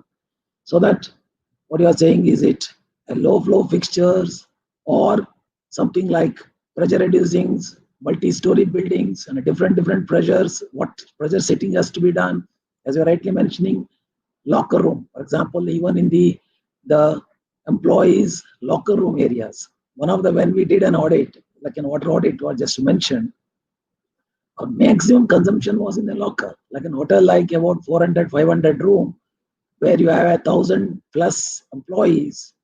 The maximum every day they will take a shower. So that is a major consumption. But in a winter, it is in hot water. Hot water is a, once again you are heating and you are using the water. So in a nutshell, it is a very focused area.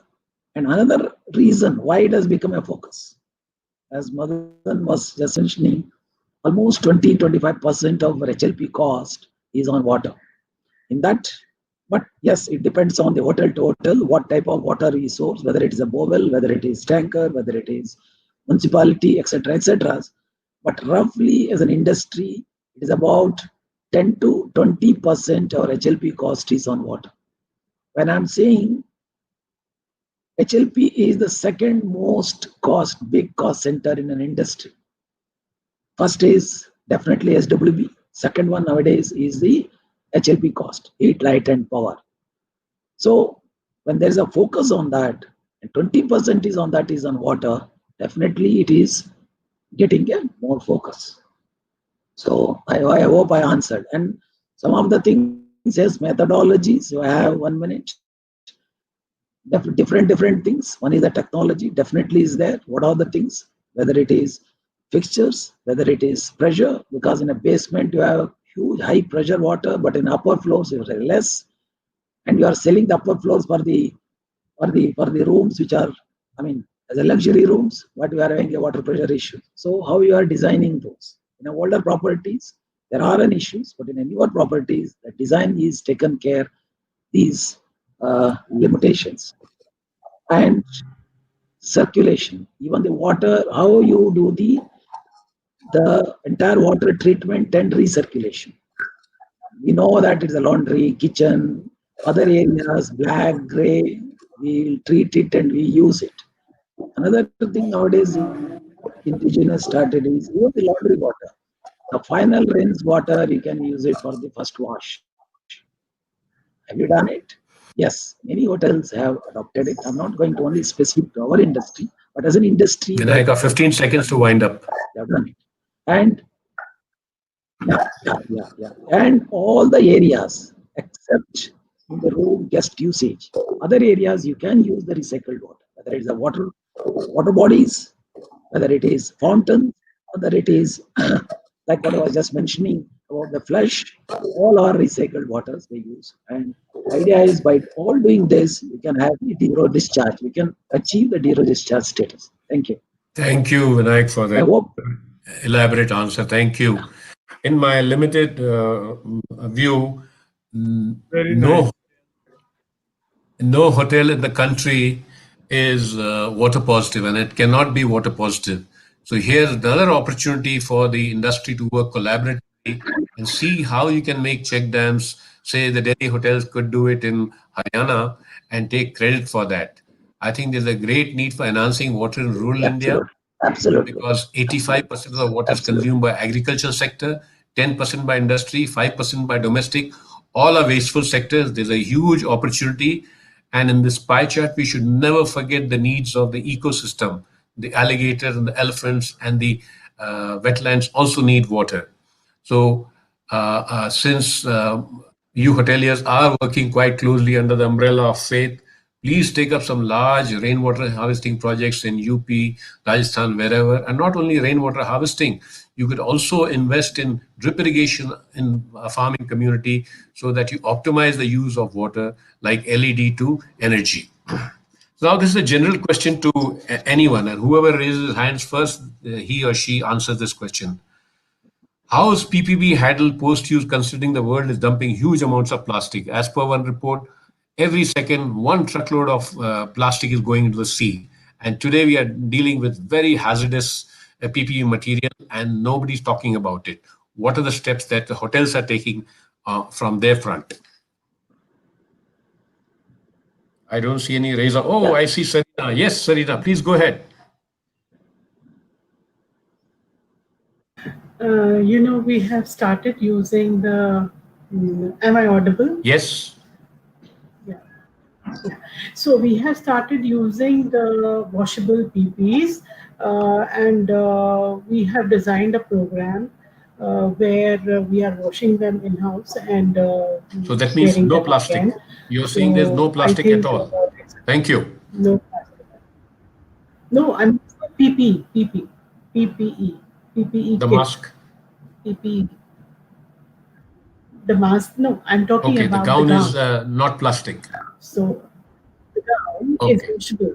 No, it's washable and it's reusable. Okay, and thank we are you. washing it in I house thought and I it's saw reusable. Meenu So, raising her hands. Did you raise your hands, Meenu? Have you done anything? I see Vinayak's hands going up. Let Minu answer. Meenu, go ahead. Unmute yourself. Meenu, please unmute yourself. I did it, and it is. Now we can hear you. No, we can't hear you now. Can you hear me now? We can hear you. Okay, so what I'm saying is that, as you rightly said, that plastic is something which is very, very alarming. For we have taken number of corrective measures in ITC to reduce plastic, and in fact we have gone plastic free by giving Shunya Aqua No, water Meenu, I'm bottles. referring By to dental kit is Meenu, also if I now may interject, wooden. I'm referring to the PPE used for COVID purpose, specifically on. These are all initially we used disposable. Now we have moved from disposable to fabrics, which are washable and reusable. But at the same time, even they will be discarded. So these are non-plastic, and these are fabrics. So this is what we will be using. Okay. Very brief answers from anybody, or 2-3 people can. Just yes, Vinayaka, go ahead. see. I'll speak on behalf of the industry because not specific to only the ITC, because this definitely you are right is a big challenge, but the solution to this challenge is segregation at source. If you do the segregation of all the PP, any plastic for that matter, then you can have a solution. Normally what happens, 80 to 90% cases, it is mixed with other garbage, then it becomes very difficult, and even the person who picks it up, he will refuse to use it for useful purpose. Now, coming back to this COVID situation, many PPEs, whether it is mask, whether it is gloves, whether it is apron, etc., You segregate it, but it has a value. And once you segregate this and disinfect it, because you have to treat it like a biomedical waste. When you are treating it like a biomedical waste and give it an authorized people, then there will be a recycling possibilities there. So yes, solution is if you can use a reusable, washable, that is the best. If there are some limitations, then segregate it and hand over to authorized recyclers. Thank Okay. you. Slide this thing, we have to have a time check. We are already show end time. So we need to start capping up. So, Bhuvnesh, do we have another 5 minutes? We have maximum 3 minutes. Okay, good. I'm not going to pose any more questions to you, but I'll leave you with certain thoughts. In my view, kitchen needs a little focus on energy efficiency, because if you enhance energy efficiency in the kitchen, you'll enhance the comfort, working comfort of the people out there. Today, we have open flames in most hotels, and there's a need to go in for radiant cooking. I know that some hotels have put Agnismukh device in their hotels, which has reduced the gas consumption and reduced the heat load. And also see how we bring the techniques of the pumping technology for precision use in the kitchen. Because if you ask a chef how much water you need for boiling 10 eggs, somebody will say 15 liters, somebody will say 14 liters. We don't have a standard. Can we have standards for every process in the kitchen so that we reduce water like eye drops? And with IoT, this may be possible. So this is an area for investment to address the water stress that is looming large. Then hotels which are in rural, semi-rural parts of the country, they have an opportunity to add value to the rural community. They can give them inputs on rainwater harvesting. I have suggested set up a bank of nutrition. It costs only about 11,000-12,000 rupees. Even that may not be the cost for the hotels, because hotels have their own horticulture department and people. All they need to earmark is 500 square feet of space to grow all those plants and give it to the villagers and add value to them. There's a very low cost idea with great impact and great goodwill that they can generate from the local community. Then India produces 1.3 billion tons of cow manure, and we have an initiative called the Govardhan in the country. Now again, hotels which are the outlying areas, they can get gobar from the villages, first set up the gobar gas plant in the hotel to test it out, use it themselves, and then create a business model so that gobar is converted into biogas, and biogas is converted into biofuel for local vehicles. And so the biofuel can also extract liquefied CO2, and from liquefied CO2 you can make dry ice, and that can help in improving the cold chain infrastructure in the villages. And if we do that, then we'll be addressing the climate change issues, and we'll be reducing the waste, and also we'll help the farmers to increase his or her income. So with this inputs, I would like to once again thank Business World and Bhuvnesh and all my co-panelists for your very good answers. Dhanyavad. Thank you. It's truly been a delight. Hosting you. Imagine I am hosting a show in which I have Mr. Khatri. I think you're a very tall leader and a very tall name. Thank you for gracing our show, for hosting our show, for moderating it. I'm very, very grateful. I shall first do the honor with the three ladies. Meenuji, thank you for being there. Yeah, my first show with you. Yeah. Harinder, ever smiling, ever graceful as ever. Thank you for your inputs, Karina. Right? Very, very nice show. And now to the two Bhaskars and Vinayaka. Absolutely delighted. I wish I could have extended the show by another half an hour. Mr. Masinani, such a pleasure. I've never met you, but a pleasure hearing you and seeing you on screen. Same with you, Bhaskar, Gurunath. Very nice to meet you. Vinayaka ji, I think I met you once. And Madan ji, thank you so much. Always a pleasure. I'll just pose one small idea with you. Kindly don't do this. Don't close the show till I say. But having said that, I plan to do one very, very special series which will focus on environment, conservation, recycling, housekeeping, engineering and procurement. Right? Do you think we should do that? Yeah, it does. Yes, No doubt. yes. Yeah, We absolutely, should. absolutely. Will you all be there? Will Anytime. you all be there? Yeah. All right. We should. I We will should. get you on. I look forward to your support because this industry needs it more than ever before. Thank you again. Thank you. Thank you. Thank you, sir. Hey. Pranam. Bye, Thank Harinder. you. Thank you. Bye. Bye. Bye, Madan Bhai, sir. Bye. Bye. Take Bye, Bhaskar. Bye, Bye-bye. Bhaskar. Bye, Mr. bye. Vinayaka, Serena, Harinder. Bye-bye. Bye. Thank you.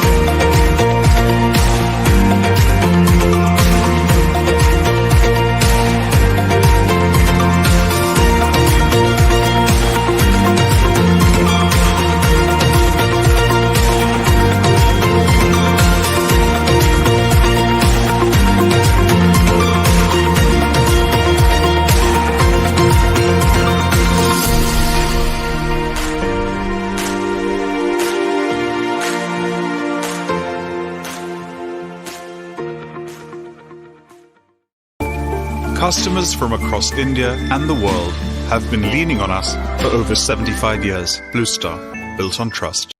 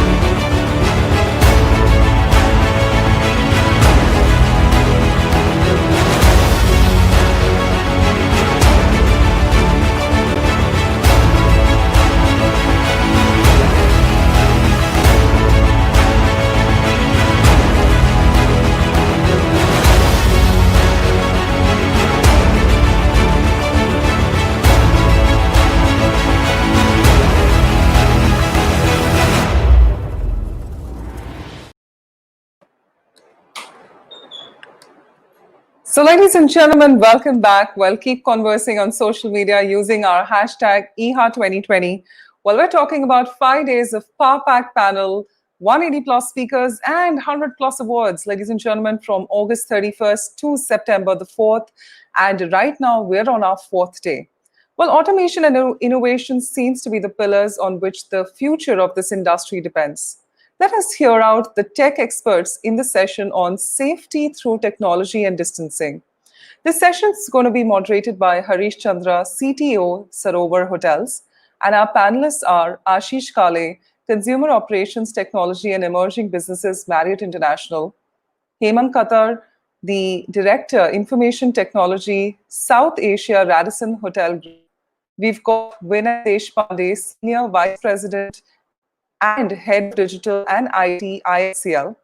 And we've got Nilesh Patel, Director of IT, India and South Asia Information Technology, Accor. So, well, ladies and gentlemen, now it is time to call upon Bhuvnesh Khanna, CEO, BW Communities, to finally join me on screen. Hello, Bhuvnesh. Hi. You got some names wrong. He's Hemant Khattar and Nilesh Patel, but that's okay. All right, don't worry. Okay, so let's get the others in. Bhavna, you're doing extremely well. Sure. All right. Welcome, everybody. Thank you. Over to you. So, hello everybody. So this is a great show. Unfortunately, Rajesh Chopra has taken unwell.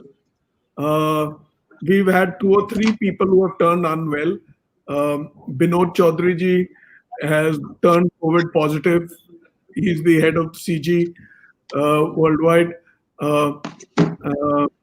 Himmat Anand has turned unwell. The season is such, one is always scared. So one has to be careful. But I'm delighted to have you all here for this wonderful show. You guys are actually that thread which binds every aspect of the industry, of every hotel in today's day and age. You guys hold us tight like a stitch, like a staple. I'm so grateful to you. I have my friend Harish Chandra, wonderful host. तो आप 2 बार आ गए हरीश जी. So I have Harish over there, and he heads GHTP. He's the CTO for Sarovar Hotels, and more than anything, he's so networked, right? He's all over. And I have the pleasure of welcoming Mr. Ashish Kale, all the way from Singapore. Mr. Ashish Kale heads IT for Marriott for the region, which is headed by Raj Menon. What a delight, Ashish, to be able to share screen time with you. I have Mr. Vinay Deshpande. Finally get to do a session with Mr. Vinay Deshpande. He heads IT for IHCL, or as we call it, the Taj Hotels, the Taj Group, right? Mr. Hemant Khattar, who's the IT head for the Radisson Hotel Group. Welcome, Hemant, right? And Nilesh Patel, Accor. Now, these are very big names. These are very big brands. This is a very big assignment, right? And today, in a time when COVID has gheraud us all around, and we are grappling with some manner to come to grips with the situation, you guys will be dovetailing your role with the roles of housekeeping, chief engineers, procurement, कि भाई कैसे करें, कैसे control करें, कैसे अपने guests को assure करें. So I will not take more time. I will hand it over to my brother and good friend Harish Chandra. Harish, over to you. Thank you, Mr. Bhuvnesh, for your kind words. On the behalf of BW Hotelier, I would like to welcome all our participants and panelists today in this afternoon to the technology webinar, IT in the post-COVID era, as a part of BW Hotelier IHA 2020 awards. We will try to find various solutions. I keep on hearing from my friends, if I go to hotel, can I call my friends, relatives, who will park my car, whether I'm safe, do I need to carry my own bed sheets? Different queries are happening. COVID has really changed the world. We are in a very strange time. This is very unprecedented time. Through this session, we'll try to find out how technology can play an important role in uplifting guest sentiments. What are the various technologies which are changing the games of rule post-COVID? How our industry will change shape. Maybe the IT manager will also do job of front office manager or receptionist, or he will also work as a room service captain. Now jobs are coming less. Everyone has to evolve with the time. We are trying to find out different technologies that hotel chains are using to uplift customer confidence employee morale. COVID has changed lives and businesses. Hospitality and travel sector is not an exception. The only thing which is constant is change. I'm sure our industry will bounce back. C also stands for contactless continuity, continuous improvement. I would like to brief you more about this session. We have seen unprecedented time and we all are adapting the ways to the life that COVID is asking us to practice, which is putting our health above all the priorities. These are difficult times for business globally with lockdown, restricted trades, barrier movement of people, and many more. Social distancing, health and hygiene protocols have become the buzzword today. And everybody is proactively working to ensure that the risk is contained.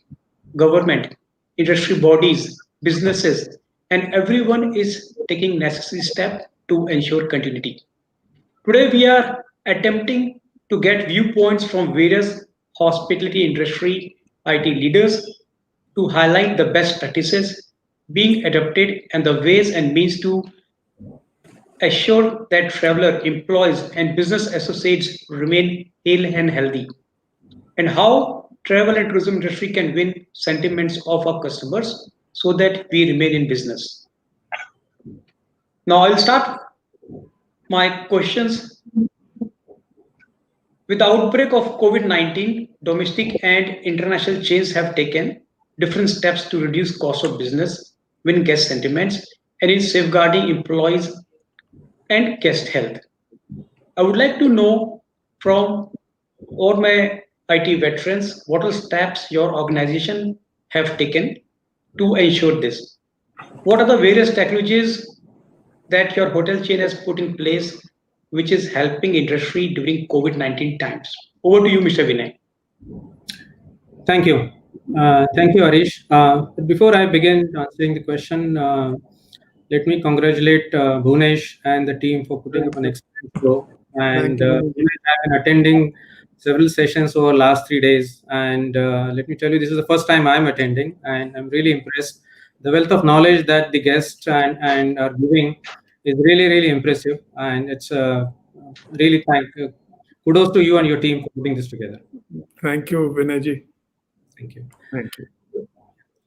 So now, Harish, the question that you said, I think, yes, you're in your opening speech, you really said that the pandemic has really been unprecedented and it has affected everyone across the globe. And in fact, travel and hospitality industry has been the most possible affected. If you really look at, there is an underlying fear that the people have related to their safety and hygiene. And as the unlock 4.0 happens, as the the pent-up demand start coming back, there are a lot of questions that the guests have in their mind, and I think collectively as an industry we need to address them. Some of the ones which might come to my mind are most important being trust in the brand, having the comfort of having stayed with a specific hotel chain and having that comfort, having that trust in them that they will do all that is right for me. From a safety and hygiene perspective, whether there is an increased frequency of cleaning and disinfection procedures which are being used, whether the social distancing norms being followed. These days, a lot more importance is being given to contactless payments. And more importantly, as we have spoken with many of our guests, what they are echoing is the fact that they are more moving into the mode what we call as a self-service mode, which means they want to do a lot of these things, the check-in, check-out, in-room dining, all those ordering themselves. So at ISCL, the safety and well-being of our guests and associates are very, very important. And there are several steps that are being taken. Some of the ones, if I quickly highlight, there is a mandatory temperature checks which are there. There is a smart sustainable solution that we have employed for cleanliness and hygiene. There is a stricter social distancing norms which are being followed and several others.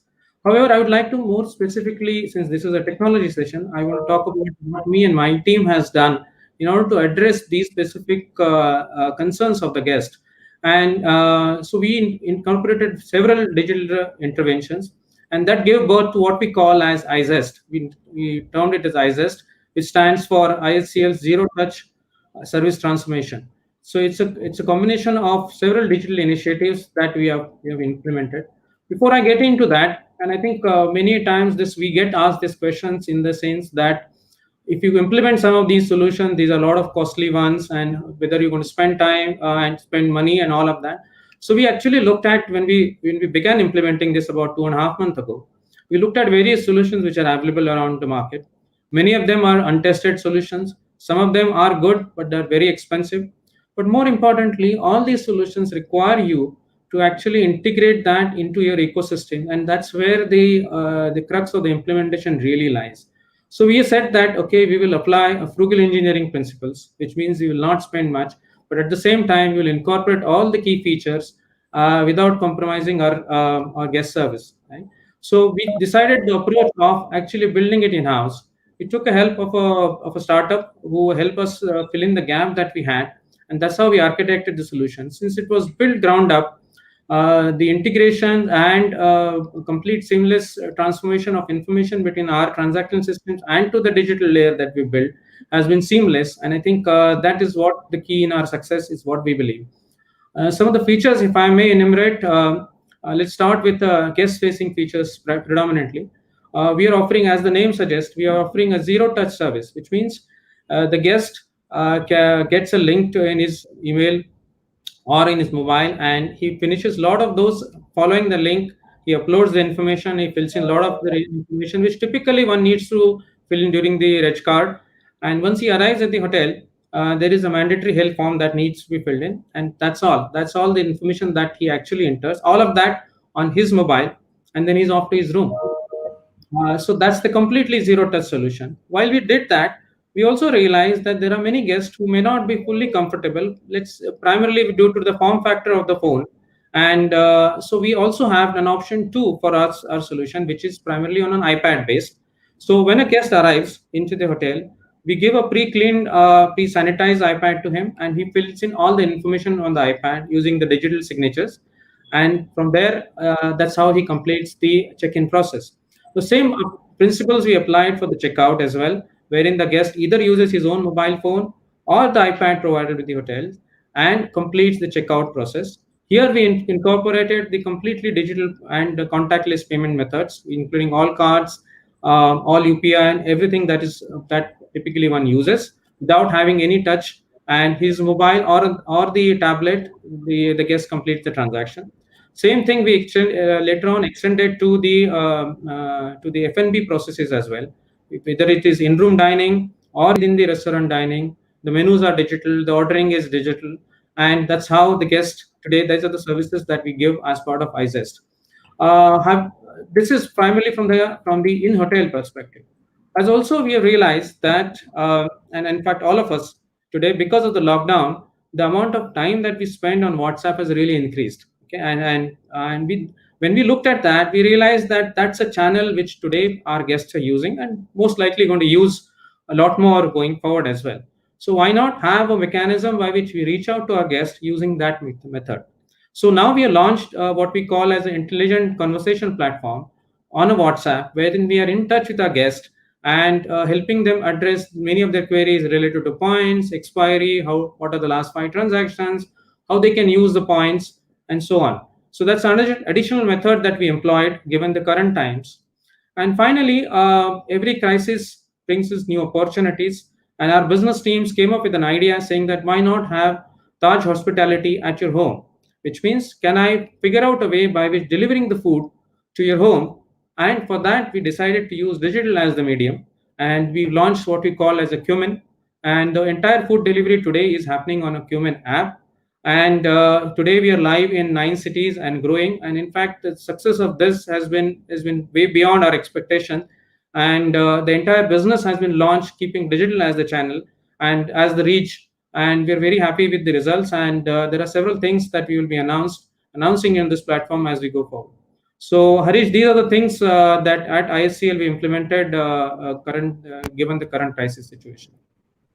Excellent. You have done with WhatsApp is amazing. Anything you have done with Paytm, like it is used very commonly now in India? No, we're not. Or that is under your program? No, we're not really gone to the Paytm because we used, in fact, we relied more on the UPI. I think UPI has really caught up. And primarily the UPI is what we focused on, and definitely all other means of payment. But we've not really gone to a specific or what you call as a closed wallets. We've not gone into that. Okay, great. Over to you, Ashish. First and foremost, Bhuvanesh ji, thank you so much for giving me the opportunity to be on this particular forum. It is amazing, and I've been actually following it from day one. I mean, in the middle of work, sometimes I can't attend all the sessions, but what I do is I'm actively, literally waiting for the WhatsApp that I get in the evenings for the earlier days recording. So really appreciate all that. And thank you for letting us be here. Now, Harish, basically referring to what we did, I'm going to keep it pretty simple because I'm pretty sure there will be a lot of technology questions that would be asked anyway as part of this forum. So what I'm going to do is, just give you the basics of what we started doing as we saw this situation arise. So unfortunately or fortunately, when we saw this happening in China, we could quickly realize that this is something really big that's happening. We are monitoring the situation very closely, and we realized that this is going to become a way bigger problem than we anticipated. It's not a China-only problem. And so we got our heads around and we figured out what we need to do. So what China had already started doing was actually going to vendors to start getting some kind of rebates in terms of their annual maintenances and stuff. So while China started doing that, I started reaching out to all our vendor business partners in my part of the world, which is APEC, and started asking them, hey, you've given all these discounts in China, we need discounts as well. And believe it or not, everybody said, but this is China, it's nothing to do with us. Why are you asking us for discounts? I said, I just want to ramp it up because I know this is going to become a big problem. And sure enough, it did become a big problem. A month later, everything just fell apart in terms of the amount of business bookings, the cancellations. So we were very blessed with working with really good business partners, and I would probably say 95% of them really cooperated. They were in this together, and they started giving us great discounts. They started giving us great rebates. They knew it was the hotel industry, which was the hardest hit to begin with immediately. Of course, they knew, and we were very conscious that as a vendor, we wanted to make sure we don't go and offer them or ask them for such bigger discounts that they themselves have a rocking boat. So first and foremost, thanks to all the vendors. So that was a good initiative we took. Pleased to say that with all the vendor support, we actually landed up at a $1.38 million, sorry, my apologies, $3.18 million of vendor rebates that came in APEC. This doesn't even include China. So that was the first thing we did, because what was important as we got into this was contain cost and save people's jobs. So that was the first thing we did from a technology aspect. And while I say this, we are not even talking about the procurement team doing their piece of it, but this was purely IT savings.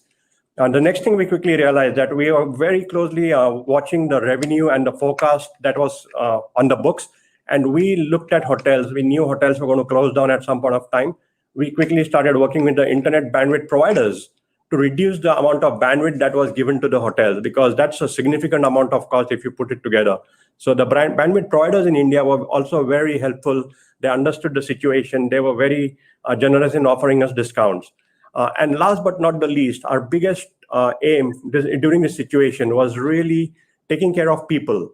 Unfortunately, as the businesses continued to go down, we had to go through a right-sizing exercise, and we had to make some hard decisions at times. But the good thing that came out of it, and I always look at anything with a glass half full, a lot of our IT managers in the India market and in a lot of other markets actually got cluster leaders roles. So instead of handling a single hotel, being an IT manager to one hotel, suddenly they have a growth of 5 hotels and have great titles and everything that follows with it. So which was personally pleasing to us. So we took care of our people in a lot of positive ways. And just to add on the people front, while we had to let a few of the great associates we had go, we put together a talent database right now. So everybody is very actively engaged, working with these companies to get these people back in some shape or form, get them a job. And very pleased to say that a lot of these IT managers, especially in the India market, we could actually already start rehiring them into our system, because we have such a lot of pipeline coming along. So I'm very happy that we've been doing a 360-degree turnaround of these people as well. So that's a quick one from me. Thank you, Over to you, Ashish. Harish. I would also like to know about your application Bonvoy, which is making ripples in the market. If you can tell something how Bonvoy is helping your guests to have digital experience, touchless experience. Sure. So about a year and a half back, we actually had launched the Marriott Bonvoy application. It had a few bugs. We got it all sorted out, set it up right. And what we did as part of that application, we also started doing mobile keyless entries. So we started developing a platform to use your mobile phone, Apple, Android, and go and open your guest rooms.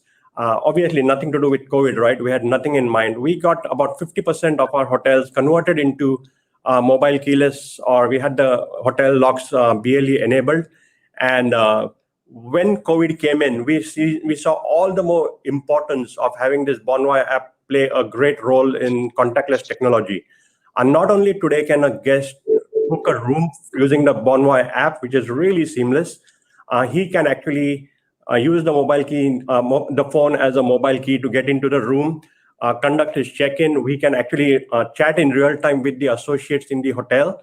And even if he's in the room, while he doesn't have to get a physical key, he can go to the room straight away. And even while he's in the room, he can use the same app to chat with the operator downstairs, to room service, order his food.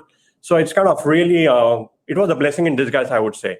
So our focus for the coming year or the next 6 to 8 months is really get all our hotels in Asia Pacific or APEC basically mobile keyless entry ready. Oh, great. Bhuvnesh, you were saying something, sorry, I interrupted in between.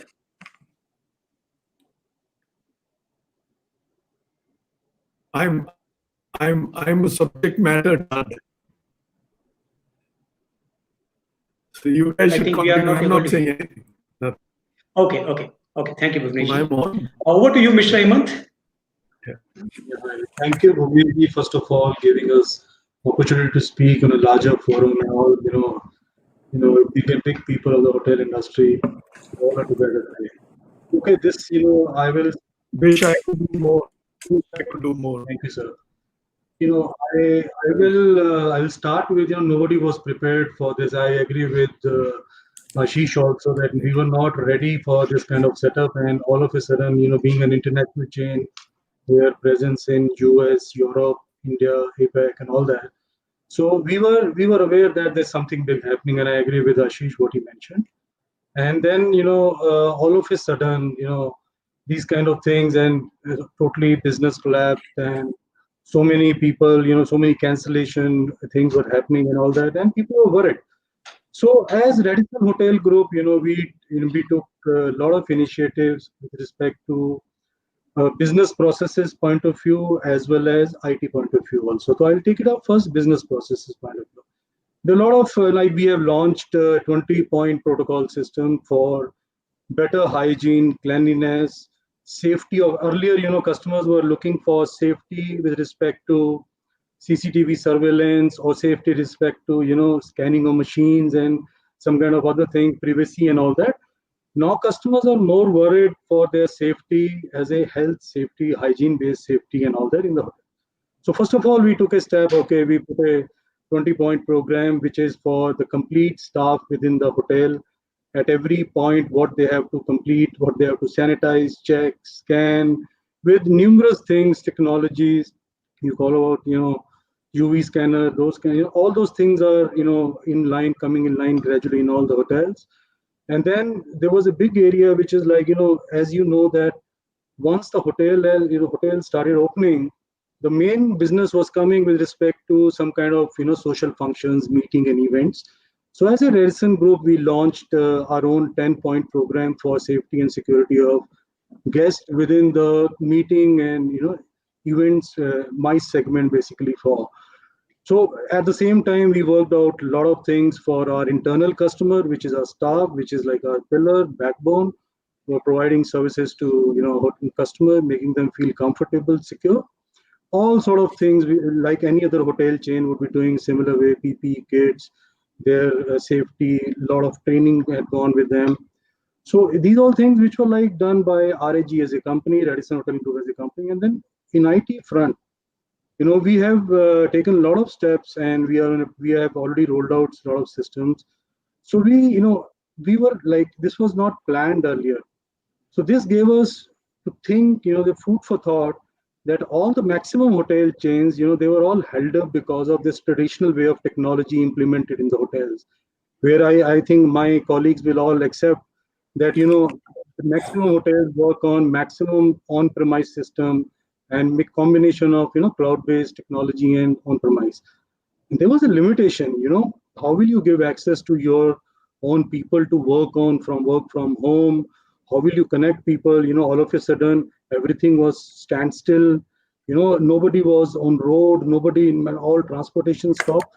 So this really, gave us an option to think over it, to go completely on cloud-based and, software as a service-based technology, which I'm sure everybody is doing and, trying to achieve.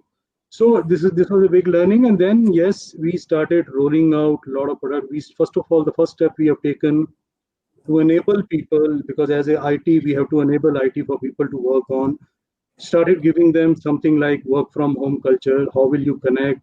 Keeping in mind the security of data, secure network. Those things were very important for us, giving from work from home culture for down the line staff, as well as, the senior level staff, and all people should work. And then, yes, definitely we kept on thinking, a lot of, things were not in line. We evaluated a lot of products, checked.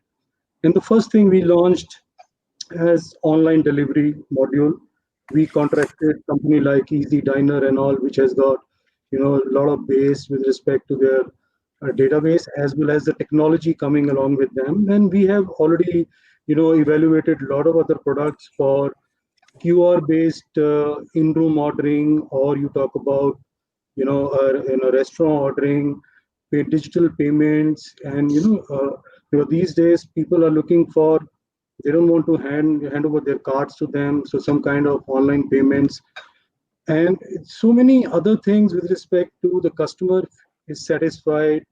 When they get, when they see that, okay, the staff is approaching them in what contained manner and secure manner to them. Apart from that, there are other areas which we are working on it. We have evaluated and we have rolled out. We are in the POC testing phase as of now. Basically, the employees, like for example, in a particular room, there are 50 touch points in a room. Talk about TV, talk about remote, talk about phone, talk about tabs, talk about, other things. Definitely, our runners are all sanitizing, cleaning hotels in a very good way, and they are, they are very smart in doing that. But at the same time, there should be some historical data with us. Okay, they have covered these many rooms, these many, so that we have some data to analyze which all rooms are sold more, which all rooms are frequently sold. So we have to be very careful. What kind of, how we have to do the room assignment. So many, operations and IT point of view, combination of all those things. This is what we're trying to do.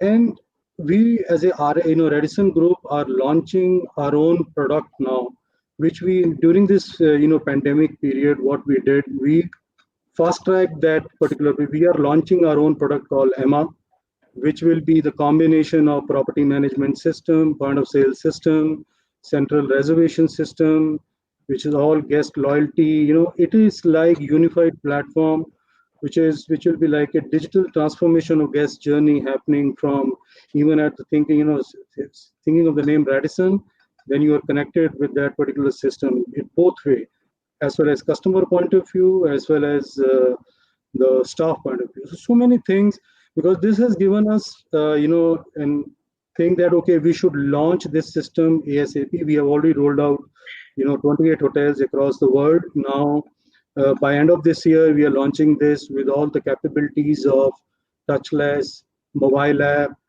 anywhere, anytime access, and all that on this EMA system, which is like a game changer for Radisson Hotel Group. It is like one platform for all the systems instead of multiple systems which are running in each and every chain and, vertical and all that.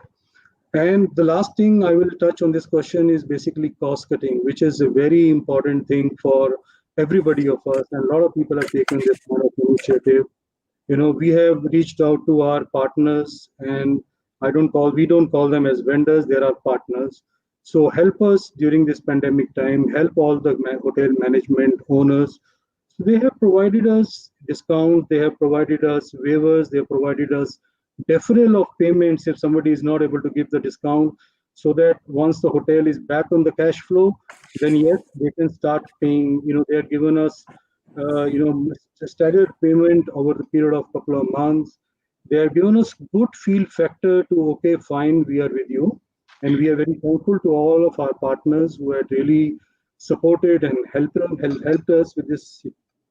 And nevertheless, there are so many other ways we have tried to save the cost for hotels. We have, there are some unwanted systems. We said, okay, suspend it for some time, which are not required. We have reduced the capacity of internet lease line or internet services, curtail the expenses there. We have, we have tried hotel to push towards digital menu ASAP so that you can save on menu printing and all those things, also save on cost. Move more and more on e-billing so that you can save, e-paper, unnecessarily paper printing and all those things. So there are these kind of things we are trying to, tell hotels, and hotels are following. And the credit goes to, let me tell you, the whole, hotel teams, IT teams, and other teams. They're like on top of it. And the hats off to them. Day and night they're working, trying to resolve from home, or they're coming to office during this time for supporting and all that. That's it from my side, Harish, as of now for this. Okay. So I believe the role of information manager is changing to innovation now. We are doing so much of innovations, whether it is digital valley, whether it is digital journey of the guest, role is changing. Nilesh, I would like to know something from you. First of all, thanks Bobby and BW Hotelier team to build this platform to be here. Secondly, that today the foremost priority right now is bringing back customers' trust in incorporating top-level safety and hygiene standards. So at Accor, we have enhanced our safety and hygiene measure by launching an all-safe label program worldwide, following a cleaning standard and operational protocols in the world of hospitality. This consists of certain 16 guiding principles, commitments, 35 actionable guidelines, 200 SOPs, which also includes enhancing cleaning protocols, enhanced staff training, new guest contact measure, contactless solution for IT, enhanced food safety measures, and also the global medical support for all the guests, partnering with insurance companies and all. So the first thing about the contactless services is the need of for the hospitality industry. We need to go ahead aggressively and embrace this technology and automation. So at Accor, we generally send an email to the guest 2 days prior to stay of their complete check-in. He does all the online formalities, do a e-reg card and all, and pilot testing is already on for the hotels. The guest comes in, gives the checks, collects the keys, and checks out, and leaving the keys in the box if it's a prepaid guest. We have deployed QR code can be contactless solutions where a guest can order from his mobile via QR code solutions and move ahead. Another interesting technology what Accor actually it had from earlier days called ACDC, which is like Accor Digital Card, which majorly focuses on collecting data via customer relationship management system. So these are like guest preferences which are already stored, and if it is a repeat guest, then the artist, what we call our all employees, the artist will be ready with all the preferences set available to the guest, and we ensure that enhanced customer experience is already there with a minimal contact services over the thing. Coming up to on the cost side, yes, that's a main pinpoint as of today where the cost has shooten up. So we have taken a lot of cost saving measures. For sure, thanks to our partners who have been with us in this, they have given good kind of discount. But today's scenario, how much discount or how much rebate is good for us was the business is bad right now, anyways. So whatever discount we get, it is good for us, and partners are helping us in a good way. 90% of them are actually helping us in a good way over this thing. I think that's it from me on the technology aspect. We also have introduced for the employees as such some QR code applications where their health declaration forms come up because the safety level of the employees is at first of our heart. So whenever an employee comes down to hotel, he has to fill an updated form on his mobile via QR code application and self-declare the health forms. Somebody sitting at the back office will monitor all the forms and collectively see the data and isolate the people who are on the thread or something on that. Okay, great, Nilesh. Great. The thing is, there's so many technologies available in the market. Thermal cameras costing around 4 lakhs, voice-enabled lifts, key dispensing, automatic key dispensing machines. All these technologies are very expensive. In this current time, we are just trying to survive. Do you feel all these technologies are required? I want to know, how do you differentiate what is good to have, what is must to have? Owners must be asking very difficult questions, like even I am asked a lot of questions. So this is an open question to all of you. So if I may go first, I think Harish, it's a great question. And while we all are being given the responsibility of a digital IT, and while we have great plans, all of it, as we have to keep in mind, comes at a cost. And especially in these times, it is all the more very really important. Okay, and that's something we follow what we call as a frugal engineering principles, wherein we still evaluate each of the solution from a different angle and how much it will cost. There is an ROI which is done, and only then we choose to implement one of those solutions. So let's take an example that you alluded to of a thermal camera, and when we launch iZest, it is not only for guests but for also for employees. Right, so we thought that what is the best method by which we can implement. For example, today they have biometric system by which they use for marking their attendance.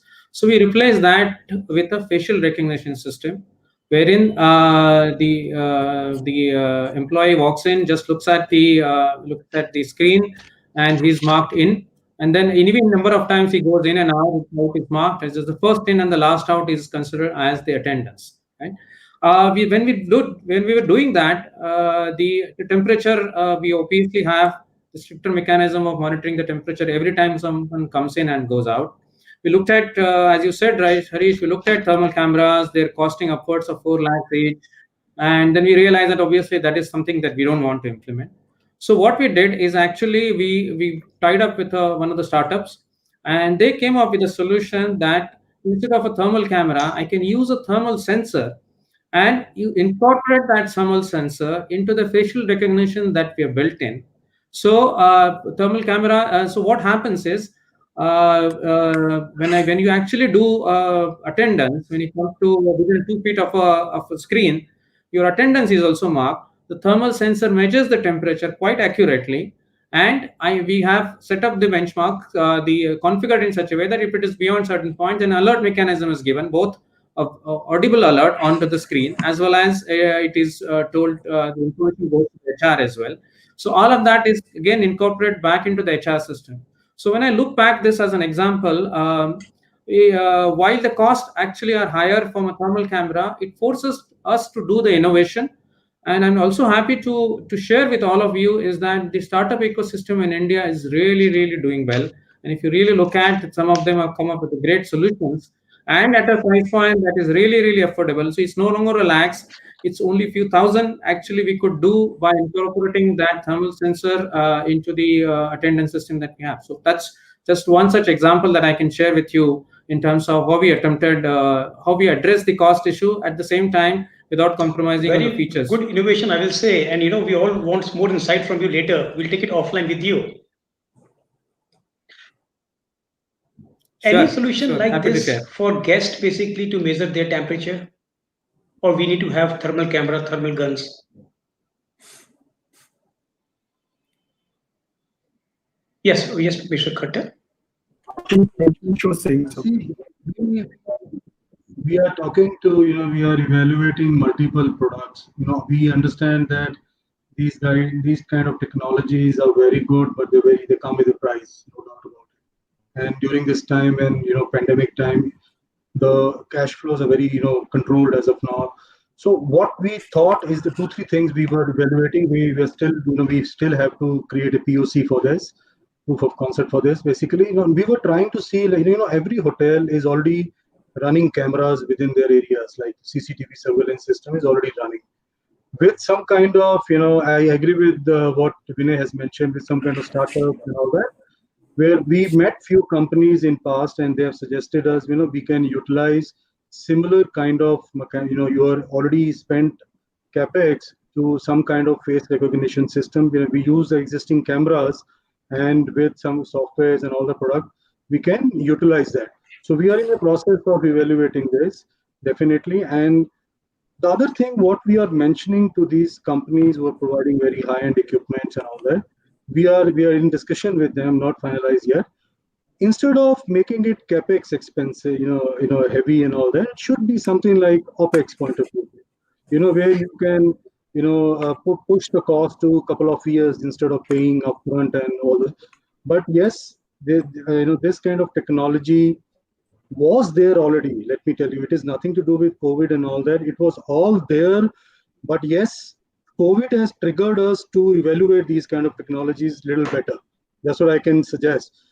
Face recognition, because we used to see, airport hotels and all, they are mandatory. They're doing this already.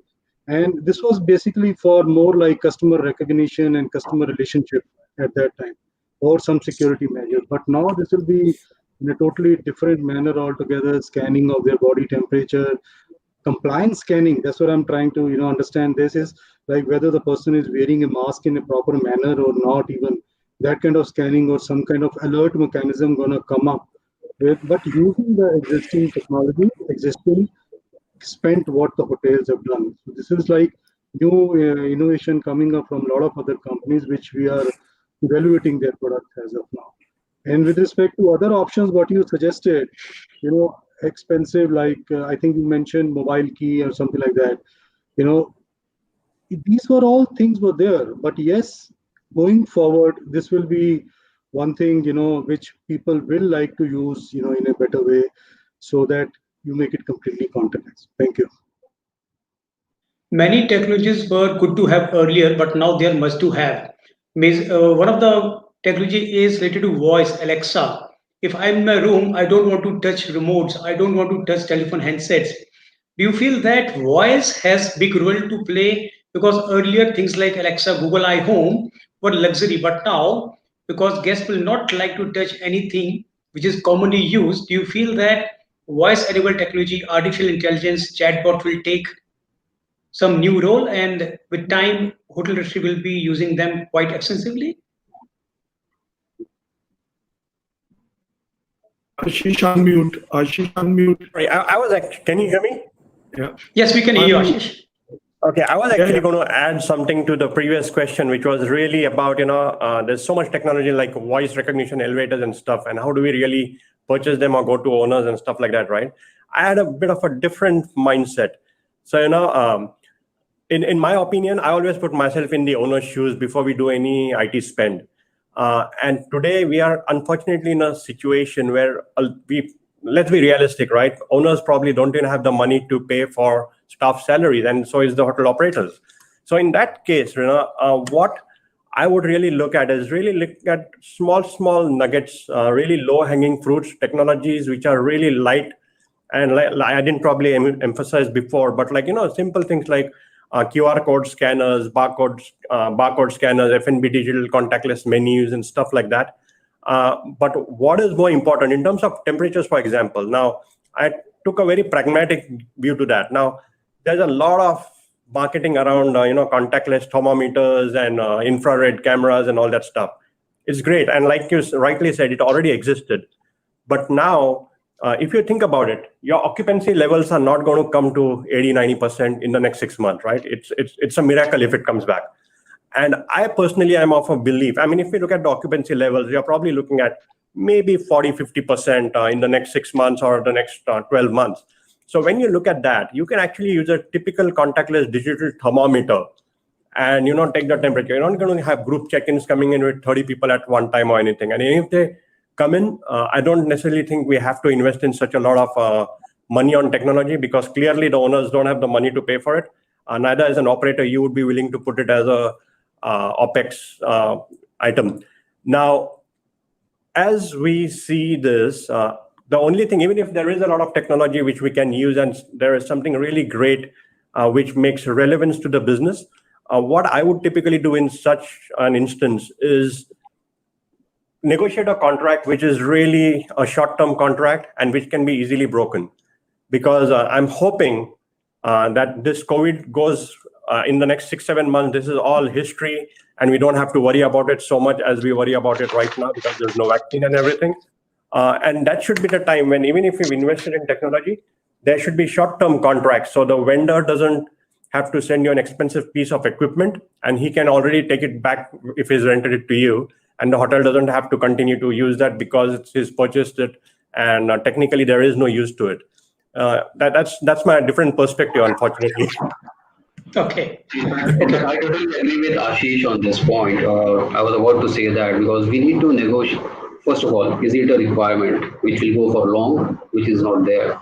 Secondly, the cost which we are pinching on the only company capex, because there's no profit right now. There's no revenue at all, which is going to come, and forecast is bad. So the thing is, we need to negotiate with the suppliers in a way where they help us in this moment of time, probably because they also need to invest in huge amount of technologies, and the money would be going back from the suppliers also. And so probably a contract can come in for next 6 months. They will not charge anything, maybe only the one-time cost, and after 6 months or a year, they'll start charging not an exorbitant price, but at least they cover their cost, and then we can have a long-term relationship, something like that. But today, asking owner to invest in such kind of huge technology and cost would be a crime. Okay, over to you, Hemant sir. Yeah, thank you, Rishi. I agree with Ashish and Nilesh. This is like a very tough time for everybody of us, and we all are working relentlessly. My say is, I go with both gentlemen, is that we cannot push for these kind of technologies as of now to hotels with respect to, because one is which we all should realize, hospitality is, it is like personal touch. You have to give it to. It's like you have to take care of your customers, employees. It's like Atithi Devo Bhava, we say it, and it's everything it says at starting till end. That you cannot have simply mechanical touch and all time no connect with the guest and all that. You need to have all those that also be in line. So, but yes, these kind of things can wait, because if we implement, because in a room, if you are implementing Alexa, these technologies are very good technologies at home, because you're only at home, you're using, okay, Alexa, run this song, run this movie or something like that. But in a hotel, you will tell Alexa to run the TV, switch on that channel. You switch on the AC with the thermostat at this level. See who is at the door. If I know that person, open it. Otherwise, don't open it. Something like that, which connects with the IoT and all that. But then you need to have a lot of spending going on with respect to make that room as a completely intelligent room. There's a huge investment, and I agree with both gentlemen. This is the future, but yes, at this time, let's get over with this, period. Let's start. We are already there. People are charged up. Business is coming back, and now once we are stable, and then definitely we can have a look at all these technologies in future. Thanks, Harish. Seen any hotel using robots to clean the room or public areas during this pandemic? Yep, can I take that? Yes, Ashish. So again, robots, I would say robots are probably the future in high labor markets. Like being in Singapore, I've actually not Marriott brands, but I've seen a lot of brands of hotels who are actually started using robots. And this has been probably the last 2 years, they have already been using robots. Typically, we have seen robotic arms being used in Singapore in a lot of hotels, like the hotels and everything in Singapore, where a robotic arm would go and make a sunny side up egg for you. So in a morning breakfast, the egg station is one of the most, utilized or most time consumed operation there. So we've seen some hotels with 5 egg stations there. just robotic arms making eggs the way the guest wanted. And there's a lot of videos on YouTube as well if you go and take a look. So I think there's a definite need for robotics, especially in labor-intensive and expensive markets like Singapore, Japan, Korea, and stuff like that. Now, the next thing which we have seen, and we actually have some vendors come and demo a robotic vacuum cleaner in our office in Singapore. A beautiful piece of technology. A lease model costs a few $100s a month. What it does is basically it checks your entire flow plan, because your hotel flows are typically the same. It would go and do a complete scan of your hotel floor, a particular floor, and then it would register it into the memory. And all you do is just send a robot to do its vacuum cleaning and cleaning off.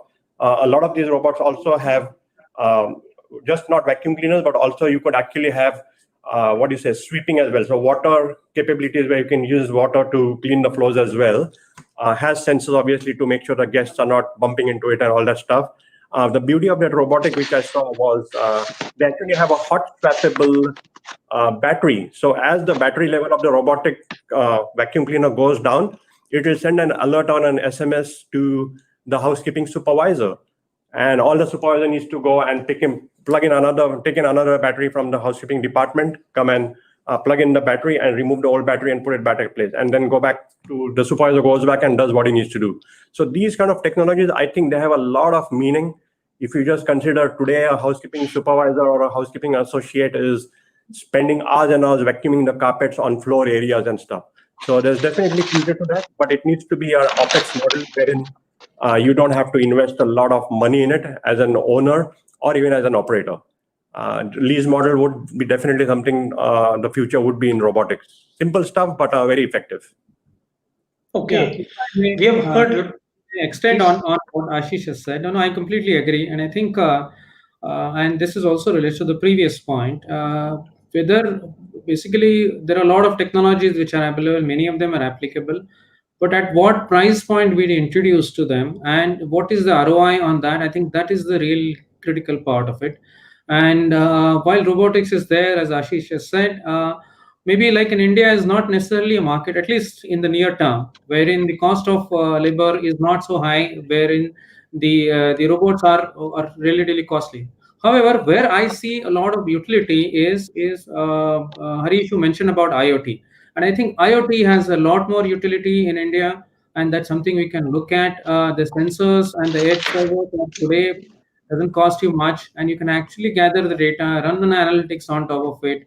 Then actually you can be able to do a lot more. I mean, for example, energy management. It's a huge scope for you to implement IoT and energy management. Robotics, I will extend it to, let's say, AI. Not exactly a robot, but an artificial intelligence by which you can actually sift through the data, do mining, and find out and give a specialized, personalized offer to the customer. Yeah, that's definitely a utility of that. And some of those, we are actually doing POCs in some of these areas and trying to find out at what price point can we really bring it becomes a mass scale. Otherwise, there are many things which we try and we believe it's costlier than we don't pursue because it doesn't make sense to introduce. This is definitely not the time to introduce. But IoT and all, definitely we are trying out and trying. I personally believe, quite optimistic, that we will be able to make some of the good use cases of it.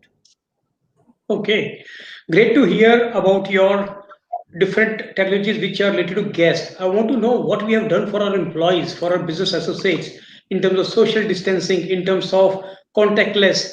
Have we done some innovation in that area?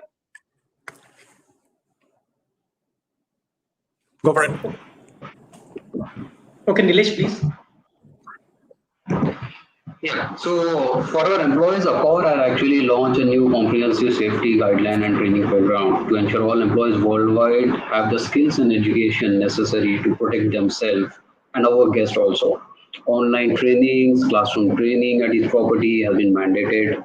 Self-declaration QR code solution, which I was discussing earlier, has been a part of this initiative. Work from home, multiple Accor Academy has been partnered with multiple learning partner skills like eCornell, LinkedIn Learning, Get Abstract to offer selected course to all our artists.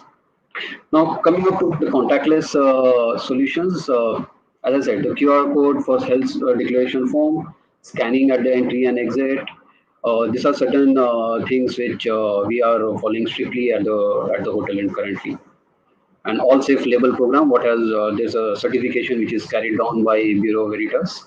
We are partnered with them, and there's a certification which goes around which takes care of about 200 SOPs, and that has been followed.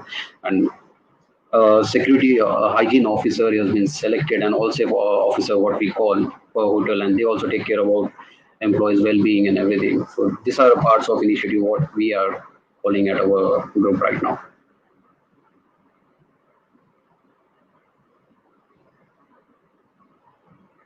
Mike.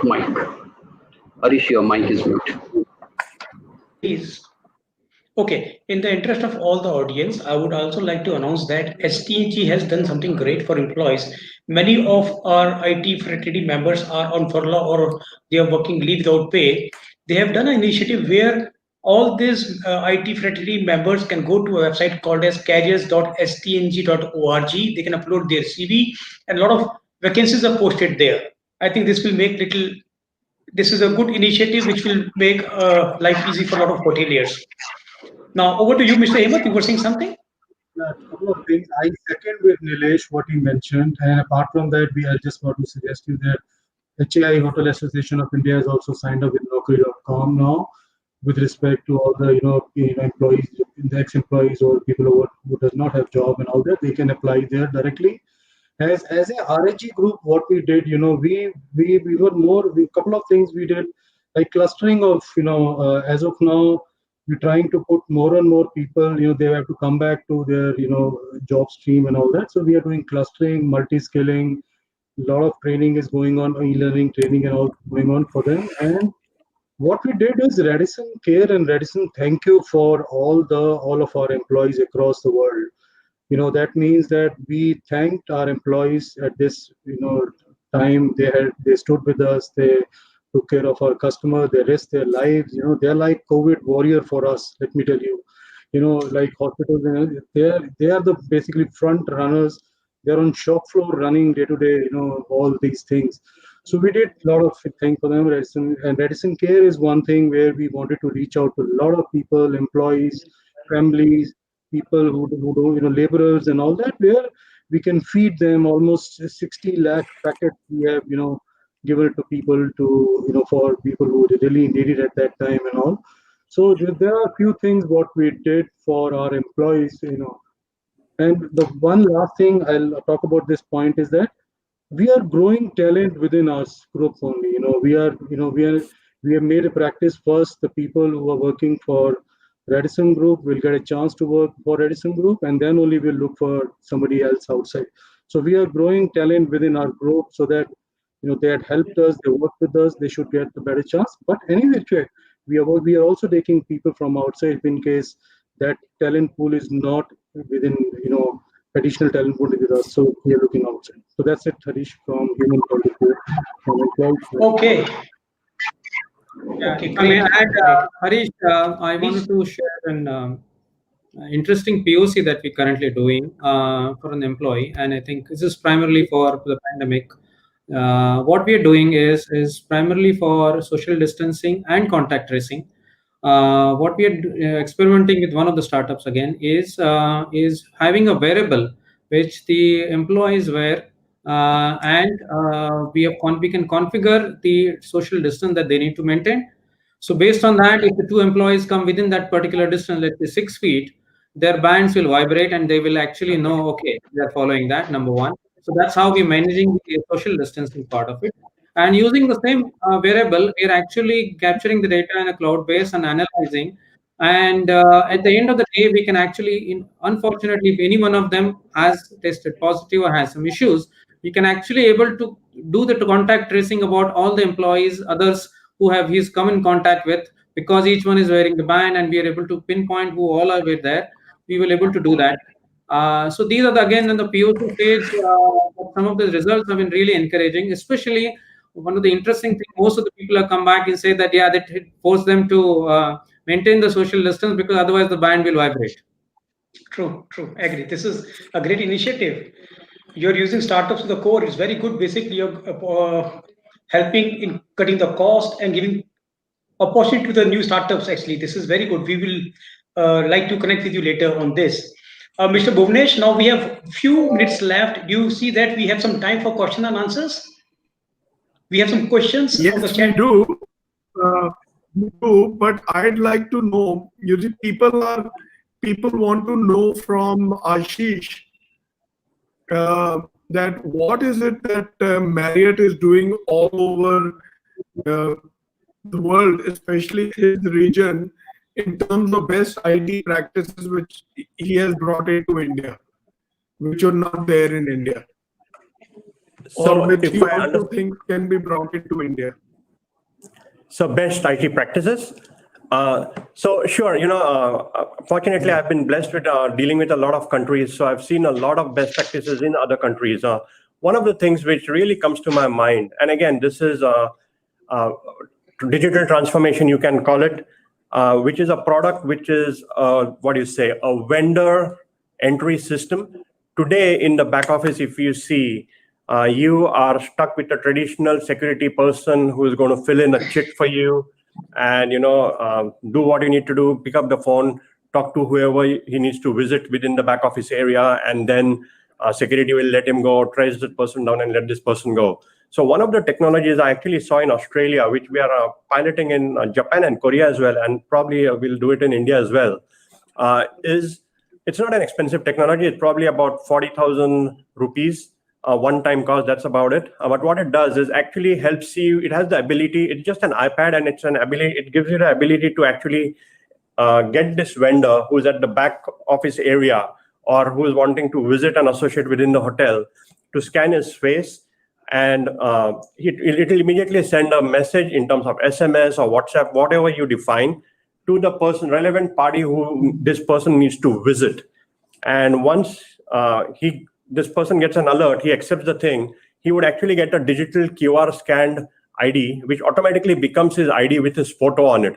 So gone are the days, with this technology, you can actually kind of get security, the loss prevention department, to focus really on what their core job is, keeping the hotel secure, rather than spending time in terms of, doing all the paperwork and all that stuff.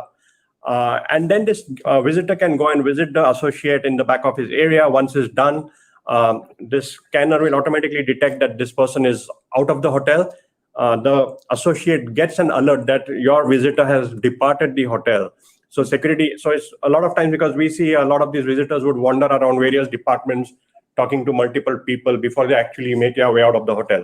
So that's a very interesting technology we've implemented in the Australia market, but definitely an opportunity for us to have something similar in the India market for sure. Then again, we've given some good opportunities to some startup companies in India on a global level. I wouldn't be taking names and promoting any vendor on this platform, but generally we can take it offline. We have some great product within India startup companies who are enabling us with contactless check-ins, with F&B, Paytm integration, everything that's happening there. And again, another one thing is paperless back office operations. It's something we developed in India. So this is something we are exporting out of India with this particular vendor. So your entire back office operation is going to be smooth and seamless. No more paperwork, your purchase requisition or anything on a paper. Everything is digitalized. So that's contactless and it's very cheap. It saves paper, it saves your printer toner and everything. So this is actually a technology made by one of the Indian companies. We are doing in pilots in Thailand, Vietnam, Cambodia, Myanmar, Japan as we speak right now, and Singapore as we speak. So it's two-way. So some good technology here and moving it there. All right, excellent. So everybody has spoken. Harish hasn't told us anything about what he's doing. It's very nice to be a moderator at times, but you don't get the time to share what you. So we have also done something related to cost-saving methods. Like Ashish mentioned, we have checked our internet lease line usage, our telephone line usage. We contacted all our PMS vendors, email server vendors. We pushed them hard, or we negotiated new rates with them depending on the usage. This is how we saved money. Apart from all those things, we are also doing something going high-tech and touchless. We are working with a PMS vendor who is developing various interfaces with PayU, your other things like your AirPay and InstaMojo, which are digital payment gateways. we are also trying to keep things simple. We believe in keep technology simple, like Alexa and all those things will be used. I have not seen any hotel in India using voice enabled lifts or pedal operated lifts are used only by one of the hotel chain. I think Vinay knows what I'm saying here. So we are trying to see, because we are bit market chain, cost is very important. We have to safeguard every rupee, all the wheels are falling, business is not there. It is very easy to say that we can earn money from takeaway or by delivering food to home. But in our case, it is not happening so easily. Excellent. So we've anything else anybody wants to say, Vinayji, Hemantji or Nilesh? Do you want to cap it up? Do you want to close this? Okay. I just want to list something here. Sorry, yeah, please, Harish, go ahead. Okay. I've seen hotels using game changer technologies like ultraviolet rays or nanotechnology. I heard that you spray this nanotechnology solution once and all these pathogens are away for 100 days. So I want to know from your experience if your chains are trying to explore something like ultraviolet for the guest rooms, where from the duct all these pathogens from the room, they are into the air, and with the help of ultraviolet we can clean the air. Is it happening in your hotels? Is it effective?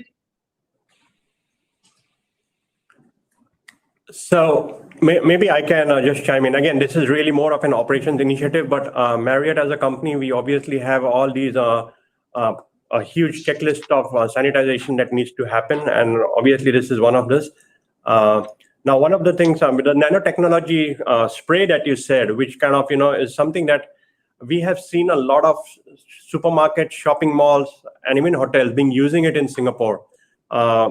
And basically the whole lift is coated with that, where it's a finger touch contact. So it really safe for you to touch it without worrying about COVID-19. So there is some stuff going on. But again, from an operations standpoint, we are doing a lot. Again, we've got a lot of promotions around it in terms of great videos on the Marriott Bonvoy platform as well, to just promote the business. Okay, I think now it is time. Vinay was saying something. No, I think I was only going to thank, I think, what Harish was saying, but now that you asked me the question, I think it's a great session. Like Bhunesh, I said, it is my first session with the BW, and I really enjoyed interacting with them. And it's not only the event, but also the way you actually form the groups, ensured that we come together, you ensured that we had introduced and connected with each other. I think it's a great experience, and I personally look forward to participating in many more such things. Oh, thank you so much for that. That encourages us to do more, and I'm sure I'm so happy that your experience has been good. Well, ask me about my experience. My experience has been tremendous. I must tell you, tremendous. Absolutely delighted that I have been able to bring you all together on one show. Permit me, because I'm going to be doing more in the IT space soon. Look forward to hearing from me. I only pray and hope you will all come in, right? Because this industry needs to hear experts like you who can bring in value, who can share their best practices. I think now is the time that we need to look beyond our geographies, our brand affiliations, and our personal preferences. I think we need to share our experiences and knowledge with all those people who are actually not able to get much. So you are being watched by a lot of people, and I'm sure this message will go far. Permit me to thank you, each one of you, for your time. I'll start with Nilesh. Nilesh, thank you so much for agreeing to be on our show. Hemant, I'm grateful to you. Right? Thank you so much for making it. Right? And Ashish, to come all the way. Well, these distances don't matter today in today's virtual day and age. But it makes it possible for us all to get together. Vinay is coming from Mumbai, you're coming from Singapore. The three of them are in Gurgaon, and I'm here in Delhi. And our moderator is sitting in Bombay. look at the wonder of technology which you people drive. I hope your experience was good on our technology platform and you didn't have any issues. Yeah. Thank you, sir. Thank you, Bhuvnesh. Thank you very much. I pray Thank you you, enjoyed it as much as I did. Harish, you've been a wonderful host. I shall give you 10 on 10. Yeah, thank you so much. Bye-bye. Bye. Thank Thank you you very all much. the Stay Everest safe. panelists for your time. Thank you. Thank Thank you, you. audience, for hearing us so Thank you. patiently. Stay safe. Bye-bye. Look forward to interact with you in person now this time. Bye, Ashish. Whenever Stay that healthy, stay safe. Thanks. Yeah. Hemant, Nilesh, Harish, bye-bye. Bye. Bye, Ashish. Thanks. Bye-bye. Thank Bye, you. gentlemen. Stay Thank safe. you.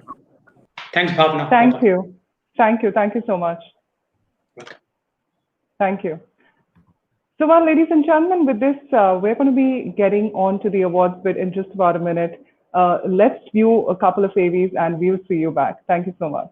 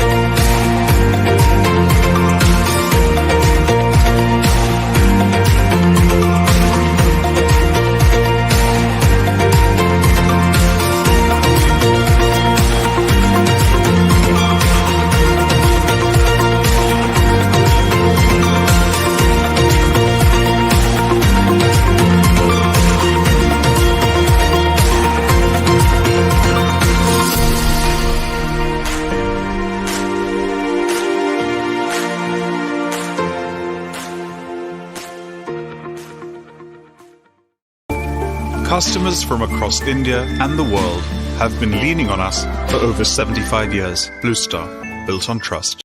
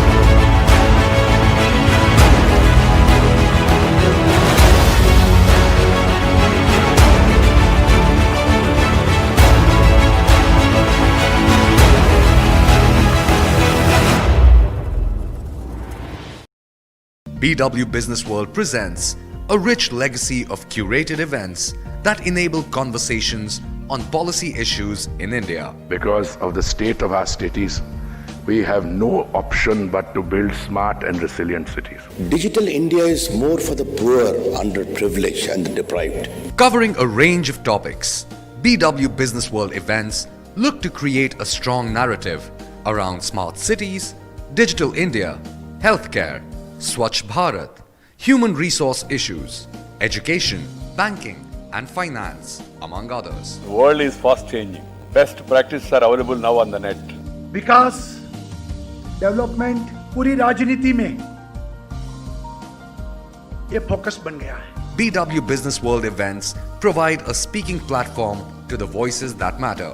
Smart से ताल्लुक यह है कि हम जो basic amenities हैं उसको हम चुस्त दुरुस्त करें। You don't have to be a technologist. You need to understand how technology influences the world. Mahatma Gandhi was a great man. He was the leader of the freedom struggle. We believe that e-governance and IoT will play a very, very important role.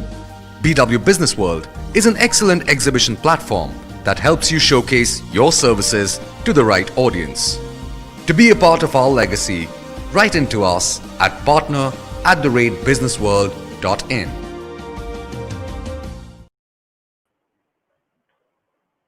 So, ladies and gentlemen, well, welcome back. We're talking about conversing on social media using our hashtag IHA 2020. 5 days of power-packed panel, 180 plus speakers and 100 plus awards daily from August 31st to September 4th. Well, you can watch us live on facebook.com/bwhotelier, twitter.com/bwhotelier, and on bwhotelier.com. I'm Bhavna Bhatia and I'm your host for the day. And now the moment has come which we've been waiting here. The much awaited awards ceremony, 5th BW Hotelier Indian Hospitality Awards 2020. And today, we will be recognizing the best of Indian hospitality North Zone. BW Hotelier's Indian Hospitality Awards today will be given away to the most deserving executives of the industry selected by the leaders of their profession. The awards cover all the areas of a hotel, from the GM's office to the executive chef's domain to the IT manager's desk.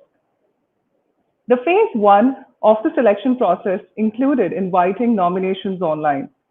The entries were vetted by eminent jury panels which deliberated on the final winners in a virtual jury meet. From the house of BW Business World, the BW Hotelier Indian Hospitality Awards is a jury-led process wherein the entries have come in via a dual route of self-nomination. The process is clear and transparent. The jury consisted of some of the leading names from the hospitality industry. I would like to thank our eminent North jury members. North Jury Chair, Suresh Kumar, former MD, Fortune Park Hotels and currently founder, Q Management Services and founder and mentor, Rosa Q Hospitality. Others, Chef Manjeet Gill, President, Indian Federation of Culinary Association, F&B consultant and advisor. Kamal Khan Pant, Principal and Secretary, Institute of Hotel Management, Catering and Nutrition, Pusa, New Delhi.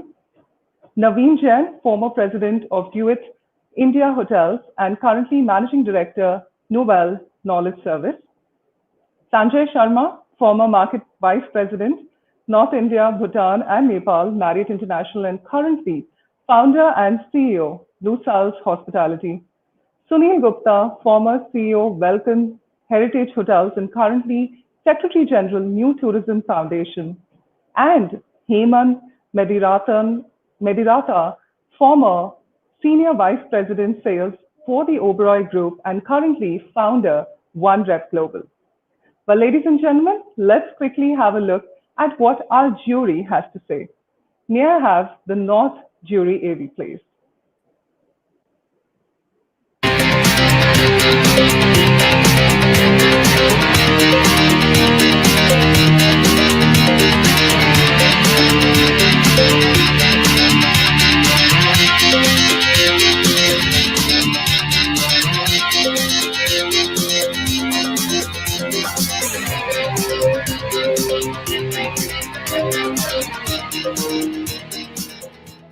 Kind of effort that has gone in only shows that I think how concerned the senior leadership and also the BW Hotelier are concerned about the rewards and recognition of the people who are working in the industry.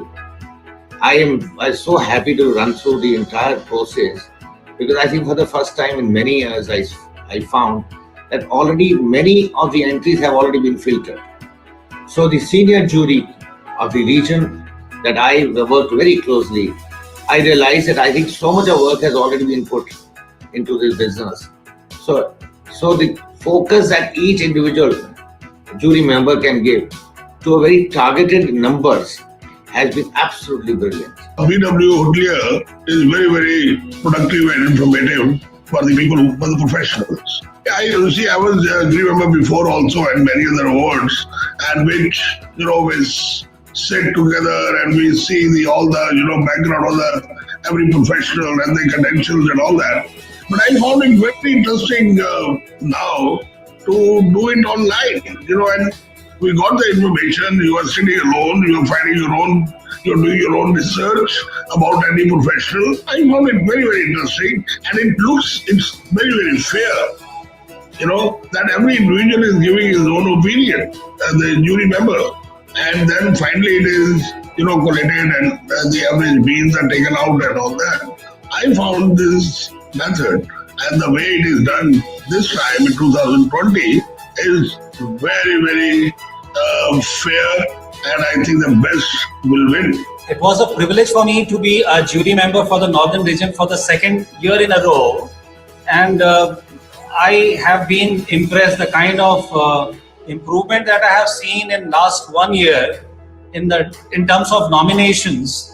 It is phenomenal. In terms qualitatively, it has become much better, and in quantity wise also, I see a number of more applications coming in this year, and most importantly that the BW Hotelier, the component of including the COVID-19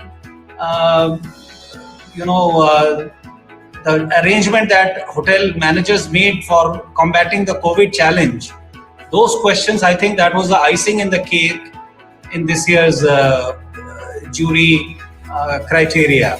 So I think the theme is very, very apt and very thought about, and I think this justifies the kind of situation that we are in. BW Hotelier is a very forward-looking brand, and the engagement that I've had in the past few months, especially with Bhuvnesh and the team members, it makes me feel that you're onto something really great and achieving something very good for our hotel industry. The process was extremely transparent, fair, ethical, very, very good content. The choice of the jury also added much more fairness to the process because none of them had their own brand names, brand colleagues who were part of the nominations. The submissions were pre-qualified, which helps sifting through the right candidates, and I think it's a great effort that has been done for uplifting in this somber time where people are going through job losses, salary cuts, etc. And to come up with this award during this time to motivate youngsters, to motivate hoteliers. So it was very evident that the number of nominations that were got also said that the industry has come together as one. And I think BW Hotelier Awards have played a very large part. This is a great platform that BW Hoteliers has created in the past few years. Today is one of the best platforms has been created, and during this time when everybody is down and the industry is not doing that well, to motivate the industry professionals is itself when everybody is struggling to survive is a great thing.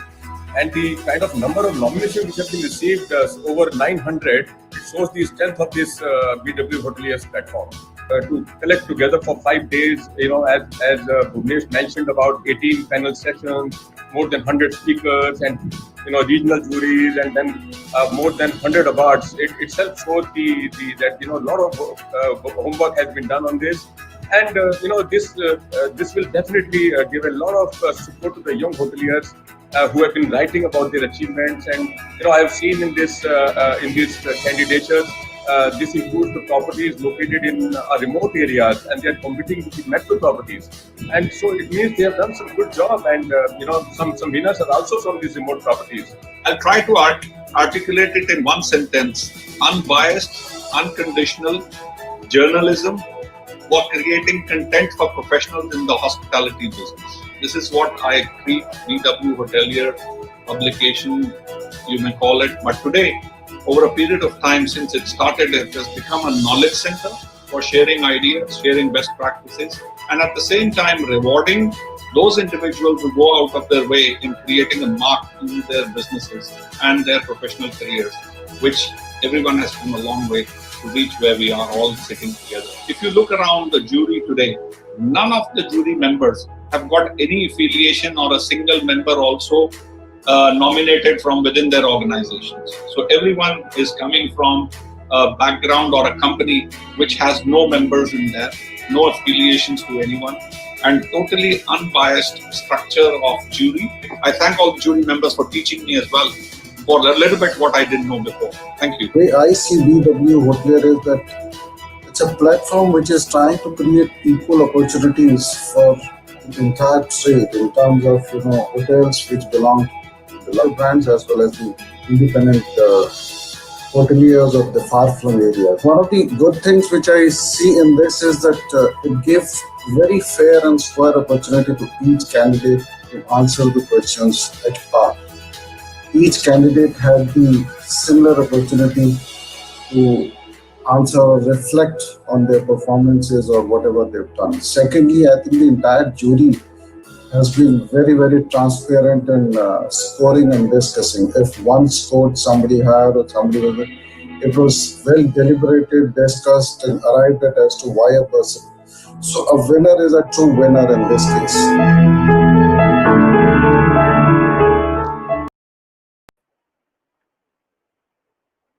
So, ladies and gentlemen, well, we are absolutely elated and we are obliged to our esteemed jury for lending their expertise to the selection process. Please do celebrate and post on social media using the hashtag IHA2020.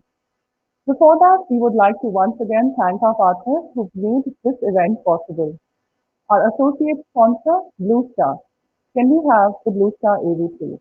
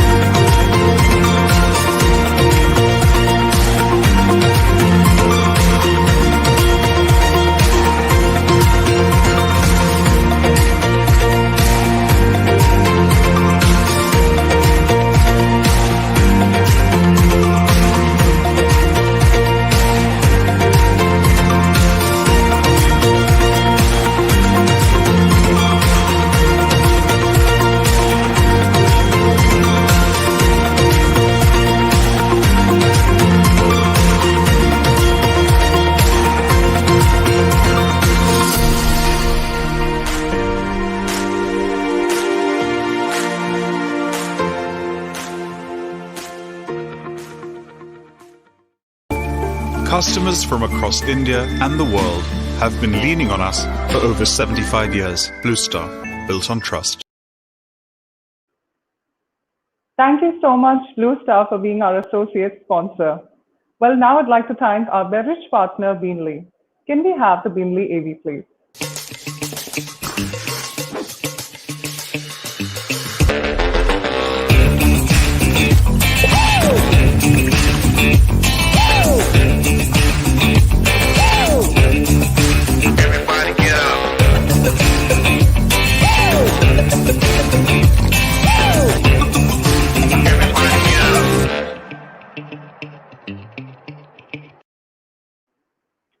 Thank you so much, Beanley, for being our beverage partner.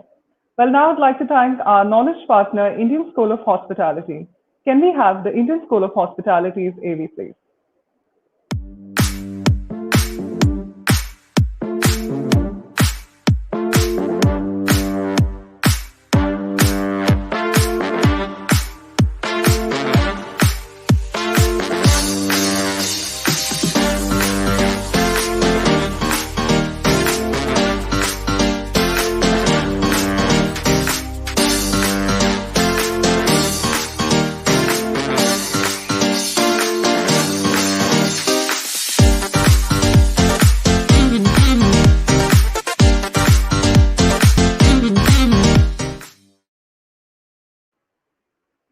Thank you so much, Indian School of Hospitality, for being our knowledge partner. Well, ladies and gentlemen, we're also proud to be associated with our industry partners, HPMF, Awesome, Hotrimai, IWF, GHTP, IFAC, NRAI, MEPA, and LCOI. Well, ladies and gentlemen, I would now request Mr. Bhuvnesh Khanna, CEO, BW Communities, and our jury chair for North Zone, Suresh Kumar, former MD, Fortune Park Hotels, and currently founder, Q Management Services, and founder and mentor, Rosa Q Hospitalities, to join me on the stage and commence the award ceremony.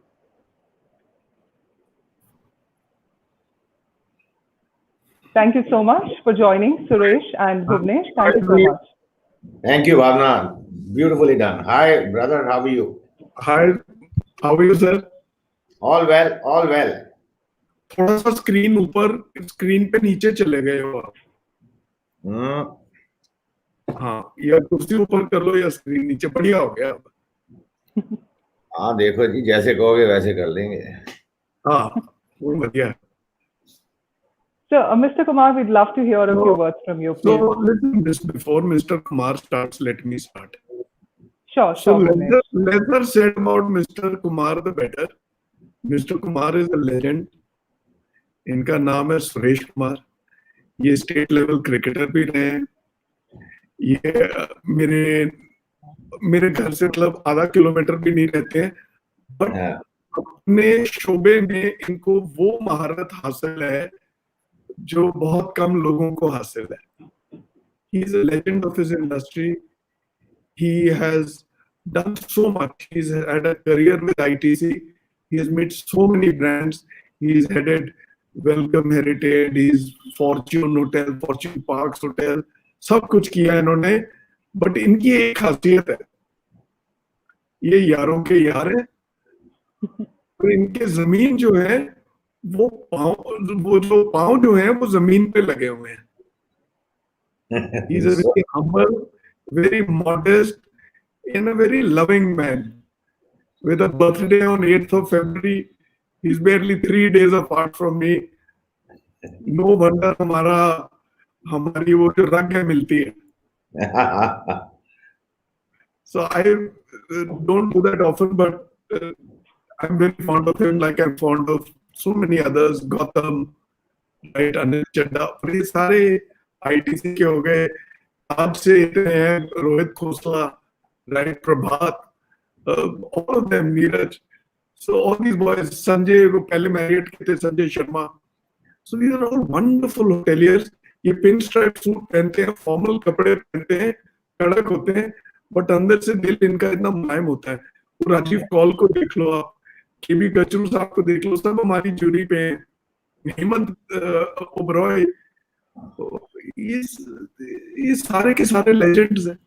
पर मेरे को इन्होंने इतनी इज्जत बख्शी है हमें BW hotelier को कि हमारा हाथ पकड़ा है इन्होंने। मैं आपका आभारी हूँ। I am eternally grateful to you all. Thank you, thank you. I think you deserve everything. Thank you so much. Thank you, Mr. Kumar. We'd love a few words from you. And also, Bhuvnesh, we'd request you to rejoin. There seems to be slight internet connection. If you don't mind, you could just, yes. It's coming a little bit on that front. The team just confirmed.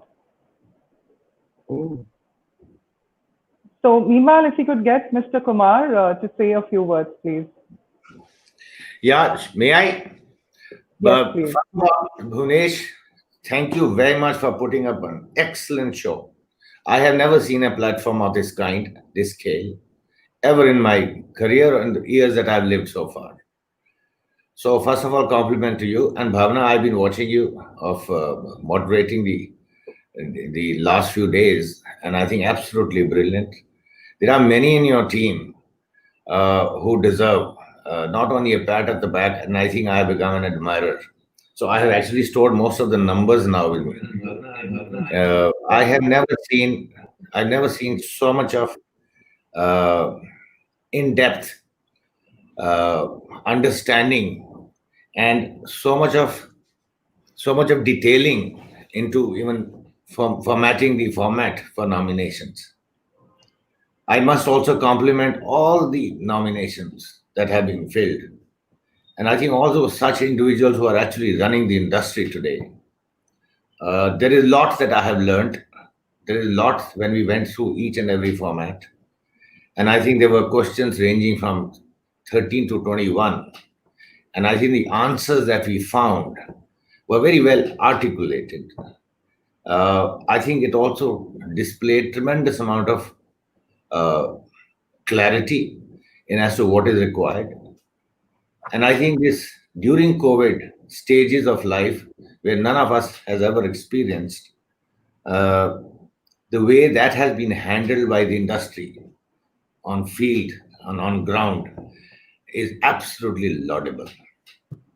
I must also say that the enthusiasm that has been shown in filling up the nomination forms itself gives you a feeling of that each one of them today who is in the field is so passionate about the business, and I think they have shown tremendous empathy. Times have changed. Yesterday I said somewhere that times have actually changed because many things that have happened today were unavoidable. And now they are inevitable. It means contactless. So the formula that I worked out yesterday and I just mentioned was SMS. So if each one has to follow social isolation, wear masks and sanitize themselves, I think it has brought in a new standard in the industry itself. The feeling that I got when I went through the entire process, I think I've been through many juries in my life, but I think it's the first time that I felt that the jury itself had to spend hours and hours to run through each and every point that was mentioned because somebody had taken great effort in filling up the nomination form.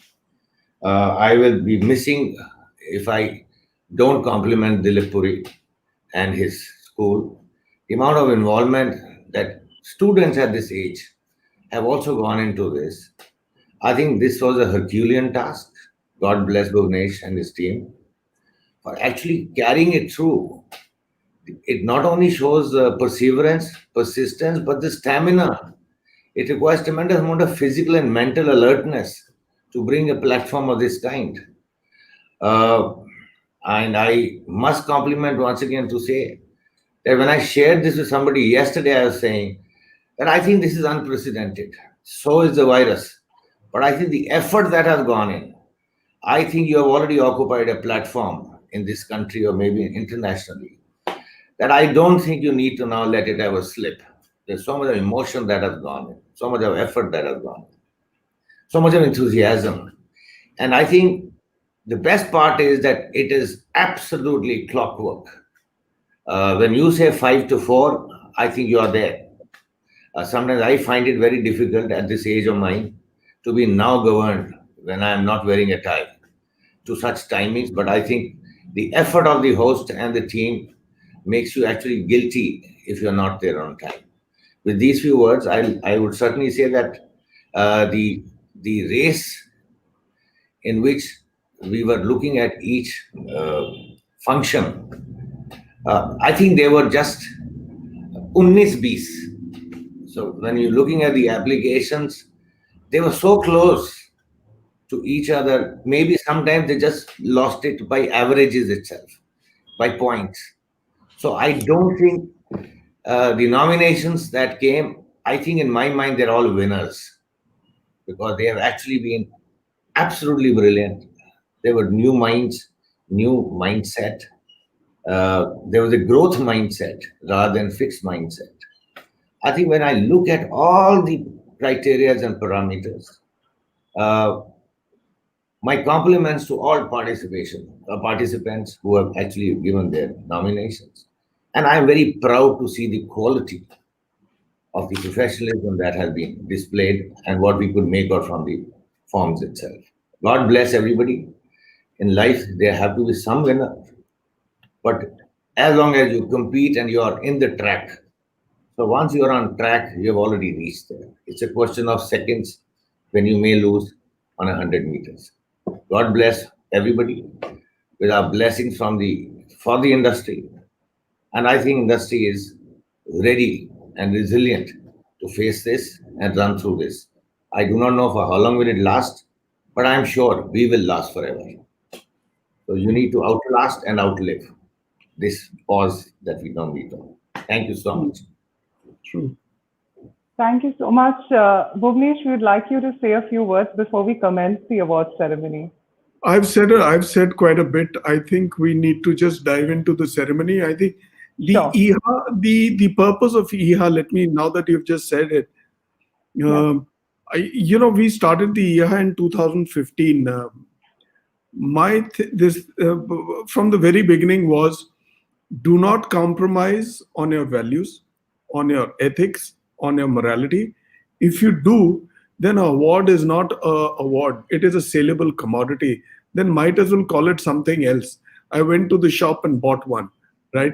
So this year, I took the bold step of just completely handing it over to an independent jury.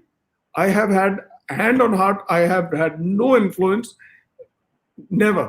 Not that we've had it in the past, but I'm really proud. The way the IHA has shined this year, I can only thank my master.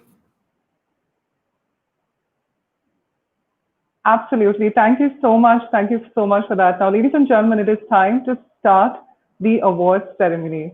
First up, I'd like to request our jury member, Sanjay Sharma, former Market Vice President, North India, Bhutan and Nepal, married international and currently founder and CEO, Blue Stars Hospitality, to come and join us on the stage to felicitate the first two categories.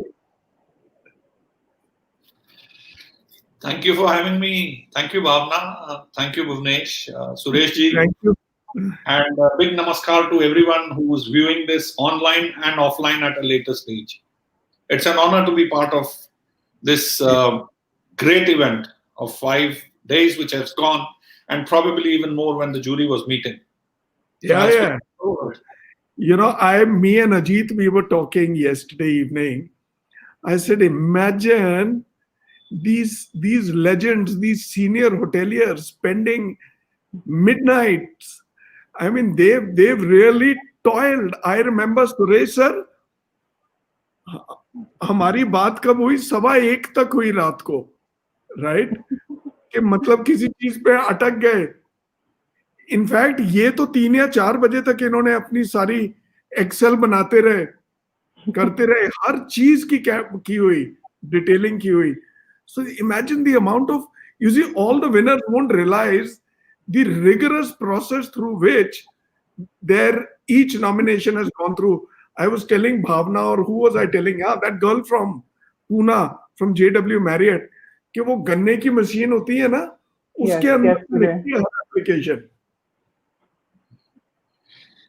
I would just like to add one more thing over here, Bhuvnesh, is,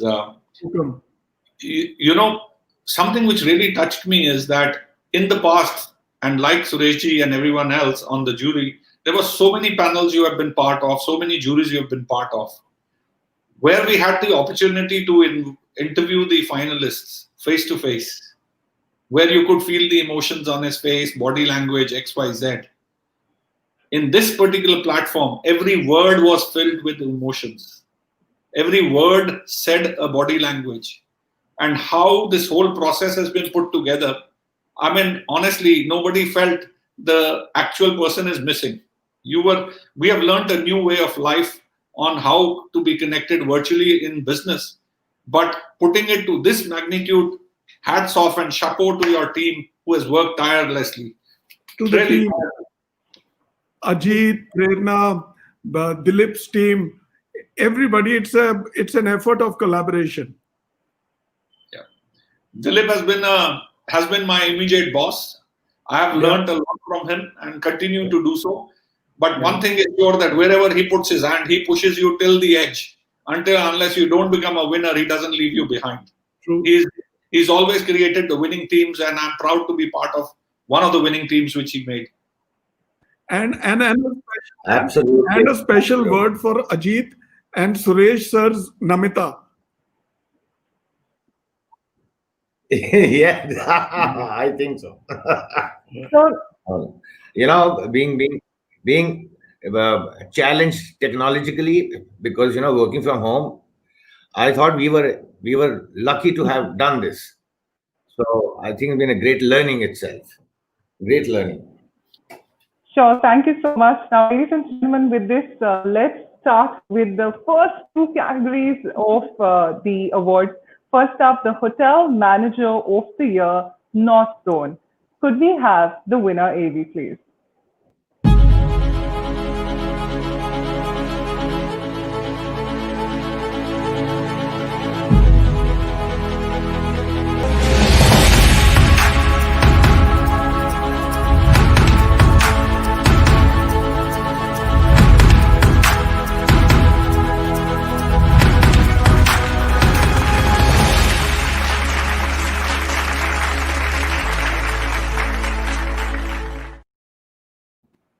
So yes, ladies and gentlemen, we've got two winners for the Hotel Manager of the Year, North Zone. First up, I'd request Rohit Bhandari, Lemon Tree Hotels, Newry, Aerocity, to kindly join us.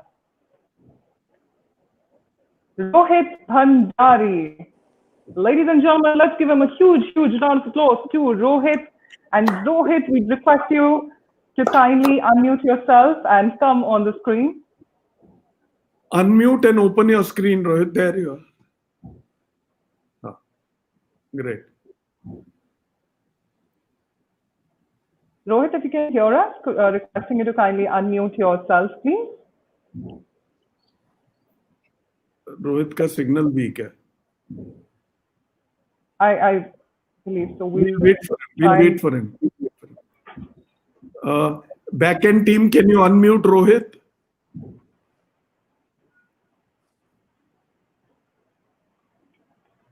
So, ladies and gentlemen, well, Rohit has just got the Hotel Manager of the Year, North Zone. We're so excited to have him among us, Rohit Bhandari. Thank you so much for joining us today. And Bhuvnesh, I believe he's muted himself. We'll get that sorted just about in a moment. Let me just call up the back-end team one moment. Yes. Meanwhile, Mr. Kumar, that we have Rohit, I'm sure he can hear us. We'd request you to say a few words, but we'll just get this sorted once, Mr. Kumar. Okay. Ladies and gentlemen, we are at IHA 2020, and we're just going to confirm once on Rohit Bhandari, so that if you can hear, then we can get the jury chair, our honorable jury chair, to say a few words to him, and also our jury, Sanjay Sharma, to say a few words. So just allow us a moment to confirm on that. This is the virtual time, ladies and gentlemen, and these things happen. So we'll just try and get him on in just a minute. Yeah. So unfortunately, it's his. Like my Wi-Fi went down, so now his Wi-Fi is misbehaved. So let him come back.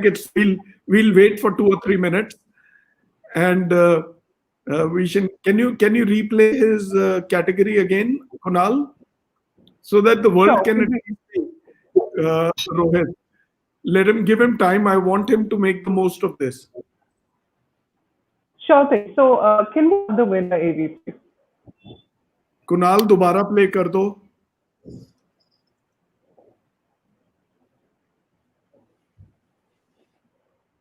So, ladies and gentlemen, we are at IHA 2020, and right now the award ceremony of North Zone has just begun. We hope you all are having a great time.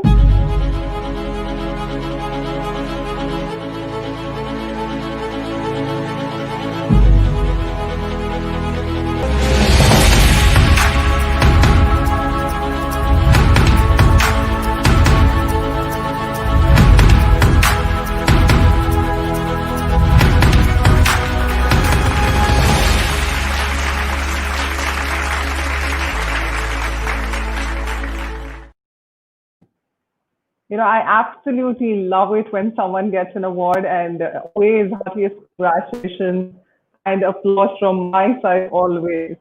So Rohit, well, he's joined us again. Rohit, can you hear us? If yes, please do say a few words. I believe Bhuvnesh is still facing a slight issue on the same. I'd love to have him say a few words. Could you guide us to Bhuvnesh if we can get the second winner for this right now, or would you want to wait? Bhuvnesh, you're muted. Could you please unmute yourself? Yeah, so let's move on. It's bad luck. We'll do a recording of Rohit and we'll bring him into the session again. Sure. Would you like the jury chair? Would you like the jury chair and the jury to say a few words about his selection? Or Sanjay and Suresh sir. Yeah, I mean, they were. I'm sure before the shortlisted nominations came to the jury, there were plenty of more nominations. And one thing I must say before I talk about the actual winner, that to me, it was one of the year's toughest decision making which I had to do, is to choose my other jury members on the basis of not only the capabilities of your results, what you have produced, but also how you managed to handle the pandemic crisis. How did you manage emotions of your teams? How did you manage and put plans together? Your strategic thinking, your family, and to protect not only yourself, but to protect the environment around you. Putting all these things together, I think everyone who was nominated or who nominated himself was a clear winner. Everyone who is working in this business of hospitality, this is the business when everyone is celebrating, we are working. And that is the best part of it, is that you realize that how interesting it becomes when people are enjoying and you are actually working. The gentleman of the day is there, so I will let him speak more than what I am speaking. Lord, congratulations. Rohit, congratulations. Thank you, everyone. Congratulations, Rohit. Rohit, we request you to say a few words. Hotelier for organizing such a great event every year. I'm missing that event actually, so.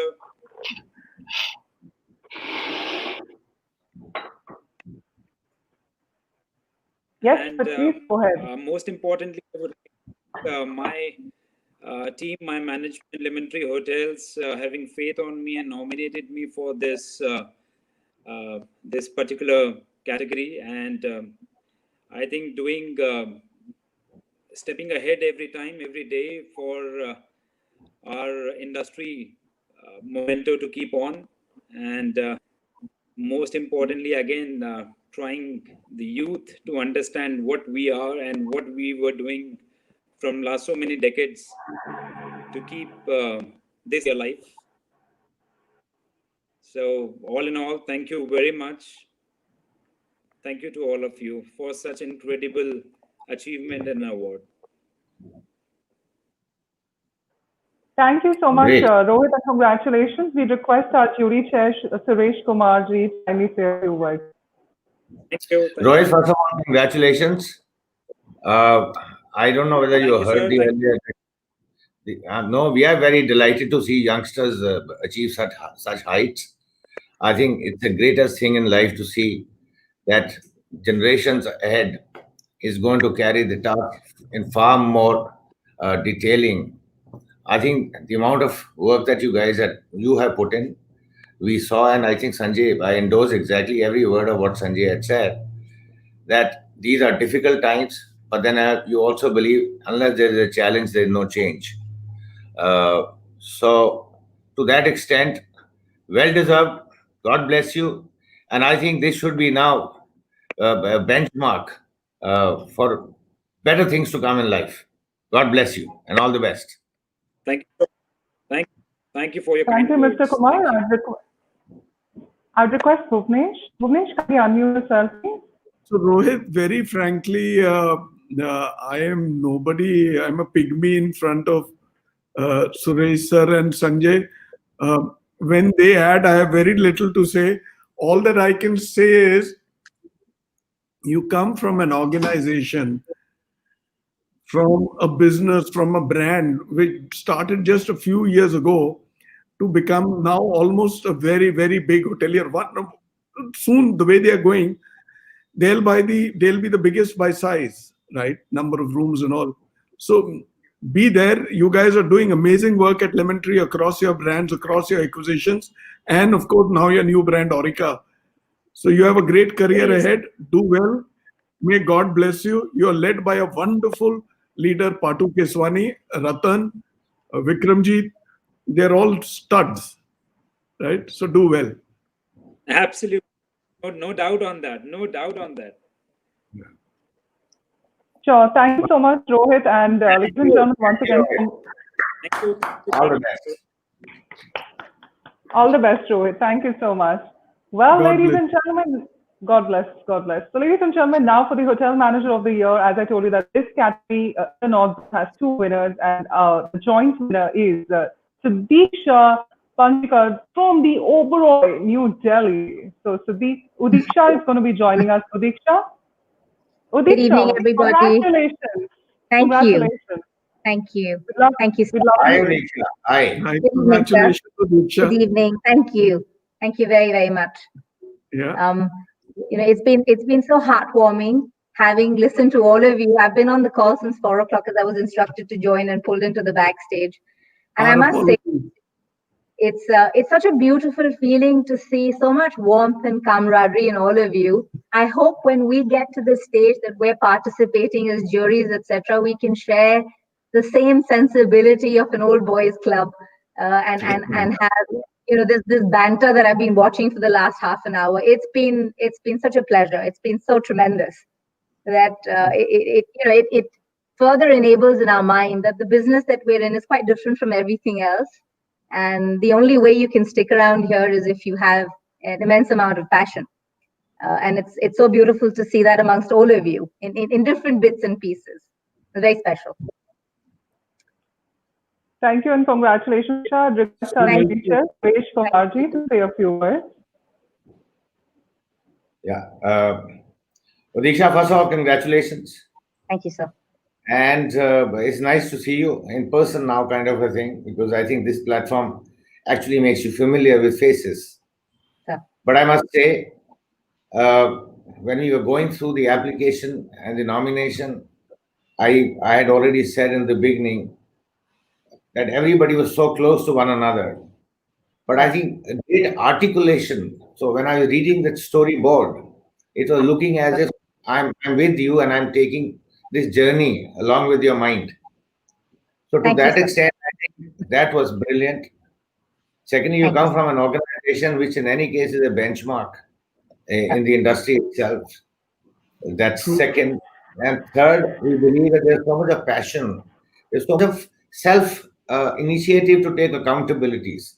And if I remember it correctly, after going through about 70 or 71 nomination, that you also operated the business in the absence of the boss.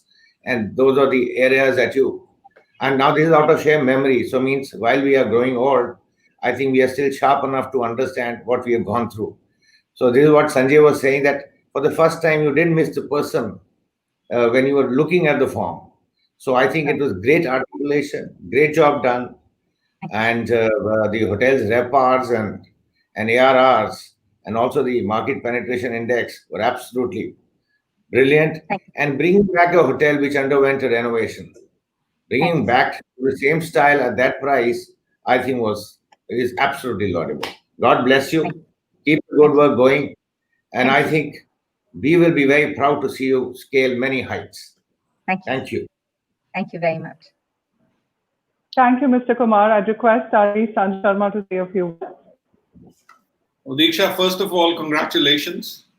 I have learned a very new norm is, and this was over a small, how shall I say, virtual get-together a couple of friends had, and we were celebrating a birthday, and we celebrated it virtually. So we learned how to celebrate birthdays virtually.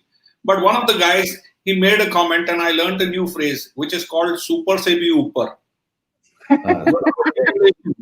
Your articulation in terms of how your nomination was done, the way, one thing which we all carry as a burden in our hospitality business is the burden of being a leader.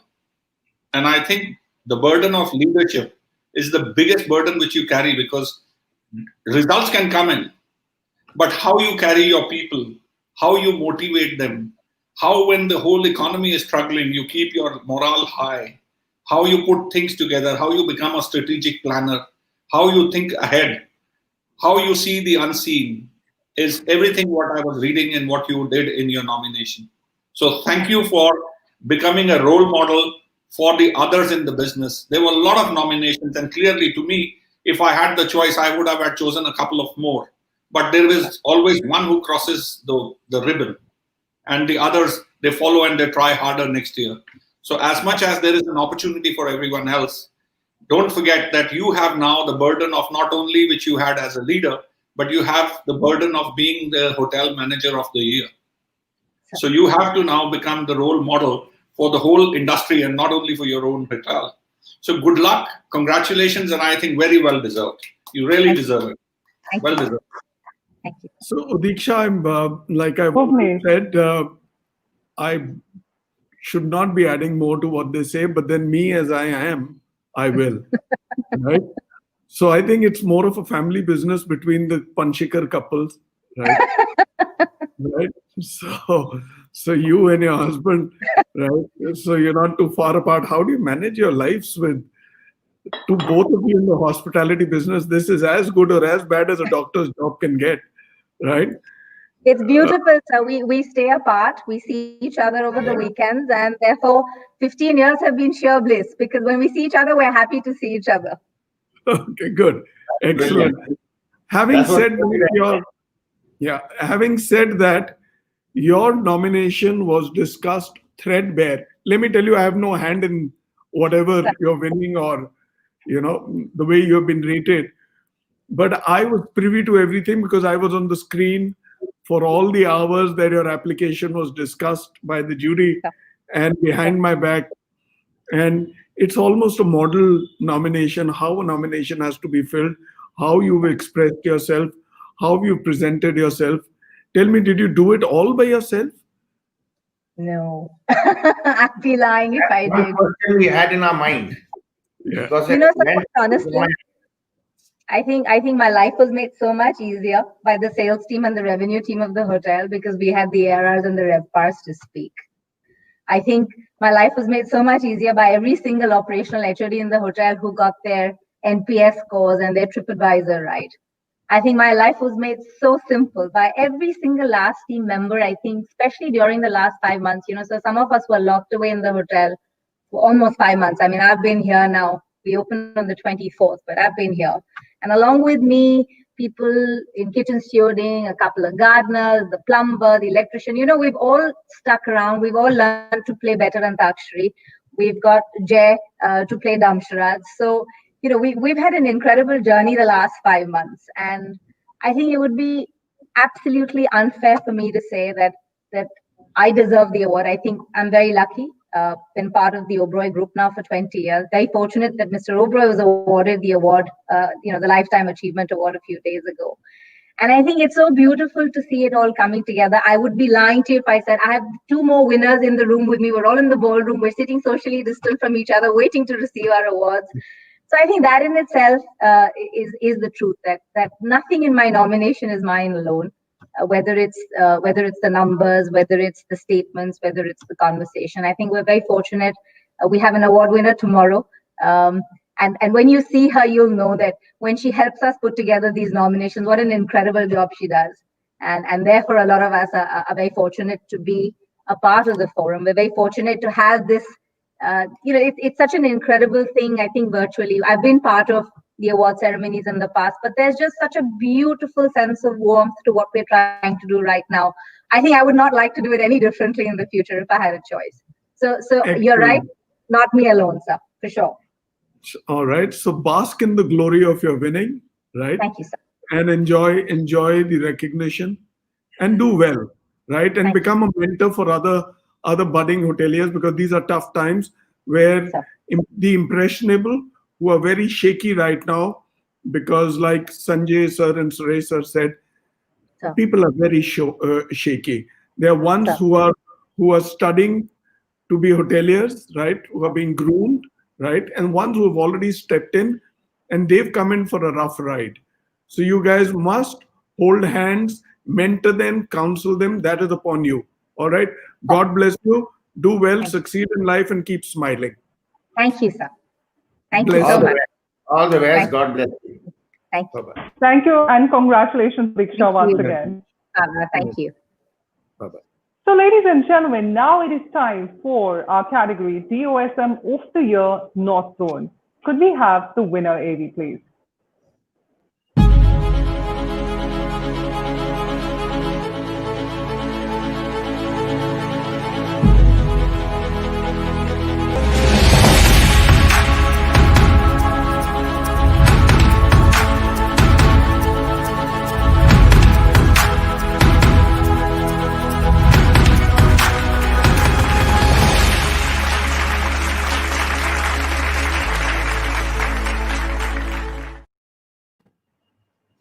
So yes, ladies and gentlemen, DOSM of the Year North Zone, we've got two winners. First up, I request Venu Rastogi, Crown Plaza, you'll be able to kindly join us.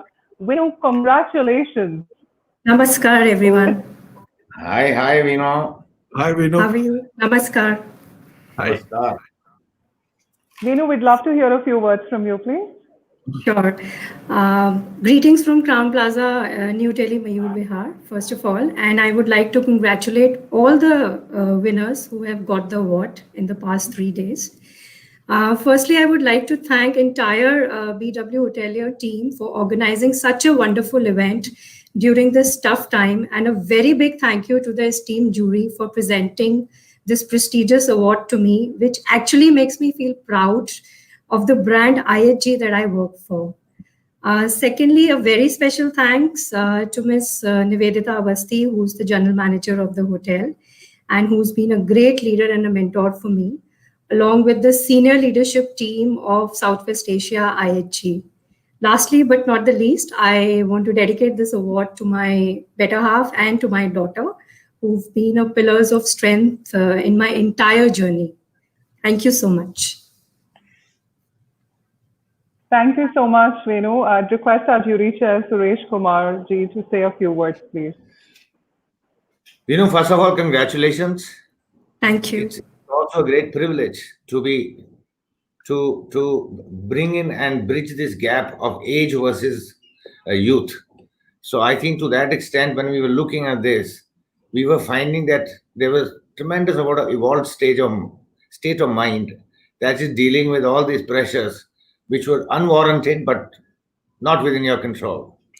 So life was at a different stages was throwing up different challenges. And location of your hotel in Mayur Vihar, I thought also within those areas, in life sometimes you have impressions, sometimes you have perceptions. But when we were going through the entire nomination form, I must say and must compliment, there was so much of what should I say, human emotion. And I think the way you started also saying, I would like to thank my senior leadership, also displays tremendous amount of qualities of being a team player. So I think when I was going through, you gave an impression of being a great team player, and everywhere there was a connect. There was a clarity, there was a great connect within and outside public. So I think to that, we must say compliments. Best wishes and congratulations. Truly Thank you so much. Thanks. Thank you so much, Mr. Kumar. I'd request our jury, Sanjay Sharma, to say a few words. So, first of all, I totally endorse and second what the jury chair has said.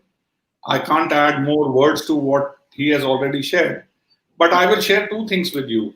Number one is what this entire new way of life has brought in front of us is that everyone who's running this industry of hospitality in every single hotel is today trying to ride a boat which is just floating with many holes, where each one of the team members is trying to plug a hole that the boat doesn't sink.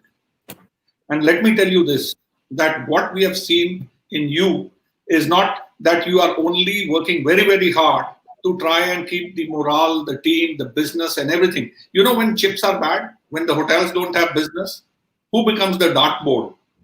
Where do all the darts go? So the bullseye is the director of sales and marketing, right? And when the hotel does extremely well, then it's a team effort.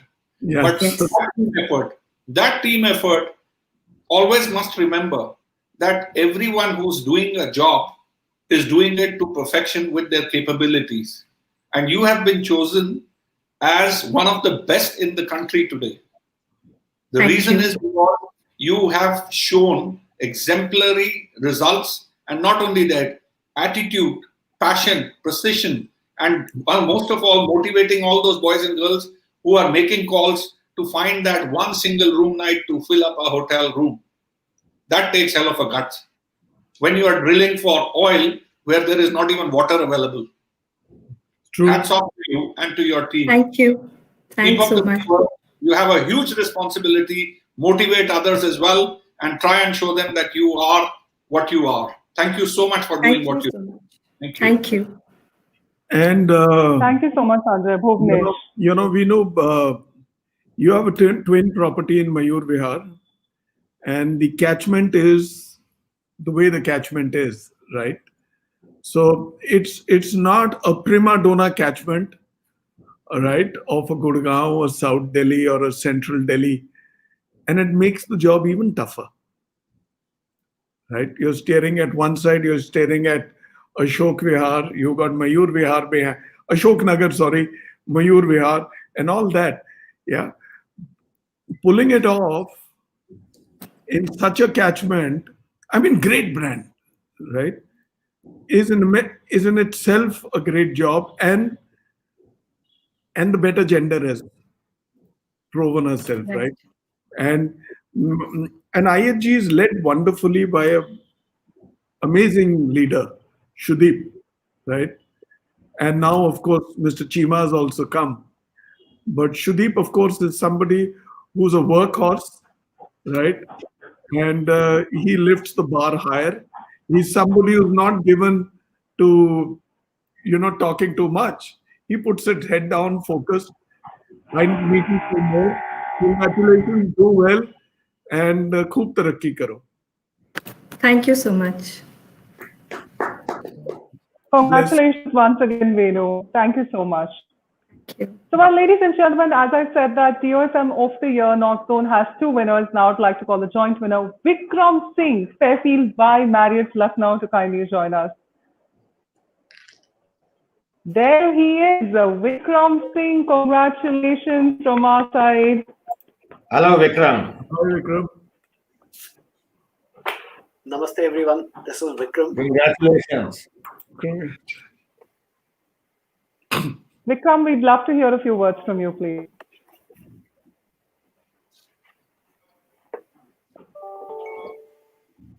Vikram, if you can hear us?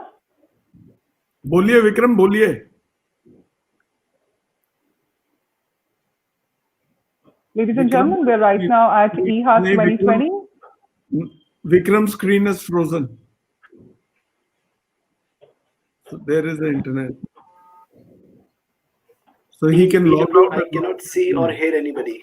Now I can see myself on the screen, but not anybody else, sir.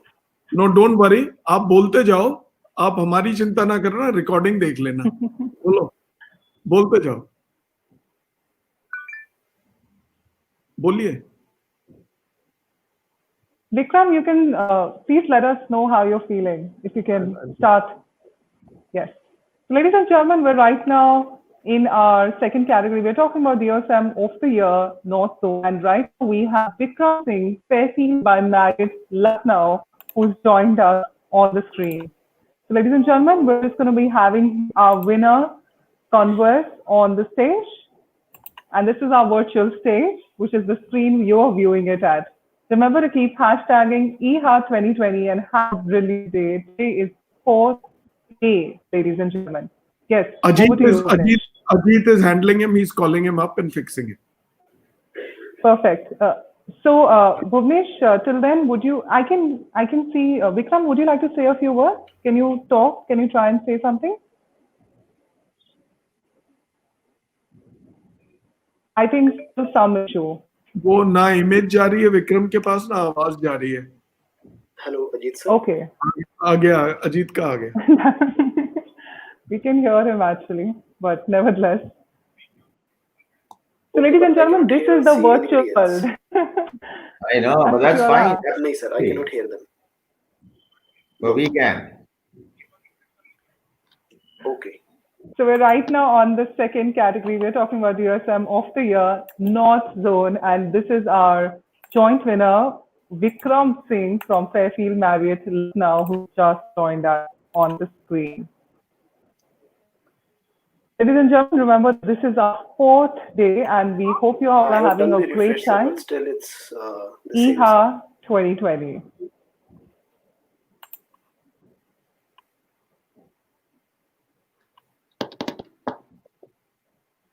Vikram, you may proceed.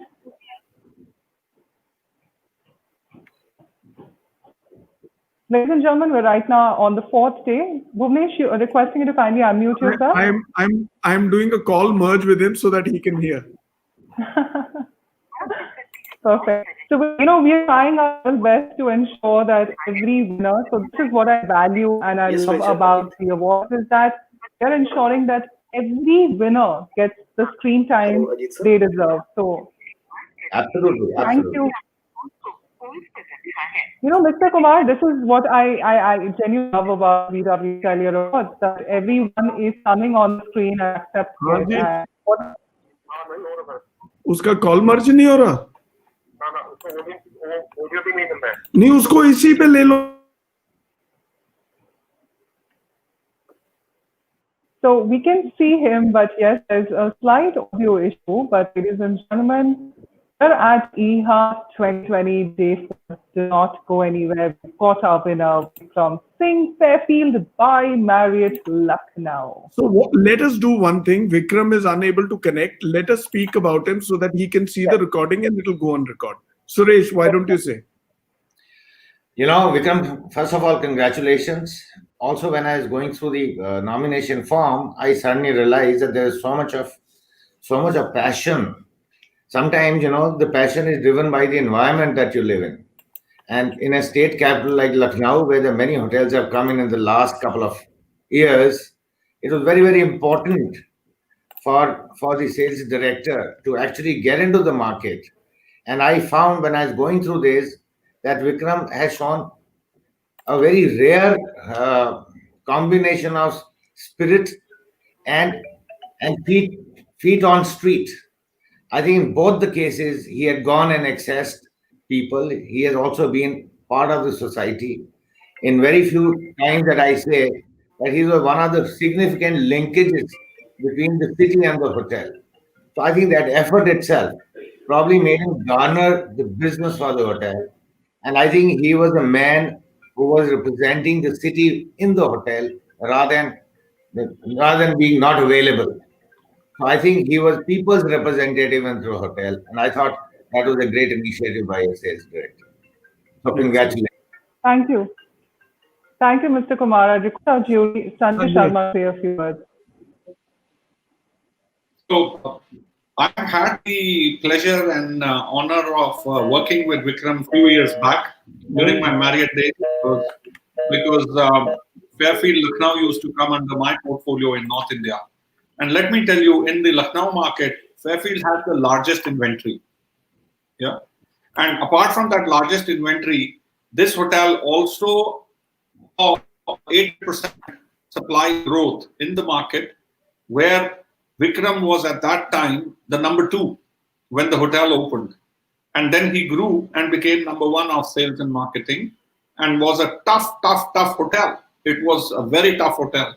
And honestly speaking, I think probably he's facing a technology challenge because he changed his face. He was never having mustaches and he's now having mustaches.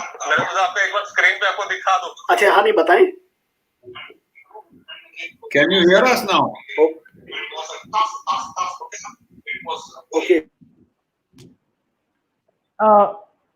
So yes, Sanjay, I believe they're just trying to sort in. So if you want to just to conclude, I think very well deserved.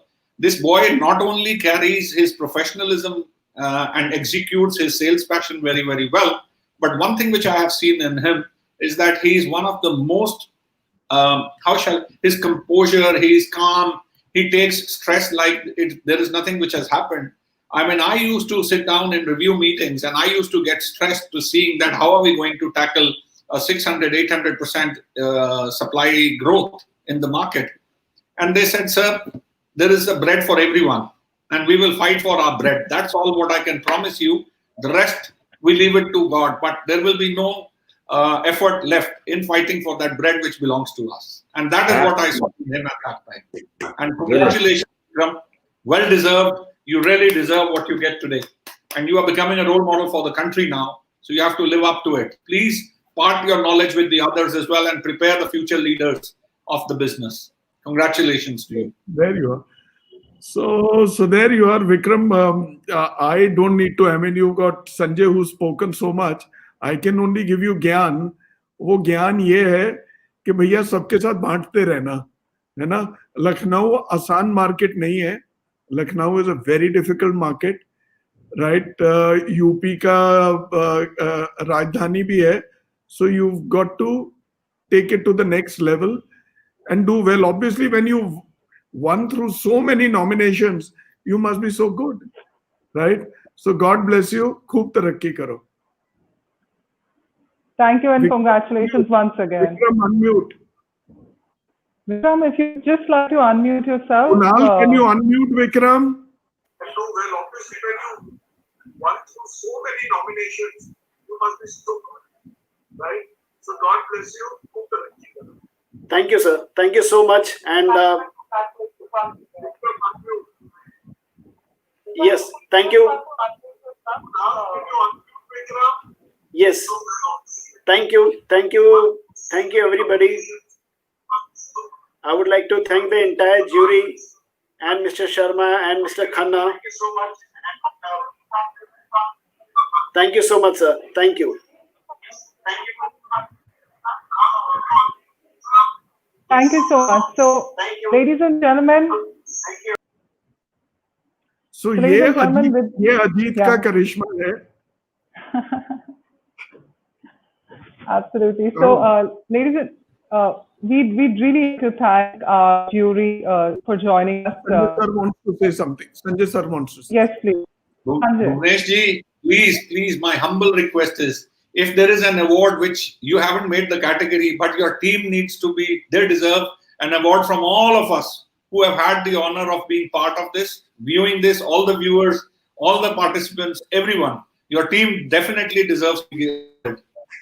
I completely agree. I have this on my mind, and we are doing something very short for tomorrow to play the entire backend team. Jo sab hai, I'm going to send them on a holiday. Bhulna mat sir, please. Hanji. So thank you so much, Sanjay Sharma, for joining us and giving us your precious time. Thank you so much. So, ladies and gentlemen, with this, Thank you, Sanjay sir. Thank you, sir. Thank you. Thank you so much. Thank you, Suresh ji. Thank you. Thank you, Sanjay. Thank you. So, ladies and gentlemen, with this, I'd request our jury, Chef Manjeet Gill, President, Indian Federation of Culinary Association, F&B consultant and advisor, to kindly join us to give away the next set of category of awards. Hello, namaste. Hi, Manjeet. Hi. Sir, ਤੁਹਾਡੇ ਸਿਰ ਦੇ ਉੱਤੇ light ਜ਼ਿਆਦਾ ਜੱਲੀ ਹੋਈ ਹੈ. ਇਹ ਕਿਹੜੀ light ਹੈ? ਇਹ ਸਾਡੇ ਦੇ ਪਿੱਛੇ there is always sun behind us. This is the aura. Aura ਹੈਗਾ. Aura ਹੈਗਾ. ਹਾਂਜੀ, now it's okay. ਹਾਂ, ਹੁਣ ਬਿਲਕੁਲ ਠੀਕ ਹੈ. ਤੇ ਪਰ ਉਹ ਉੱਚੀ ਰੂਹਾਂ ਦਾ ਔਰਾ ਹੁੰਦਾ ਸਿਰ ਦੇ ਉੱਤੇ. Hello है ये. Hello. Yeah. So, hello, but doing this, 5-day conference, I think the hello deserved by BW. Yes, I think no doubt in that. And particularly, I'm listening last 5, how with a smiling face this Brahmana is conducting all this. Is fantastic. Absolutely, I completely agree. Soul of your conference.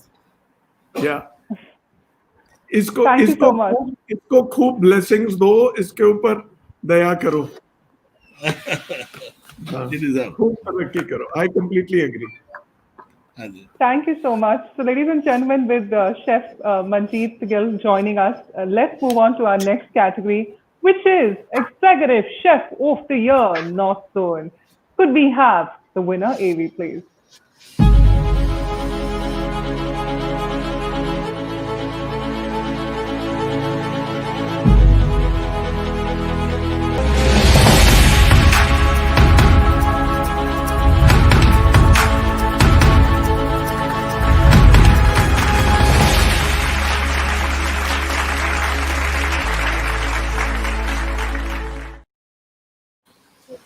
So, ladies and gentlemen, Executive Chef of the Year, North Zone, goes to Rohit Gambhir, the Oberoi, New Delhi.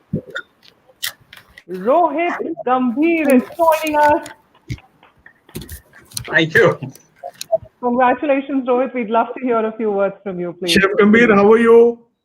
Very well, Bhuvnesh. Thank you so much. Good to see you. Thank you.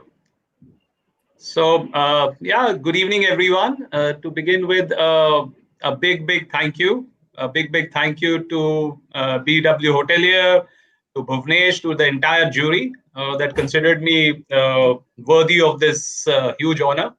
The icing on the cake is to now see Chef Manjeet Gill. So I think, yeah, I am very honored and very grateful for this this award. Thank you so much. Thank you so much, Chef. We'd request our jury chair, Suresh Kumar, to kindly say a few words. Rohit, first of all, congratulations. Thank you, sir. Thank you very much. And I must share with you that I think the way the entire thing was put forward, we were saying to many, we have up to the extent of being repetitive. I think it was a great articulation in actually putting the nomination form itself. And that's why we found out, was it a team that was helping Oberoi's to put a form together? Because I think there was so much of similarity in every nomination that we were reading. So we were thinking it's a corporate, passionate involvement into putting a storyboard that was as good as talking to you. So that was one. Secondly, I think everything that you have done so far post renovation and relaunch, I think has been absolute. How you have put together the cuisine and how you went into detailing, how you have gone into smallest of details, how your pastry shop has come back, which was always famous, and how Oberoi's have come back with the same positioning into the business would have not been possible if you were not passionately involved in this same. The second which I loved, and I noted down somewhere, easy on palate and easy on wallet. I think that was one sentence I picked up in your application. Now I still remember it. I mean, I thought that was a very beautifully put together, that it has to be cost effective, it has to be value driven, and at the same time it must taste well. So I think in that sentence itself, you have covered all 5 senses that one looks at in terms of cuisine, in terms of presentation, in terms of delivery, in terms of combinations, and at the same time, it must be affordable and you must enjoy while you're having it. I think excellent job. Thank you, sir. Thank you very much. I must compliment that it was great to read the nomination form itself. So thank you, sir. Thank you very much. And congratulations, well deserved. Thank you. Thank you very much, sir. Pleasure. Thank you so much. I'd request our jury, Chef Manjeet Gill, to kindly say a few words. So requesting to kindly, yes. Thank you. My compliments, my congratulations to you. You know, from thank you, chef. As they being a president for the fraternity of the chefs, and you well deserved. And as I know Rohit very well, you know, for last many years, many time interacted with him, and he's a man, you know, which always, you know, every word is very thoughtful. Every is calm. He listens well. And then, you know, apply the things, whatever he has picked up from here and there or learned, but in a very systematically and very thoughtfully. And that's what Rohit, and the Rohit as I know him, you know, is your passion, you know, is your love to be in the kitchen and in the uniform, the pride you have when you wear the uniform and you're in the kitchen is really a role model for many people to watch. And your creativity speaks for you.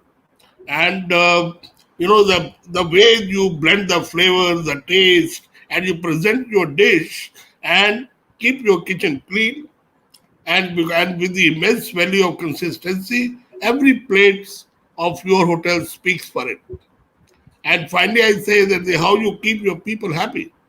Every person down the line, and recently I also worked in that kitchen, but not the renovated one. But my training time, in my management training time, it's a fantastic, beautiful kitchen, which has a good aura in that kitchen.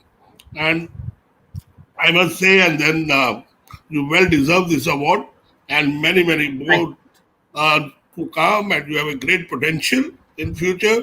And I wish you all the best. Thank you. Thank you so much, Chef. Means a lot from you. Thank you. Rohit, coming so much from Suresh sir and Chef Gill, in your domain, Chef Gill is one of the tallest names that you can have to speak for you and on you and what you have done. Imagine you are being judged by such legends, right? I have done one show with you. You are a very humble, very polite, genial Punjabi, unlike me, who's loud, boisterous, who's, I have to hold my words, but you have to. No, right? sir. So wait, I just what's common between me and Rohit? How come? Common is you said Punjabi. That's okay.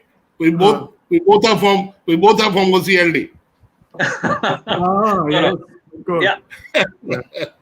Yeah. But Domesh, trust me, I'm equally loud. It's just that a lot of chefs on formats like these tend to get a little cautious. But otherwise, trust me, I'm louder than most Punjabis are. Well, I know one Gambhir who's from my school who's in the Indian cricket team. Okay. Well, yeah, वो भी front foot पे खेलता है. But having said that, being, you see, first of all, a chef from Oberoi's, then being a chef from OCLD, and then being a chef of the Oberoi Delhi, it takes a lot, right? And your nomination has come through a lot of rigor, right? It's not been easy fighting. So there's a huge fight going on between all the chefs over there, but in the positive sense. So you are an artist in your own right, and I have had food so many times, my meals so many times. I mean, I was wrong to call it food or meals. At the end of the day, what you eat is meals and food. So many times at the Oberoi's. Thank you so much. There must be your hand somewhere. And you're a worthy winner. Keep doing well. You're an artist. In many ways, a guru, as Chef Manjeet Gill, Hemant, or Chef Sanjeev Kapoor, Ranveer Barar, Vineet Bhatia, Vikas Khanna. These are all huge names. I mean, Amit Chaudhary, all these chefs, Manisha Bhasin. The onus is on you to take your art to the impressionable. Boys and girls who are in culinary schools, who are in hospitality schools, who are learning this art, who are impressionable chefs, right? The onus is on you, and especially in times like this, I'm telling everybody, okay, go hold hands, talk to them, mentor them, and tell them, hold on, घबराना नहीं, एक आध साल की बात है, ये रेलगाड़ी फिर पटरी पे आ जाएगी. 100% आएगी सर, जल्दी आएगी सर. सर एक्चुअली पटरी पे है, थोड़ी स्लो हो गई है, पर पटरी पे है. पटरी पे हम घबराए हुए हैं थोड़े के क्या होगा. Food is food. You cannot survive without food. It is, the future is bright. Future is very bright. I'm sure. Do well, Chef Gambhir. छोटा मुंह बड़ी बात. खूब तरक्की करो. And congratulations, Roy. Thank you. All the best. Thank you, Mr. Kumar. Thank you. Thank you, Chef. Very happy. Thank you. Really honored. Feel honored. Thank you very much. So, ladies and gentlemen, with this, I'm now going to be having the next category which is F&B Manager of the Year, North Zone. Could we have the winner AV, please?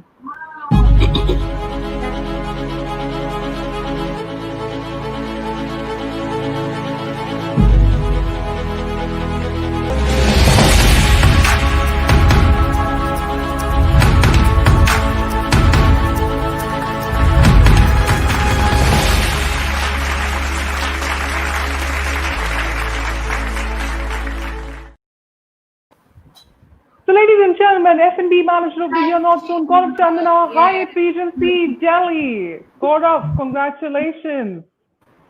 Requesting Gaurav to kindly join us, and there he is. Good evening. Hi, Gaurav. Gaurav, requesting you to say a few words. Congratulations once again. Yeah, what a proud moment. Firstly, I would like to thank BW Hotelier, all the panelists and the jury members for the prestigious award. It is only possible because of the team effort, and I would like to give entire credit to my colleagues. Also, last but not the least, I would like to thank Hyatt Regency Delhi and our General Manager, Mr. Julian Ayres, for believing in me and giving me this opportunity. Thank you so much. Thank you. Thank you so much, Gaurav. I'd request our jury chair to kindly say a few words, please. Suresh Kumarji. Congratulations. Thank you. I think your hotel creates a tremendous amount of buzz in the city food and beverage profiling.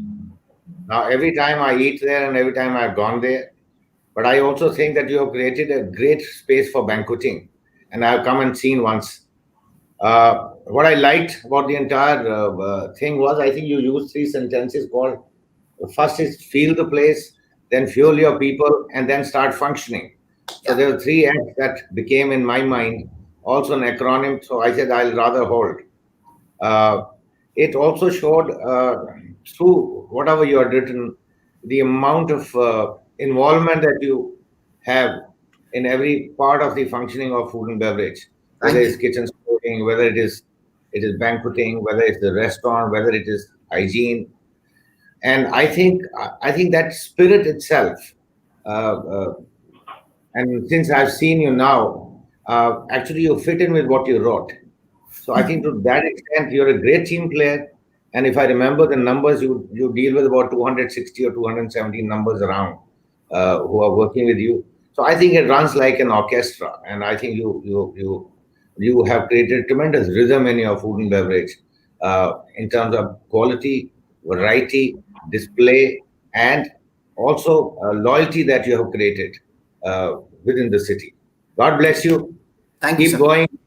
And I think this is where the world is going to look forward to and idolize you guys. You know, you are the future heroes of this country and in hospitality industry. God bless you and congratulations. Thank you, Mr. Kumar. Thank you. Thank you. Thank you so much. I'd request our jury, Chef Manjeet Gill, to kindly say a few words.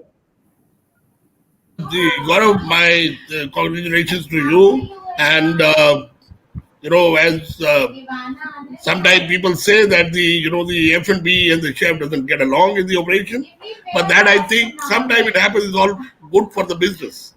It is only that this pleasure is as a positively it is for the business, and I strongly believe, and I say always that the service, the F&B service, is the grand finale of the chef's creativity. Chef can do whatever in the kitchen, but ultimately to give life to that and to serve and to give the complete experience to the customer, to have a dining experience, it comes from the F&B service. So my congratulations to you. We did good work, good job you are doing, and you have potential. And I think the service of the hotels slowly even become better and better compared to anywhere in the international market. So all the best. Okay, let's get started. Thank you, Chef Manjeet. I'd request Bhuvnesh to say a few words. So, it's a great hotel. This hotel has been there as long as I can remember. It's a location, it's a brand. It's along with Leela Gurgaon, the 2 hotels which we even charge for parking, right? So such is the strength of the brand, and very aggressive. And some of the finest restaurants are, I mean, all the others. Moria has great restaurants. Oberoi has great restaurants. Hyatt Regency has great restaurants. So, I mean, some of my favorite restaurants and food. There I go for my Italian and my Oriental over there. So great service, right? And keep shining, keep doing well, right? कितने लोग चांदना को ठीक से pronounce कर सकते हैं? Sir, there are a lot of people who will say Chandra. So even on my ID proofs, I have to get it done twice. So there is an that's a unique name. So we can say that. Chandna नहीं कोई pronounce कर सकता. Real Punjabi, sir, they know. They know. और नाम और मेदी रत्ता में हमारी ये भावना भी नहीं मेदी रत्ता को कर सकी pronounce. Sorry, sir. Chef, I would like to say one thing, Chef. What you said is absolutely right. Chef, what you said was that there has to be like chef and F&B, the kitchen and F&B have to work together. But I would like to say, whatever conflict is there, whatever fight is there, but a cup of coffee with the chef once in a day is the solution. Yeah, you're right. You're right. Oh, that's what I'm saying. You see, the kitchen cannot survive without service. They cannot. And that's something. It is the grand finale. It is the finale of the chef's creativity. What happens in the kitchen? That's what the service does. Right. There is no question of not getting along. Cup of tea is fantastic. You sit together, everything you keep working for the organization and for the food production and the service, for the experience, dining experience for the customer. That's more important. Thank you, Chef. You're doing a great job. Thank you. God bless you, Gaurav. Thank you, sir. Thank you so much. And also, I'd like to thank Chef Manjeet Gill for joining us today. Thank you so much, Chef. Thank you, Chef. Thank you very much. Thank you. Thank you, sir. Thank you, Chef Saab. Thank you, sir. Thank you. So, ladies and gentlemen, with this, I'd request our jury. Suresh, what pleasure, huh? Anji. Amazing. Bilkul. You can spend good quality time. You have made me work so much in my life. I remember some points from somewhere. And fortunately, I didn't know this. I had picked up somewhere in these, so I remembered. So, ladies and gentlemen, yes, we're just trying and getting Naveen Chen, former president of Duet India Hotels and currently managing director, Novel Knowledge Service, to kindly join us. Naveen is, yes, he's right there. Our jury. Naveen Chen. You're in the car. Naveen, are you in the car?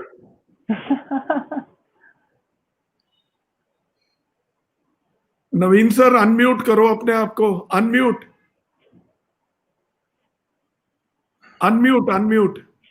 हाँ जी good evening कर दिया है This is mobility at its peak. Yes, absolutely. I'm in the car. इसको बोलते हैं multitasking full speed. Absolutely, when you can do it, when you can do such a big award function, but a big event on. So from online to on the road. Yeah. The only thing left is one for the road.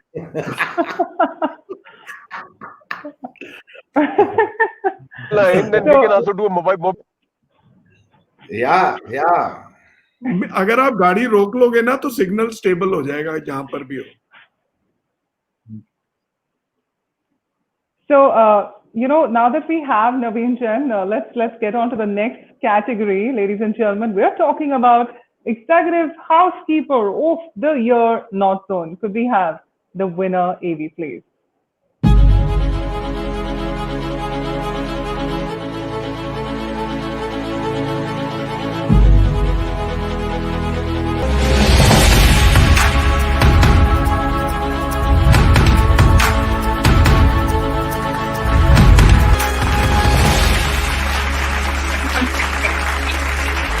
give the directive. So yes, ladies and gentlemen, Executive Housekeeper of the Year not soon goes to Kunal Roy, Rambagh Palace, Jaipur. Kunal is joining us. Kunal Roy, congratulations. Hi, And an Kunal. applause from our side. Good evening, everyone. Hi. Actually, the photo got mixed up, I guess. That's why I you know. can't recognize me. वो ठीक है, वो कर देंगे. I also realized. हाँ. Yeah, from becoming a little hairless to having slight white hair, there's a small thing. Yeah. So good evening, everyone. It's a wonderful feeling to be here with you. There is a person called Hercules. He was the most powerful man in the world. He used to carry the Atlas, even he dropped it. Yeah, that's right. Yeah. Not a big. Hanji. So Sorry. it's a wonderful feeling to be here with all of you, and it's an honor to be receiving such a prestigious award. It's truly motivating for professionals like us to see that our work is getting acknowledged on such a big platform as BW Hotelier. So I want to take a moment to thank my team at Rambagh also for supporting me, and without them, it wouldn't have been possible to achieve this kind of a milestone.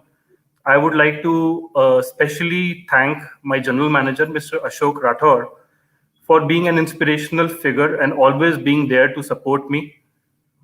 And I feel very proud holding the flag of IHCL today as I receive this award, and hope that the Tajness and the Tata values continue to guide me and my team towards re-strengthening our commitment for all the stakeholders.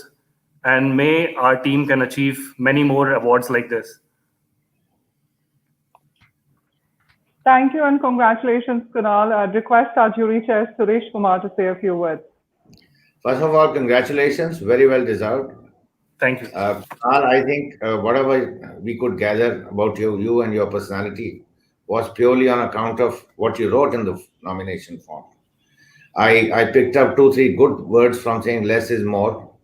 How can you use your resources so beautifully? I think second thing was that it's such a large area, very well manicured, and during these COVID times, I think first is to match the edifice, great hotel with this environment, and housekeepers it's a nightmare for housekeeper. But I think little that I know about the hotel and what I read through, the amount of involvement, and I think your personal initiatives, keeping the staff motivated during these tough times, trying to see how their families are equally well looked after. Third is to try and become a sounding board so there's no anxiety within the system. And I think after doing all that, to also keep the hotel in a state of readiness, that should you need to reopen, you are ready to do so. And I like the way you did your laundry services and how you try to manage the areas and how you got involved with staff other than housekeeping as well. So I think looking at how you have been able to garner and also support the internal environment and also keep the morale of the team very high when there is so much of anxiety around and apprehension, it was absolutely commendable. God bless you, give you more strength.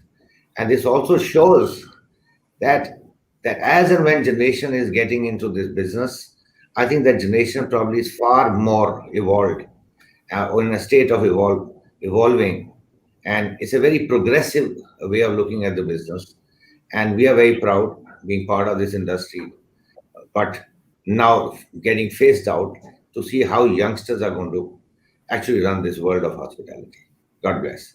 Congratulations. Thank you, sir. This was an unprecedented time, so it was a big challenge for all of us who have never seen anything like this before.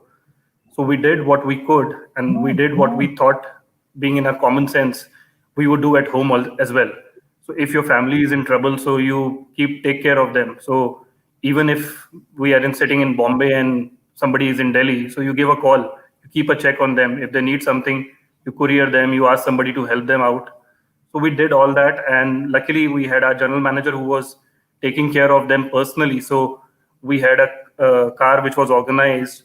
If somebody is lacking some supplies and all, so we can transfer that to those houses as well. So it was a great experience, great learning experience. Very well done. Very well done. Thank you. We'll try and get our jury, Naveen Jain, to say a few words. Naveen, if you can unmute yourself. Naveen, sir. Sir, Naveen Jain.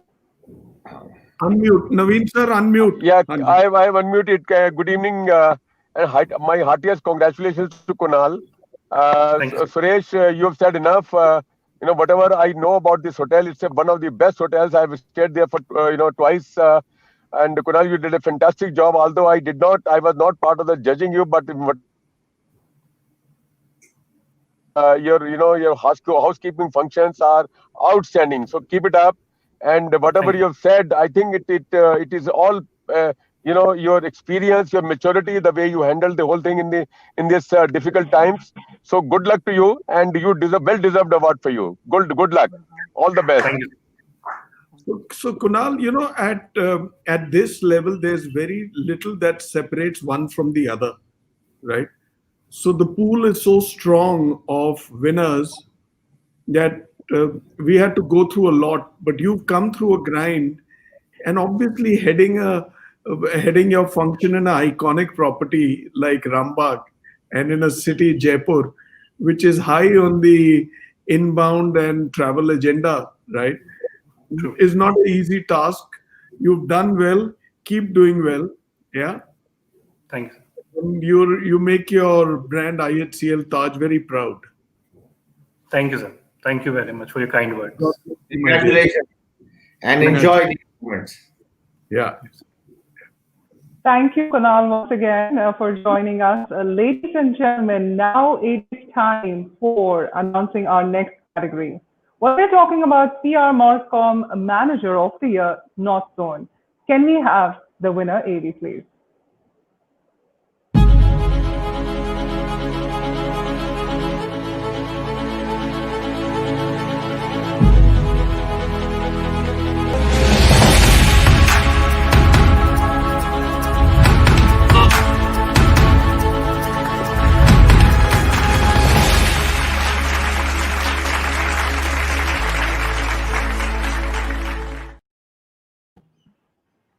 So, ladies and gentlemen, PR Marcom Manager of the Year, North Zone, goes to Nikita Chopra from the Lodi, New Delhi.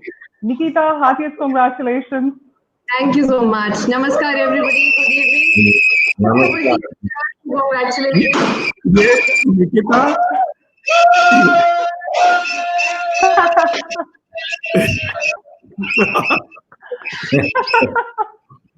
ये इसका GM है, ये Rajesh Nambi.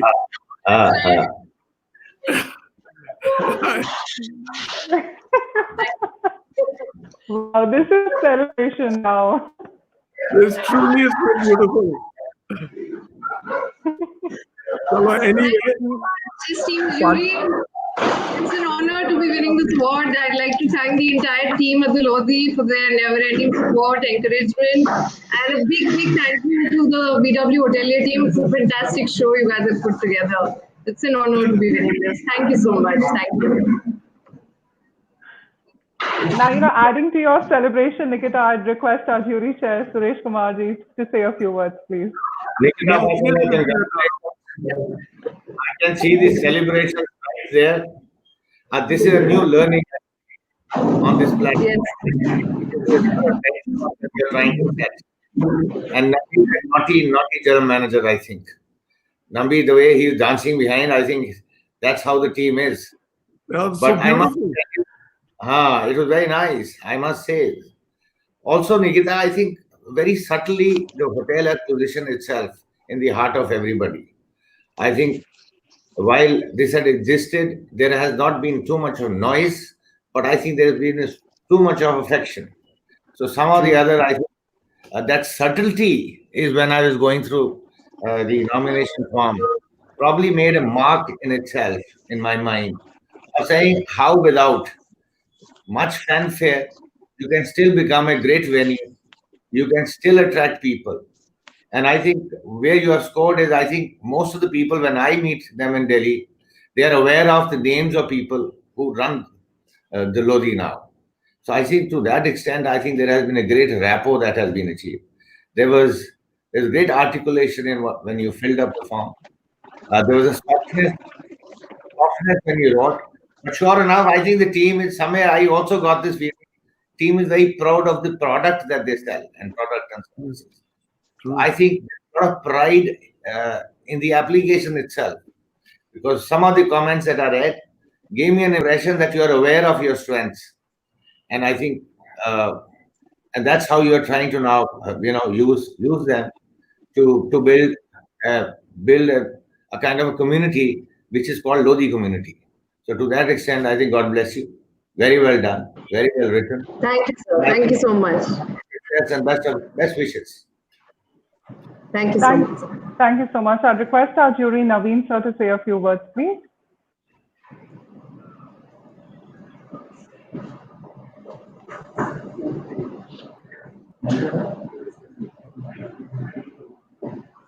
We're unable to. Bhuvnesh Chillan, could you say a few words, please? Let me come in, since Naveen sir is unable to hear or speak. Nikita, this is a great brand. I mean, in the sense it's transition from the Aman to the Lodi, right? And DLF running it themselves. And you've got a general manager whom I know extremely well. He's got that chutzpah, he's got that energy, he's got that life in him, right? वो जो बाजू में आ रहा है ना, उसको बोलो, उसको भी अवार्ड दे दूंगा मैं. So the point is, it's not easy running a standalone hotel and at the price point at which you work, right? But the advantage, and then you're bang next to the Oberois. You're in a location where there is Taj Mansingh, there is the Oberoi, and what else is there? You've got the ambassador, the Taj, right? Yeah, selection. But you've carved a niche for yourself with golf links and the Lutyens Delhi, Lodi Estate, and Sundarnagar, the works. So there's a great opportunity, but a tough assignment. You've come through all that, right? And I'm sure with Rajesh around, you will do extremely well. He's somebody who gives you a lot of space, and he's full of energy. We just saw that. Yeah. God bless you, my dear. Do well.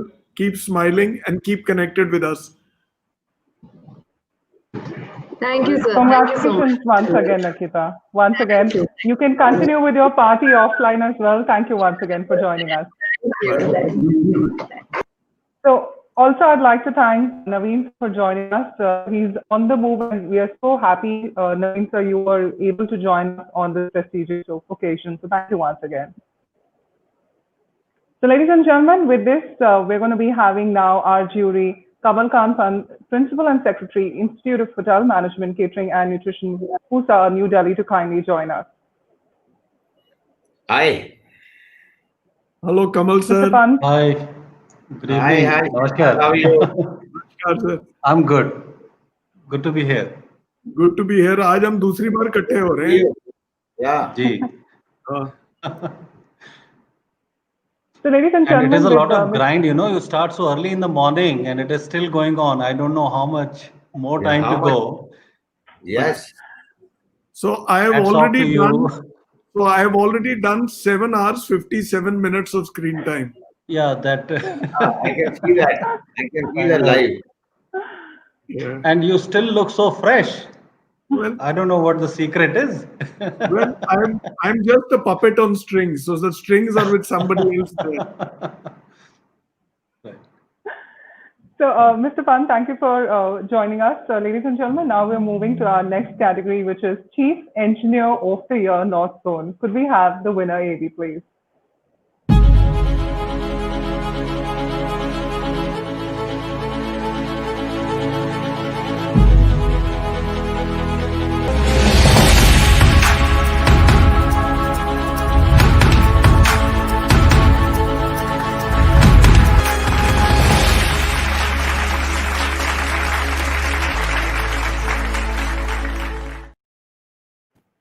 So, ladies and gentlemen, Chief Engineer of the Year North Zone goes to Rahul Sisodia from JW Marriott, New Delhi, Aerocity. Rahul, heartiest congratulations and thank you so much for joining us. A big applause for you. Good evening, everyone. Good evening, Mr. Kumar, Mr. Pan, Mr. Bhuvnesh, and Ms. Bhavna. Thank you so much. I'm truly honored to receive this such precious award, and my team and myself are very happy receiving this award. This award would not be possible without a endless support from my wife Priyanka and my two cute daughters Anaya and Shubhika. This award gives me an inspiration to do more and better every day. What we have done yesterday, now we have to do more and better. So this is I am taking from this platform. I would like to thank BW team who are on the screen and who are on the back and who are supporting with more than 8 hours. So thank you, Bhuvnesh, be on the line for 8 hours. Thank you so much. It's okay, I'm okay. Thank you so much. I'd request our jury chair, Suresh Kumarji, to say a few words, please. Rahul, congratulations, first of all. And I think whatever you said is true, that first of all, you are a great team player. Also, I think you can shift gears very fast.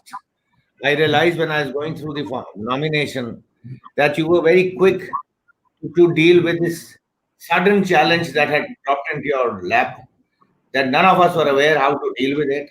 And I think you were the backbone of the hotel. So some of the when I went through this, I felt a lot of energy. There was a lot of empathy, and I think you were not the chief engineer. You were a custodian of a great product. You were a custodian of human assets. You were a custodian of also physical assets. So at such a young age to articulate both, and how you look after your team, how would you look after people within, how you're looking after the guest, how the business is suddenly changing into creating a better environment, better air quality, sanitizing each and every area. I think that required a tremendous skill for a large operation like your hotel. So to that extent, I think it was very, very impressive. It was a great learning when we were going through the forms. We also felt, I was telling Bhuvnesh that it was a great opportunity for us to also connect with the field as to what is happening in terms of technology, in terms of resources allocation, in terms of where the monies are going, how the investments are being made. So I think to that extent, it was a great knowledge and great updation of our own self. So tremendous job under the circumstances. Like Shri Bhuvnesh said earlier, that this race was not one by one, but I think there were 8 people or 9 people on a track. So they were just missing 1 point by 1 second or half a minute kind of. Very difficult.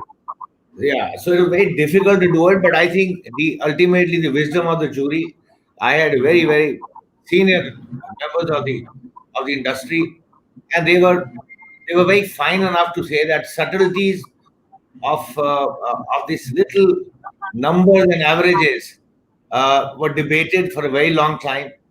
While Bhuvnesh may say that he's worked very hard, I have never worked in my 40 years so much that I worked only in the last few years. So, Bhuvnesh, thank you for also making us going through the drill. But I think we did it. We did it with tremendous amount of passion ourselves, because I think it was very important to also make this absolutely a platform where each one is now trying to benchmark himself or herself against the best of the in the country. So God bless you. Congratulations, well deserved, and all the best. Thank you, Mr. Kumar, for your precious statement towards me. I will oblige on this statement. Thank you so much. Thank you. Kamal, so we'd request a few words from you, please. Yes. Mr. Rahul Sisodia, congratulations. It is very well deserved. And it is said in hotel parlance, it is the housekeeping which makes the guest stay, clean, comfortable, attractive, and safe. I feel barring the cleanliness, rest of all is taken care of by engineering. And I like it very much when I see an engineer who is in the heart of the house, who is taking proactive steps and making the guest stay, more comfortable for him. The kind of proactive steps that you have taken in reducing the cost. It is said that every penny saved is better than the penny earned. And there are too many initiatives that you have taken, during the course of the year, that you have saved the precious pennies for the hotel. And the icing on the case was the kind of efforts that you have taken during the COVID pandemic, the kind of alterations that you have done in your air handling units for reducing or screening the kind of precipitators that you have installed to make sure that the virus does not get into the air supply, does not go into the circulation in the lobby and the public areas. So it's very heartening. And I had the pleasure of working under a general manager, an Australian general manager, who was a chief engineer of a hotel earlier. This was Hotel Yakin Yeti way back in 97, 98. So I think the avenues are open for you. You don't have to remain in the heart of the house. I wish that people like you, young people, aspiring people like you, become the general managers in the hotels to come. So congratulations, very well deserved. And I have seen your hotel in the pre-COVID time. It's a hotel on the move. I've attended a couple of events in that hotel. What a beautiful property. And especially the engineering team, the way you transform the spaces, from one event to the other. It is hard to recognize that you are in the same space you were in the last. So hats off to you and congratulations. Thank you so much, Mr. Pant. Lovely to hear you. Thank you so much once again. Mr. Pant, IHM Pusa, Suresh Kumar, and then me, Raja Bhog, Gangu Teli, पर फिर मैं दो चार चीजें बोल देता हूँ. So the point is, the only parlance, the only simile that I can draw is there's a ship. A ship has a captain, and a ship has a chief engineer. You're aware of it, right? A chief engineer manages all the operational engineering works on a ship, including the engine room, the air conditioning, the maintenance, and the works. So the captain can't sail the ship if the chief engineer decides to sit like this, कि मैं तो कुछ नहीं करता, right? तो जहाज डूब जाएगा. तो आपका रोल उतना ही महत्वपूर्ण है जितना एक कप्तान का है, ठीक है? और मैं आपको बता सकता हूँ, यहाँ पर मैंने किसी को बताया नहीं था कि किसकी बेटी है, बट मेरी बेटी वंदे भारत पे आई थी 15 मई को और आपके होटल में ठहरी थी, ठीक है? 15 दिन के लिए आई थी, उसे 11वें दिन रूल बदल गया तो बेचारी निकल आई. So she was there. She tells me about the kind of work. I tried to get there, तो मेरे को तो होटल के पास आने नहीं दिया. I wanted to meet her. Now, of course, she's gone back 3 days ago to New York. So I saw the kind of work when I went to pick her up on the 11th day when she was released from that quarantine jail, कि किस तरीके से काम हो रहा है, क्या आप लोगों का प्रोटोकॉल था, प्रोसेस था, प्रोसीजर था. Very impressive. It's a Colossus hotel. It's a huge hotel. It's a very large ship. If you're the chief engineer of JW Marriott AeroCity New Delhi, आप में कुछ तो दम होगा और उसी दम करके जीते हो, है ना? खूब तरक्की करो, चढ़ती कला जैसे बोलते हैं. All right. Thank you so much. Thank you so much. Bye. Thank you once again. Thank you and congratulations once again, Rahul. Now, ladies and gentlemen, thank you. Ladies and gentlemen, now it is time for our next category, which is HR Manager of the Year, North Zone. Could we have the AV, please? Nokri.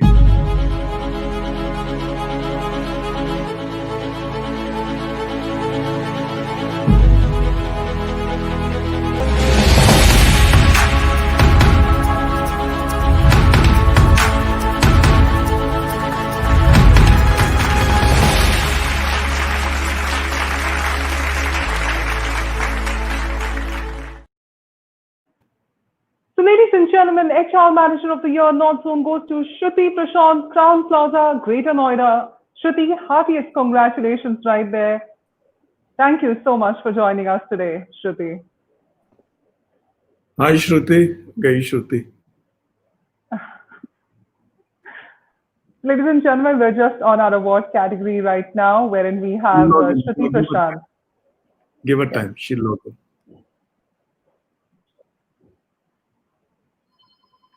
So meanwhile, we are right now, ladies and gentlemen, at IHA 2020. Do keep engaging on social media with the hashtag IHA 2020. Engage with us and let's continue with our celebration on the day 4th. Now remember that this is the North Zone category awards which are getting rolled out today, and we hope you had a brilliant 4 days, and tomorrow is our 5th and final day. We hope you all are having a great time, ladies and gentlemen. And also right now, we are on the HR Manager of the Year North Zone category right there. And we just have our winner, Shruti, who's going to be joining us in a moment. So as I do have our jury chair and also our jury who have joined us, we request our winner to kindly come on the screen and accept the award on her behalf.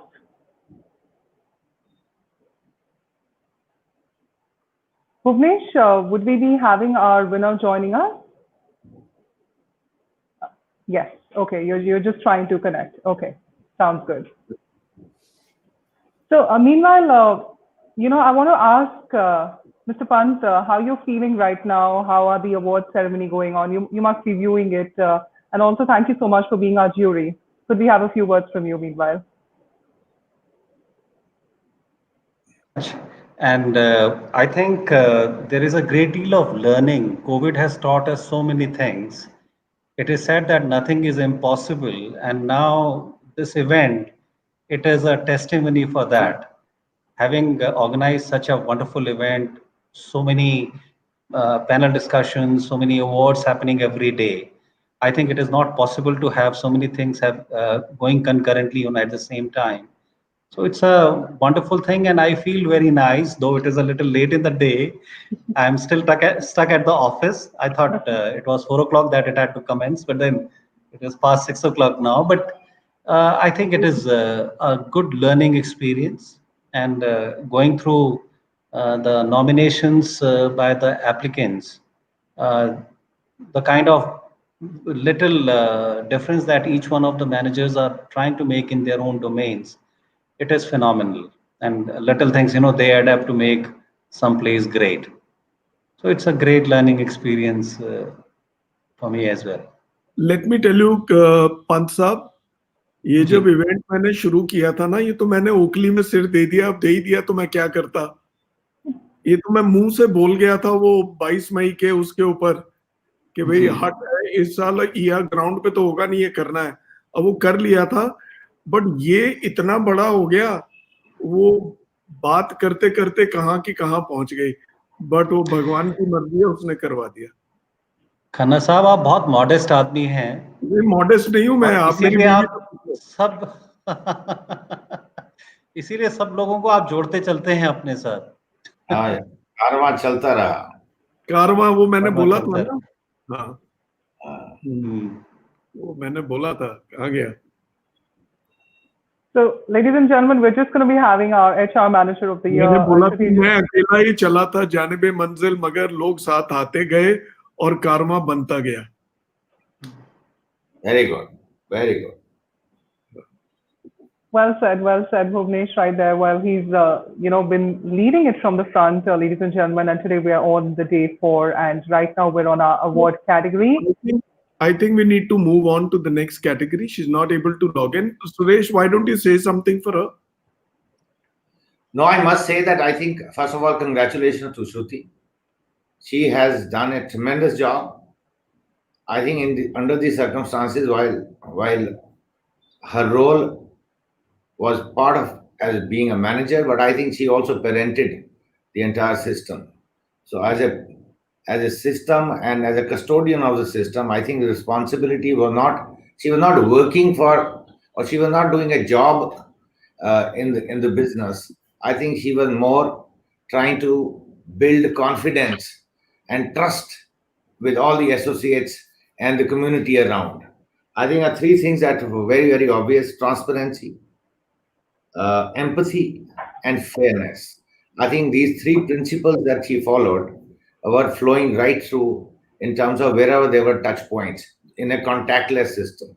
So when you say those things, I think was she was there as a shock absorber if there was any issue. So I think she's actually navigated the system so beautifully, and I think there was a rhythm in the organization, and there was a passion. She deserves it. Very well award, and I think God bless her. And best wishes to Shruti. श्रुति आ गई. श्रुति, don't worry, you not missed it. आपको bill भेज देंगे बस. आप बोलो. I'm so sorry for this technical Don't issue. worry. Don't worry. First of all, namaskar everybody, and thank you so much. Thank you so much for this. I'm extremely honored. And first of all, I would like to thank my HR director, Mr. Rishabh Tandon, and my general manager, Mr. Ashwini Nair, for believing in me and nominating me for this award. The entire leadership team who has always supported me, and my extremely talented HR team. If you are surrounded with such wonderful people, nothing seems difficult. I would also like to thank my family for being my pillar of strength and my pillar of support always. And last but not the least, thank you so much, respected jury members and BW Hotelier, for considering me worthy of this award. Thank you so much. Well deserved. Thank you. Thank you and congratulations once again, Shruti. I'd request Mr. Pant to say a few words as well. Sir आपके बारे में बोल चुके हैं, वो recording में सुन लेना. Sure, I will. Kamal sir बोलेंगे. Shruti, congratulations. And this particular category was of special interest to me because before coming to the academics 21 years back, I was into HR myself. Oh, were you? And HR job is never done in a hotel, let me tell you. And everybody blames you for the smallest laps that you are doing. But that is no reason for stop doing the good work that one does. I'm really impressed by the kind of work that you have done to induct, differently abled people in your hotel, for organizing the virtual town hall, overcoming this obstacle which COVID posed for all of us, making this corporate training programs like the iGrad and the RISE, keep happening during this time, and the special drives that you have for recruiting women into the hotel. So the special drive for female recruitment days. And a very interesting thing I found in your application was that the role reversal that you had done, making the managers work front line and making the supervisors and the lower people, assume the manager's position for 3 days. I don't know who had the grind for 3 days, whether it was the managers who were at a loss or the people who were. I did a number of cross trainings in my career in HR, but I did not try it vertically. It was all horizontal. In the complementary department, people were coming. So this was a very curious thing. And maybe when we get an opportunity, we would like to learn. But good job you are doing, and please keep the good job thing happening. And the purpose of awards is not celebrating one individual, but making a benchmark for many other people to follow. And I think in your own little way, you have contributed a great deal in that direction. Congratulations, very well deserved. Thank you so much.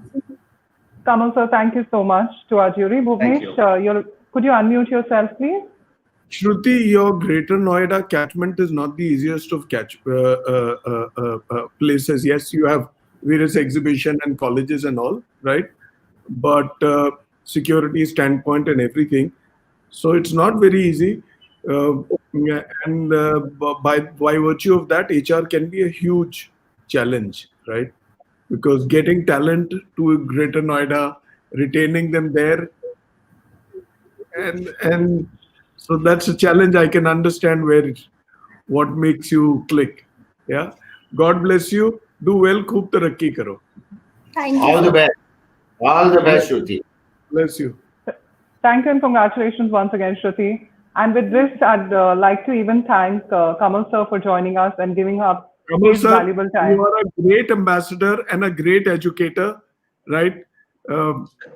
It's so heartening to see you present your case every time. Yeah. Thank you very much for this opportunity, and it was a pleasure to work with Mr. Suresh Kumar. Looking forward again, sir. Thank you. Yeah. Thank you so much. Thank you, Kamal sir. Thank you. Thank you so much. With this, How I many request. more categories left? We have 4 left. 4 left. All right. Great. Okay, yes. So, ladies and gentlemen, with this, I'd request our jury, Sunil Gupta, former CEO, Welcome Heritage Hotels, and currently Secretary General, New Tourism Foundation, to kindly join us. Sunil, please. Cheti kariye. Hello, good evening, everyone. Been watching you. You're keeping the show alive and going. It's difficult to keep that, pep up in the voice at this time of the day, but you've been. Oh, नहीं sir, कोई दिक्कत नहीं. आप 10 घंटे और काम करा लो, कोई दिक्कत नहीं.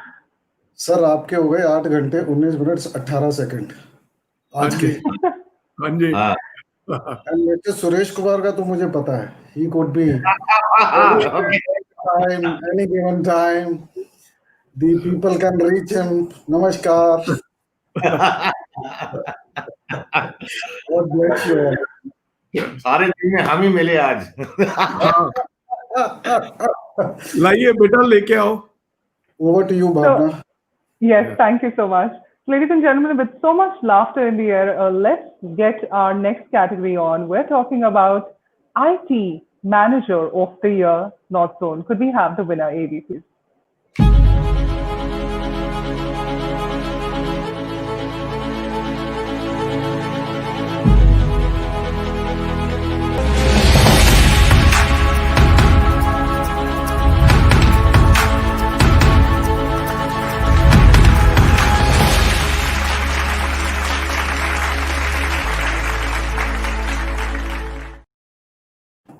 So, ladies and gentlemen, IT Manager of the Year, North Zone, goes to Jaswinder Singh, ITC Moria, New Delhi. Jaswinder, heartiest congratulations. Namaste. Yeah, audible, sir? Yes. Greeting from ITC Moria's luxury guest sir. Mr. Khanna, Mr. Kumar, Mr. Gupta, and Ms. Bhavna. It's a great moment for me, sir. It's first of all, I would like to thank my organization, ITC Hotel, who given this, allow me to nominate for this award. And secondly, I would like to thank BW Hotelier and the jury who selected me and recognized me as the best IT manager of the hotel. I would like to thank my general manager, all head office, all functional heads, and I want to thank my reporting manager Gaurav Dubey and Chandran Roy, who are actually giving me all inputs, and my IT team who actually works with me day and night. And I don't want to forget my users also, because the users from whom I work day and night, a user who using this all IT systems day and night, I would like to thank them because they understand the IT and they functionally even in the pandemic situation, they are working day and night on IT system, even a work from home or whether they are in the hotel, and they understand and they are doing very well. I would like to thank them. At the last, I would like to thank my family who are right now watching this ceremony through Facebook. My 2 daughters, they are they are watching it from the last 3 days. They are watching this ceremony and they want to see his father how he is getting this award. Once again, I would like to thank the jury. It's a really very tough task because each and every IT manager I know, they are working very hard this moment because most of the users are working from home and very senior managers and they are working home. We have a different type of meetings happening Nothing is stopped. Nothing is stopped. Everything is working. So in this scenario, IT is working day and night. And I'm thankful to the jury and the BW Hotelier for giving me this award. Thank you, sir. Thank you. May I request our jury chair, Suresh Kumar, please to say a few words. Jaswinder, first of all, congratulations. Thank you, sir. Thank you. Thank you, Mr. Kumar. You have done a tremendous job. And like we have been saying, and you yourself said, not only needed emotion, it also needed tremendous amount of platform for technology to interact. Because all that is happening around the world today, while we are sitting at our home, is tech dependent. So to put those platforms together, there are different needs for different people, and there are different kind of demands. So from the comfort of a great organization ITC, and the comfort of sitting at the ITC Moria, to suddenly now the world is looking for you. Earlier, once you connected people and you gave them the code, you were free. But I think today you are now the only source of connectivity to the world. I think very beautifully done. You have segmented demand supply. You have segmented internal demand. You have also segmented with coordination with the vendors. And I think to a large extent, whatever you have said, that there is so much of passion that you have shown in your task. And it was very heartening to read what you have written in the nomination form. So I think it was not only initiative, it was actually taking accountability and to make it seamlessly convenient for everybody to react. And I think the platform that you are on, I think without the IT would have not been possible. So God bless you. You have many miles to go. And I'm sure with your commitment and with the passion that you have shown, there's a lot of clarity that was coming through or saying who needs what. So I think defining the need at this time was of prime most importance. And I think that has been done very well. All the best. Congratulations once again. Thank you so much, Mr. Kumar. I'd request our jury, Sunil, to kindly say a few words.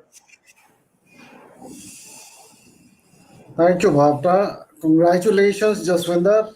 Well contested, well deserved. And as Mr. Kumar has said it all, actually, post-COVID and during COVID, your role through your format came out very clear. You made it possible for everybody. I mean, if there was some function which had the maximum pressure on it during the pandemic was the IT infrastructure, and the IT manager had to shoulder the entire responsibility. On the lighter side, I must say, you made everybody sit home, man. All the best. Keep them home. Thank you. All the best. Keep growing. Do well in your life. Jaswinder, being the IT manager for an iconic hotel like the ITC Moria is not a very easy job. You have global dignitaries who come and stay over there. Nothing can go wrong, right? It's very prestigious, and the assignment is very prestigious. First of all, Sat Sri Akal ji, right? And I must tell you, I was heartened to learn that your family has been watching this for the last 3 days. Today is day 4, and आपकी बच्चियां दोनों भी देख रही हैं. हमारा उनको आशीर्वाद देना है ना, और आप खूब तरक्की करो, चढ़ती कला पे रहो, ठीक है. एंड अपना दूसरों को हाथ पकड़ के सिखाते रहो, सेवा कर दे हो ना. इस वेले हर किसी को साथ लेके चलो, सिखाओ बच्चों को. ये हो कि जब जैसे आप सुनील सर और सुरेश सर के बाद आगे बढ़ोगे, ये लोग कितने लोगों को ट्रेन करके गए हैं, आपकी सक्सेस होगी कि आप कितने लोगों को ट्रेन करते हो और वो कितने कामयाब होते हैं. Definitely, sir. Noted, sir. Noted. I will definitely ensure that. हाँ, बिल्कुल ये भावना रखो. Okay. Congratulations. God bless you. Well deserved. Yeah. Sat Sri Akal. Thank you and congratulations, Sat Sri Akal ji. So, ladies and gentlemen, now we move on to our next category, which is Procurement Manager of the Year, North Zone. Could we have the winner, AV, please? You see, when you see the win.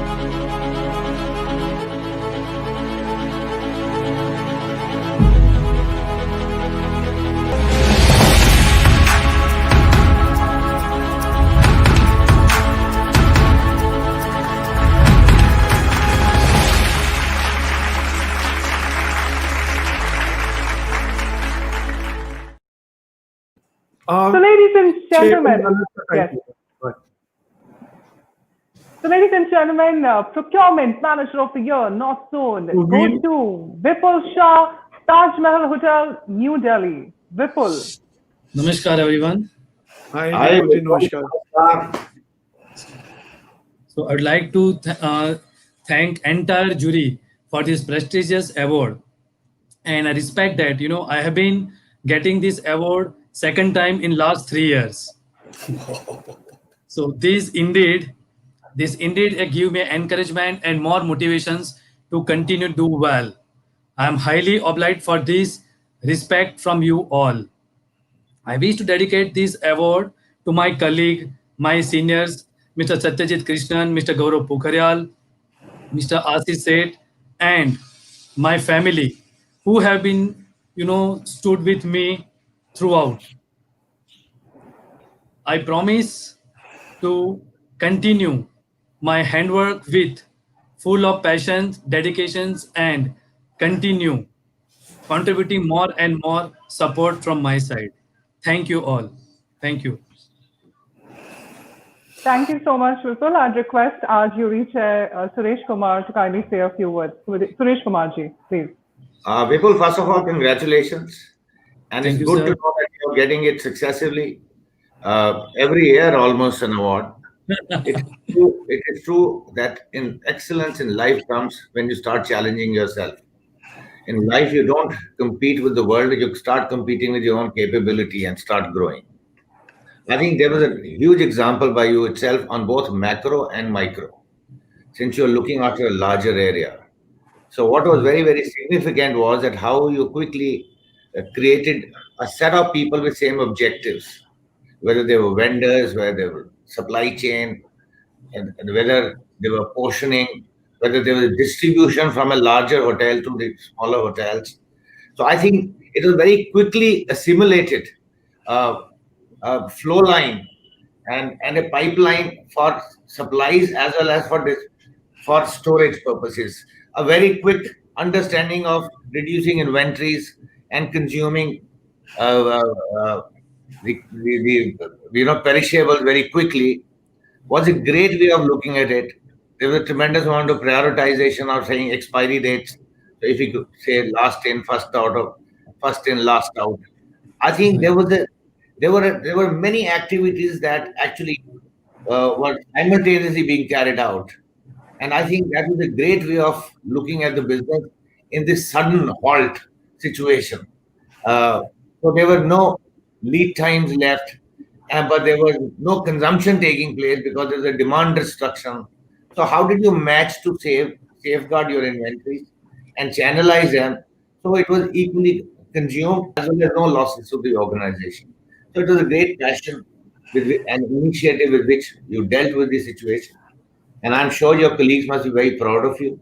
So would be your organization. And I think so are we, to see that there is so much of knowledge that is there and there's so much of application. So with all those passion, application, I think there was a great amount of control that you exercised in discharging the role that you had resumed during these tough times. God bless. Congratulations once again. And continue to do good work. Thank you, sir. Thank you so much. Requesting our jury, Sunil Gupta, to kindly say a few words, please. Congratulations, Vipul, on well-deserved accolade. You won it. And when you say it's a hat trick, it makes it more the worthier. Obviously, you've understood your function very well and you've taken. The only thing, I echo complete sentiments of what Mr. Kumar has mentioned. Of course, it is a great balance between the cost and making the material available. And tough times like this, it's very easy to make stuff not available and the cost zero. So you obviously maintained a good balance and made it work. But having read your name completely, Vipul Shah, you've done true justice to your name. Thank you. Thank you. Thank you. Keep doing well. Thank you. Keep saving as much cost. And I would also request you to bring the practices at large, to the benefit of the industry so that others can also benefit from the developments you've done. Thank you and congratulations again. Thank you. Thank you. Thank you so much.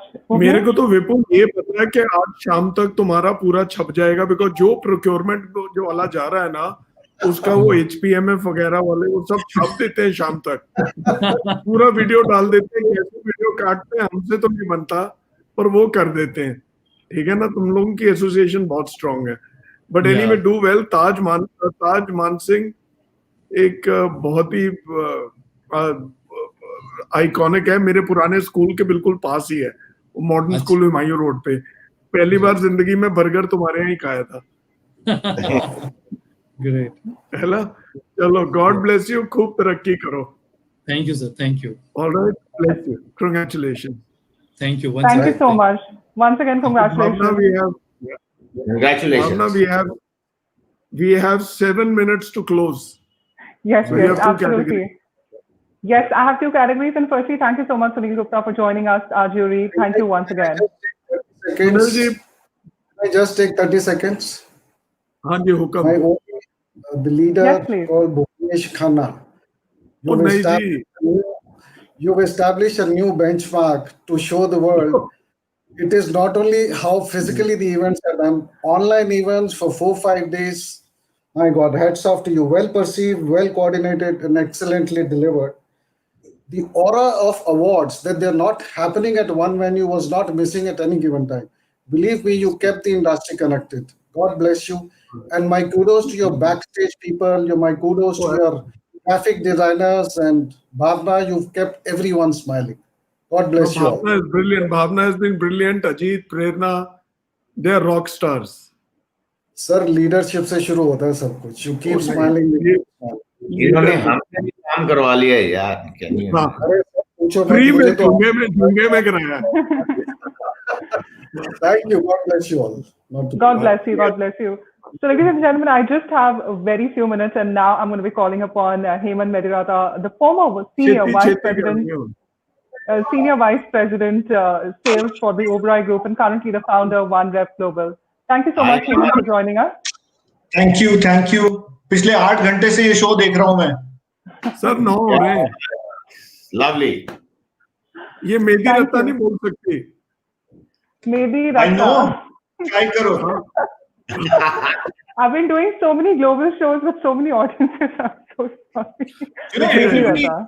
Considering I've been watching it for 8 hours, okay, that's a lie. But everybody is thanking Bhuvnesh and Suresh sir. I want to say, Bhavna, you're doing a terrific job. Awesome. Matlab, she's kept it going with the chirp in the voice. Absolutely. And the energy behind it. So well done. Absolutely. Thank you. See your blessings. See the blessings. Thank you so much. So, ladies and gentlemen, yes, we need to because I have a timeline in play. So, ladies and gentlemen, now with Hemant also joining us, our jury, it is time to announce the winner for the Front Office Manager of the Year, North Zone. Could we have the winner, AD, please?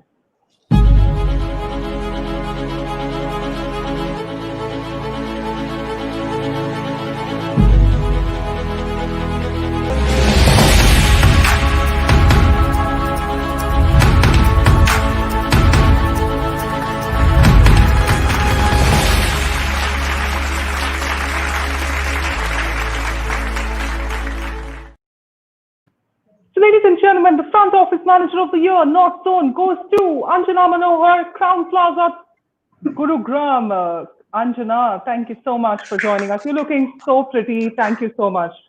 Thank you so much. Thank you. I've been patiently waiting for a long time now. Good evening, ladies and gentlemen. Thank you for the lovely introduction, Bhavna. And before I start, I'm going to tell you that I'm going to steal a couple of minutes of this event, prestigious event. Well, who would not want to? In fact, I'm truly honored to be sharing the same dais with the who's and who's of the industry. In fact, the trendsetter and a lot of mentors have come across. This award takes me back in time when I would follow hoteliers getting recognized for their work. I remember enacting myself, getting an award, and here I am cherishing this moment. So, well, that goes completely to my front office team at Crown Plaza today, Gurugram. my general manager, Mr. Suraj Kumar Jha, and the entire leadership team at IHG. And of course, my friends and family for the lovely support, the endless support that they have been giving me. Something I should say, which has kept me going, is I can quote it from my favorite author, that is Marshall Goldsmith, wherein he mentioned that what got you here will not take you there. So something that I've kept in mind is always learn, grow, and evolve. And the one goal that has never changed for me is be better today than what you were yesterday. So that's there. And also, I would like to choose this platform to convey a message to all my fellow hoteliers who have been furloughed during these unprecedented times, to not lose hope and passion for this industry. We are in this together, and we shall come back in this together. Thank you once again, BW Hoteliers and the honorable jury, for finding me worthy enough for this recognition, this great recognition. And as rightly said, this is indeed the Oscars of the industry. So thank you so much. Thank you. Thank you so much, Anjana. And I just request our jury chair, Suresh Kumar, to kindly say a few words. Anjana, first of all, congratulations. Thank you, sir. I think Thank you. while going through your nomination, I realized you're a philosophical girl. So Yes, to large extent, I've written somewhere that there is tremendous philosophy converted into a conceptual framework and then get into a task. I think those are three basic pillars that I saw when I was going through the entire thing. That also tells you that how deeply we must have gone into each application ourselves. But I must say, I think you have been able to implement your philosophy within your system, and whatever you have said, you've actually demonstrated the same in your feelings, in your speech, and in your emotions. No hotel can do well unless all these things are all combined. One is a product, one is a service. Service with a process. Service minus emotion is called a process. Many commodities or many hotels are run on processes, but service with emotion is called experience. So I think you're a testimony of giving experience because your service is with a smile and emotion. So thank you. That is where you're scored probably, your RevPARs, your penetration index, your market listing, MPIs and ARRs, and they speak volumes about the hotel and the way you looked after your people during these unprecedented times. I think there's a great articulation, but with great philosophy. Congratulations. Thank you. Thank you so much. We request our jury, Hemant. Anjana, heartiest congratulations. Many may not know, but my first 5 years I started my career with front office. So it's a special place in my heart. You quoted multiple quotes in your multi-second speech, but let me give one back to you, which I stole from actually your LinkedIn, which says something really beautiful. It says, I'm not going to tell you it's going to be easy, but I'm telling you it's going to be worth it. And so true. And front office is one of those jobs where people think it's quite glam. It is, in fact. But the service comes from the heart. And when it comes from the heart, it truly reflects. And that is what guests appreciate. So keep up the good work. Well done on your indexes, what you've done. And keep moving forward. Sure. Thank you so much. Thank you so much, sir. Thank you so much, Hemant. Bhuvnesh? So Suraj is a great GM to have. I'm sure he must have shaved off his beard. Yes, he did. Right. So a great hotel, brilliant location. And you guys do great work, right? So we've had a couple of events over there. So God bless you, do well, and keep shining all your life. Thank you, sir. Thank you, Mr. Bless you. Thank you. Thank you. Thank you so much, Anjana. Congratulations. Now, ladies and gentlemen, it is time for the spa manager. So अब दो हैं हमारे पास 5 minute हैं खत्म करने के लिए. Minister की connection होना है अभी. Absolutely. So, ladies and gentlemen, spa manager of the year, could we have the winner, AV, please? North Zone.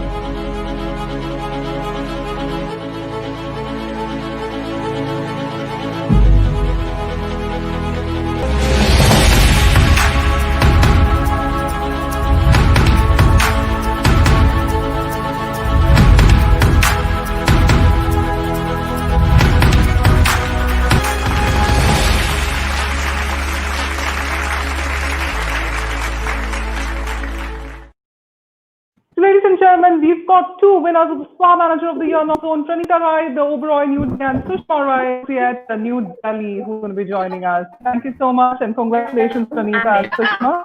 Good evening. Hi, Pranita. Good evening, sir. How are you? Suresh? Very good, sir. Thank you.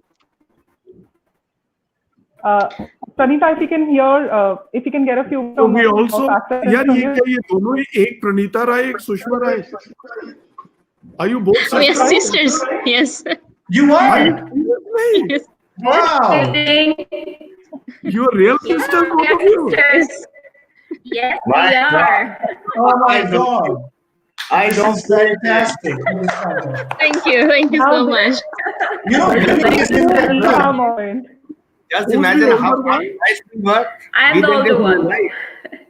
Sushma Rai. Oh God. This is amazing. What a coincidence. Yes, true. We are so very happy. We are so very happy and honored. Okay, Suresh, आप बोलो. Sushma. No, what will I say, because I'm stumped now. Good evening, all. It is an honor to receive the award in the North, region. I would like to thank the BW Hoteliers team for the same, and my sincere thanks to the Roseate, team, my family, my Roseate family, for constant support throughout. Sure, thank you so much, Sushma. I'm so sorry. Jury Chair Suresh Kumarji, please, if you can say a few words, please. No, Pranita, वो इकट्ठे बोल लेंगे. अभी प्रणीता को भी बोलने दो. प्रणीता, आप बोलो. Okay. Thank you. So thank you so much to everybody, especially the juries, for going through my nominations and then thinking that I am eligible for the award. Well, it would not have been possible without the team, which we have been doing it in these past 6 months. Every day we have been like training and meeting every day to relook how to make our guests feel comfortable and then welcome back whenever they decide to come back. So this is for the team. Thank you so much. Again, the jury. Thank you. Thank you so much, Pranita. Our jury chair, Suresh Kumarji, please a few words from you, Let me just congratulate the Rai sisters. We also gives me tremendous strength, and all the senior hoteliers in the jury, that without understanding this, that they are this thing, you saw so much of similarity. I mean, you could have never thought in your life that you could see the same passion, same understanding, and same processes. We know there was a secret behind. I think this secret is now revealed today. I must say that I think it was so very nice to see. This is the most hygienic place. I mean, people are, when you get into a spa, it is for wellness. So I think wellness connected with spa treatment, I think everybody is very apprehensive. But I think the way you have listed down the hygiene, listed down the precautions, listed down the way and number of treatment per day, I think I now see there's so much of similarity. So I think it comes from the family. God bless you both. Keep the good work. And there's a lot of learning. I picked up many of the steps myself when I was going through the nomination forms. And they were so synchronized and so beautifully done. So all the best. Thank you. Congratulations. To Thank both you, of sir. you. Thank you. Thank you. Could we have our jury, Hemant? Pranita and Sushma, heartiest congratulations. Well done. Notwithstanding the fact that your sisters, you're both in your own rights, really top-notch professionals, and you deserve every accolade. In the last so many years, Pranita, I must have visited your spa 500 times, considering I worked for Oberoi. And every time you go there, it is that Zen-like feeling, just by stepping into that place, not going through a treatment, but just getting a site inspection gets you there. So well done, well managed. I'm sure your parents will be really proud that both the sisters have done so well. Keep shining, keep the good work going. Thank you, sir. So I just have two things to say, Suresh sir, Hemant, right? We'd always heard of this adage and this famous dialogue from Hindi films, Mele mein bichad gaye. They've turned in on it. They've turned in on its head कि ये तो मेले में मिल गए. सीता गीत. Right? ये तो मेले में मिल गए. And हम लोगों को पता भी नहीं चला था ये 2 राय बहनें निकलेंगी. Right? But how? Yeah, but that also shows how everything was synchronized and we did not know, and they have become winners. That's So also I brilliant. also want to make one more statement, Suresh, which I made yesterday also. Anji. You know, the Northeast is a gift to mankind. Northeast is a gift to humankind. India is so enriched because of the Northeast. You are wonderful examples. You are wonderful ambassadors of India from all that you do, touch, and work upon. Keep shining. Sir, You're both thank from you Manipur. so much. Honored. Thank you, sir. Thank you. You are both from Manipur? Nagaland, sir. Nagaland, right? So there you go. You know, you are worthy ambassadors. And I cannot even tell you, some of my best colleagues have been from the Northeast. Keep shining, do well, and be great ambassadors for the Northeast. And if we can do anything more to take this message forward, I will be there 24/7. Thank you, sir. So honored. Thank you. Congratulations. Thank you. Thank you. So, congratulations to the Rai sisters, I would say, to win the Rai Star sisters. Manager of the Year. ये तो बहुत हो Nish, गया. over to you. We- कमाल हो गया. So this is कमाल ही हो गया. What a way to end the jury for the North and for The jury now. Grand finale. How beautifully. प्रेरणा और कंचन इस पे स्टोरी करो. ये मेले में मिल गई दोनों. Okay. So this is a wonderful capping for a wonderful day. Suresh, I can't but thank you enough. Right?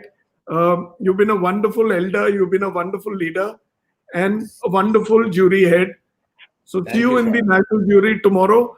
Hemant, such a pleasure knowing you. I thank Silky for introducing us both. Right? Hemant, that's also great catching up with you through this. Thank you, sir. Your leadership, we really loved every moment of it, Mr. Kumar. Happy to be spending so much time with you. Really an honor. Thank you. Now, what is the plan for tomorrow? ਉਹ ਕੱਲ ਤੁਹਾਨੂੰ phone ਤੇ ਦੱਸਾਂਗਾ ਅੱਜ ਹੀ. My God, I tell you. Okay. Keep piecing and piecing. Chalo ji. Chalo. Okay. See you. Bye bye. Are we through? We are through now. Thank you. Bye bye. Thank you. Thank you so much. Thank you to our jury. Thank you, Bye-bye. Bhavana. Thank you, Bhuvnesh. Bye-bye, sir. Bye-bye. So Thank you. So time So to close the Bhuvnesh, day, Bhavna. yes. It's been a wonderful day of action. North Jury Awards over, 4 sessions done from S11 to S14. Tomorrow we start from S15 to S18. Unsung heroes again, right? And then the sessions which started with Yati and his HR and education panel. Then we went to travel and tourism with Mr. Suman Balla. Then with Mr. Khatri on housekeeping, chief engineering, environment and conservation. And then finally we shut the day on sessions with the IT manager. Tomorrow is a big day. Remember, tomorrow we have the national awards. The Honorable Minister of Tourism, Shri Prahlad Singh Patel, will be joining in sharp at 4 p.m. Be there. He will be presenting the General Managers Awards and start from there, right? Be there. Interesting day. I am closing this faster than I would actually. I have to. There's a lot of pressure. But see you tomorrow morning. Again, 9:55 a.m. Right? And we'll take it from there. God bless you. I'm full of energy. 8 hours, 52 minutes and 40 seconds. Good night. Bye-bye. Thank you, Bhavna. Thank you. Thank you so much. So thank you, ladies and gentlemen, for being such a lovely audience. See you tomorrow at 9:55 a.m. for day 5 of BW Hotelier IHA 2020 and the National Awards Ceremony. Thank you so much. This is me, Bhavna Bhatia, signing off on behalf of BW Hotelier.